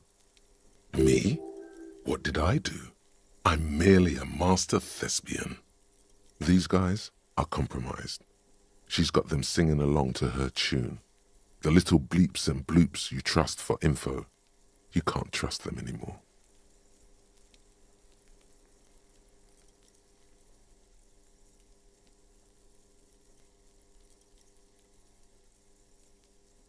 Believe it. There's no way of knowing. At the moment, I'm afraid it's best to assume. All of them. Bullshit, man. I ain't compromised. Especially that guy. That guy's the most compromised one in here. No fucking way, man. I just want a drag of that sweet menthol Ziggy. Really? Quick. Tell me what's under her jumpsuit. Glory, truth, softness. Protect her. She wants you. I take it back. He's got it pretty bad. But this next guy's on another level. She likes you. The crown head is a boring condom. He's jealous. This is human nature. How it always does, through subtlety. There's nothing you can do about it. You are how you are, and she is how she is. No. It's better to know you're being played than to be played without knowing it, is it not?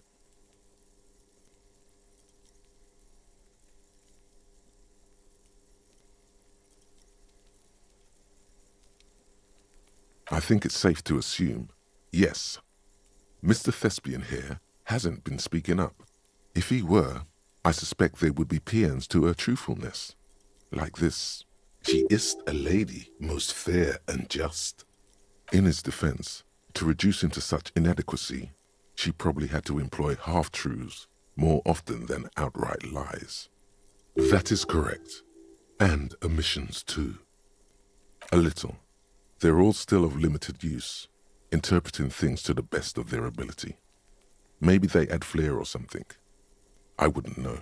But when it comes to assessments of character and factual accuracy, they are not to be trusted. Not with her. Don't be melodramatic. You can trust them. Just not with Miss Orange Disco Dancer here. You can't draw a sound conclusion. The one he usually does says, she may want to control the information rollout, not to become a suspect. She may have a past she's escaping, unrelated to this case. You doubt it's something truly insidious. See? It's oddly moderate, probably compromised. Don't worry, it's only been 4 or 5 seconds. You've got this. The silence broken. She exhales a little cloud of smoke and says, God, no.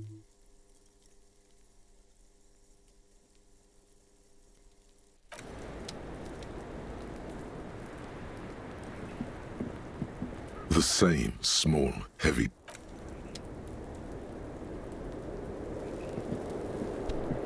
I was just thinking, what a night.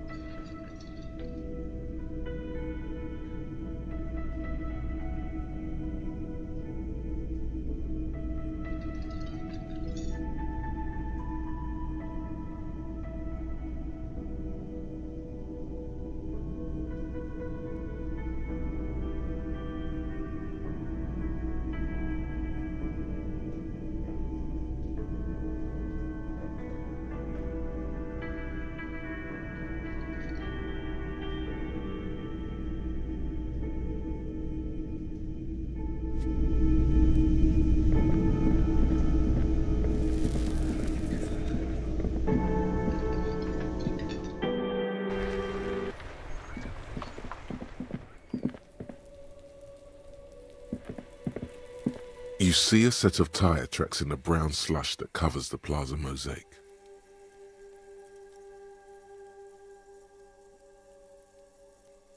Cop habit. This isn't case-related, you think. Hard to say. The tire tracks were left here by an unknown event that took place some days ago. It's a message, written in the language of burnt rubber. Some of that rubber stuck to the tiles right in front of the whirling in rags. This is point A. The driver started there, and then accelerated straight into the fence, left a hole big enough for the Franco-Nigerian cavalry. According to the cafeteria man, the driver proceeded to back out of the yard, barely stopping before hitting the adjacent building. Before heading south, must have been in a hurry.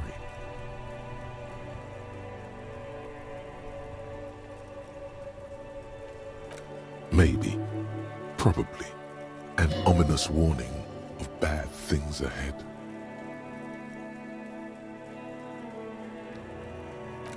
Yes, and ended up half sunken in the sea. You must have been drunk when you left off.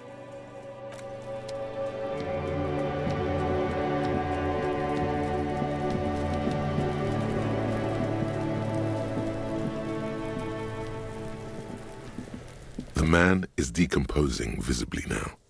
Every hour, he looks less like a...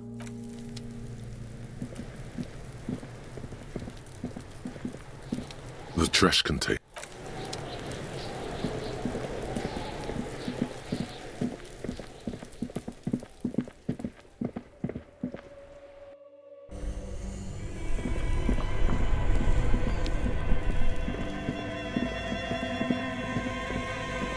The bear's eyes are still glowing red, watching over all the ice cream wrappers hidden inside its belly. It's perfect, big, with a powerful cooling system.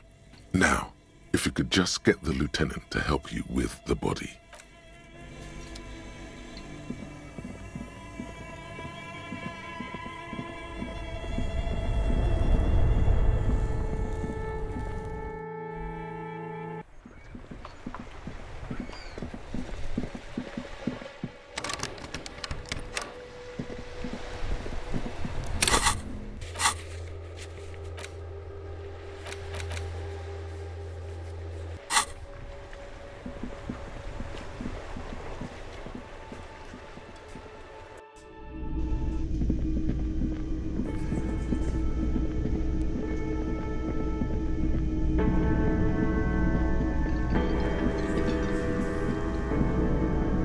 You see, it could be...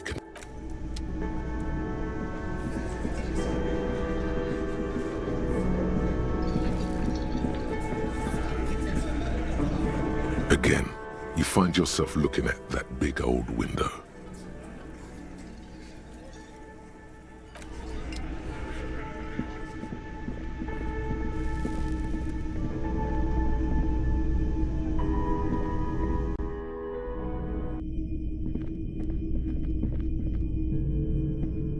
The lieutenant, no response. What are you doing?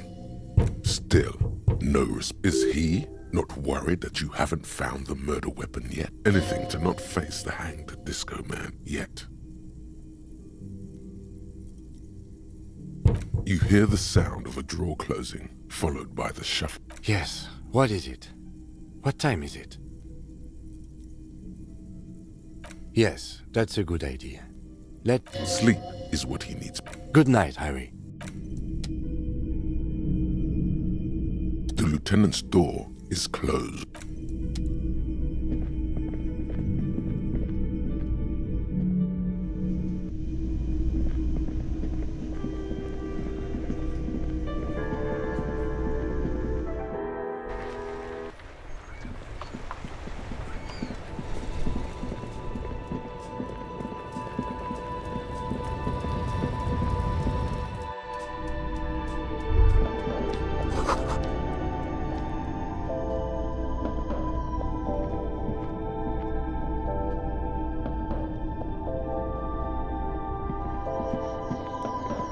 The tear machine, your bottles clunk in.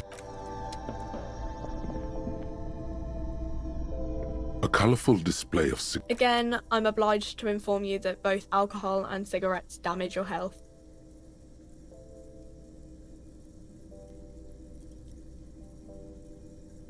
No, Frit only sells legal drugs, like the law says.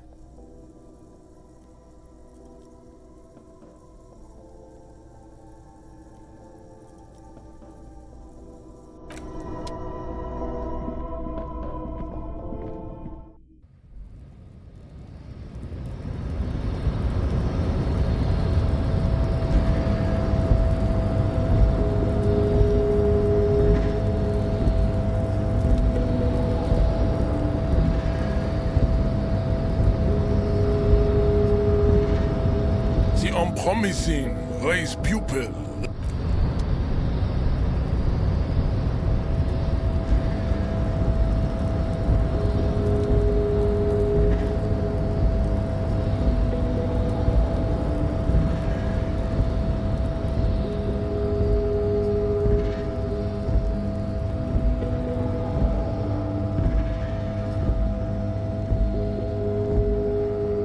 A lorry stuck in the traffic. The windows are clear.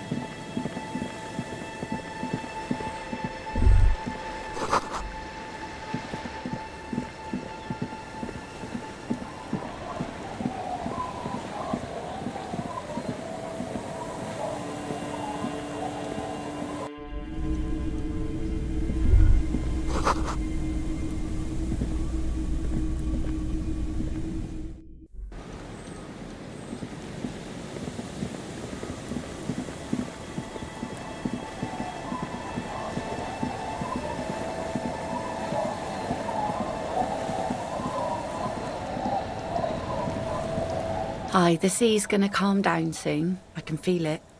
The wind is turning southeast. What's on your mind, officer?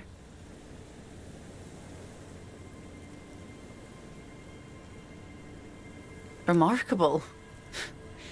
That one already lost everything. It's a good thing, too, that he has an actual police officer looking for it. Good old doom spiral. Upper management to the core. That's odd. Is she actually impressed?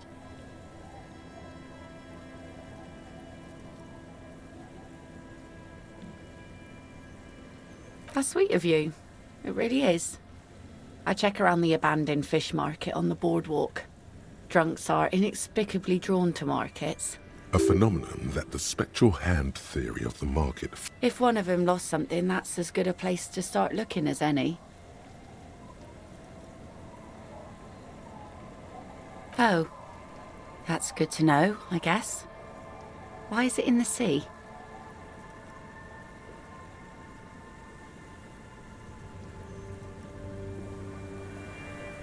This calls for a funeral, if you ask me.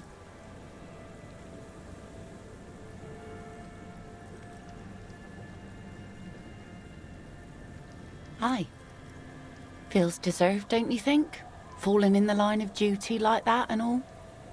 Why odd? Our things are a part of our life world. They're made with our human sweat and they share human history. We should care about them as we care about humans.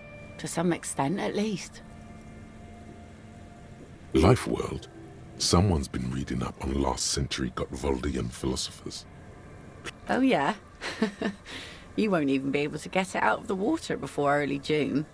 And where are you going to bury it? Who to invite? What music to play at the wake? Take it from someone who's been through a few funerals. It's easiest to just leave them there and let nature take care of it. It's going to be quite a few years before nature is able to completely take care of a motor carriage. You could always come back in a few months and see if you still want to give it a proper send-off. I understand, believe me. I really do. I think about all the frivolous side activities I could be doing every time I go out there with my nets. But daydreaming is a rich man's game. At sea, you can't afford to be careless and dream. Anyway, what are we talking about here again?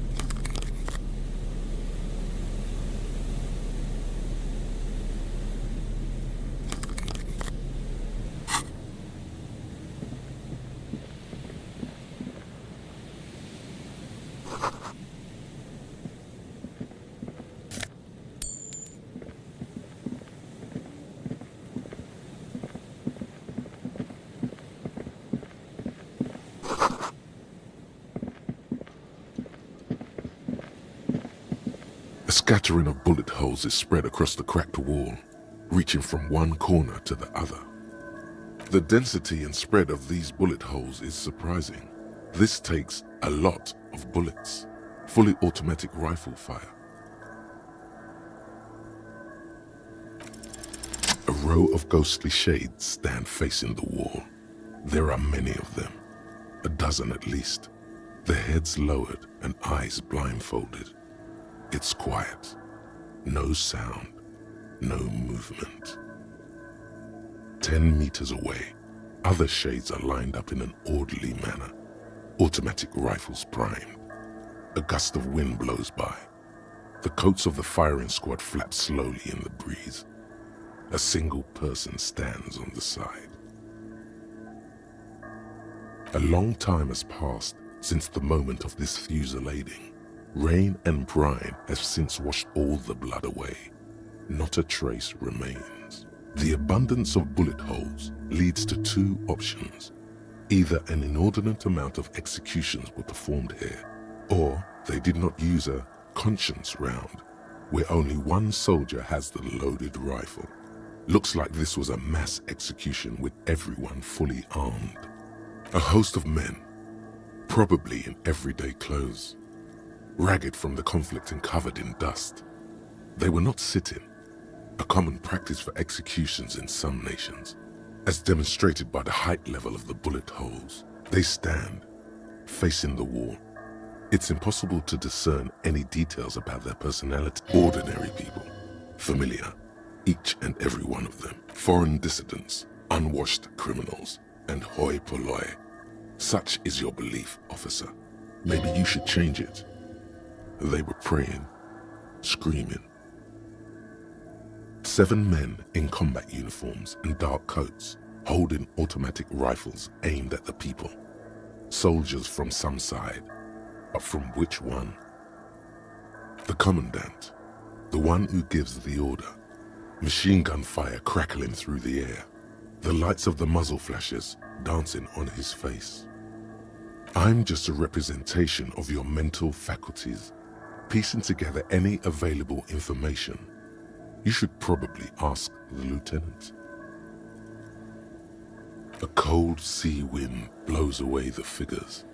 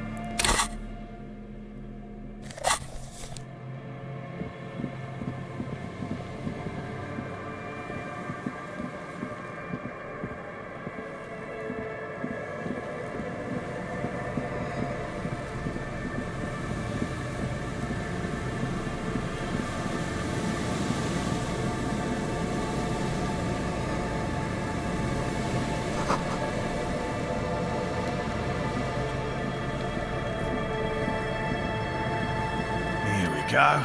Nice and easy. No. There's a cylinder on the ground in which the man is arranged. Who's there? Oh, don't worry, Gary. I'll handle it. To what do I owe them? That's sarcasm.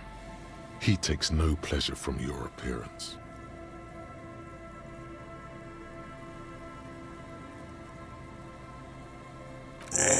Of course. Thank you for passing along the message. That damn water lock is broken, and we can't go all the way around the A81.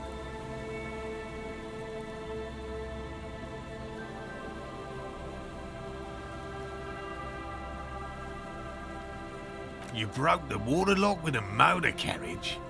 There was a billboard in the canal. Not a vehicle. It said Samaran Butter.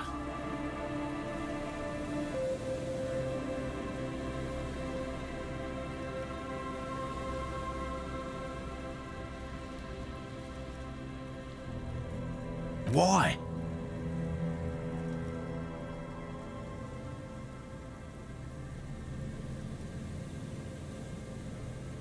Sure.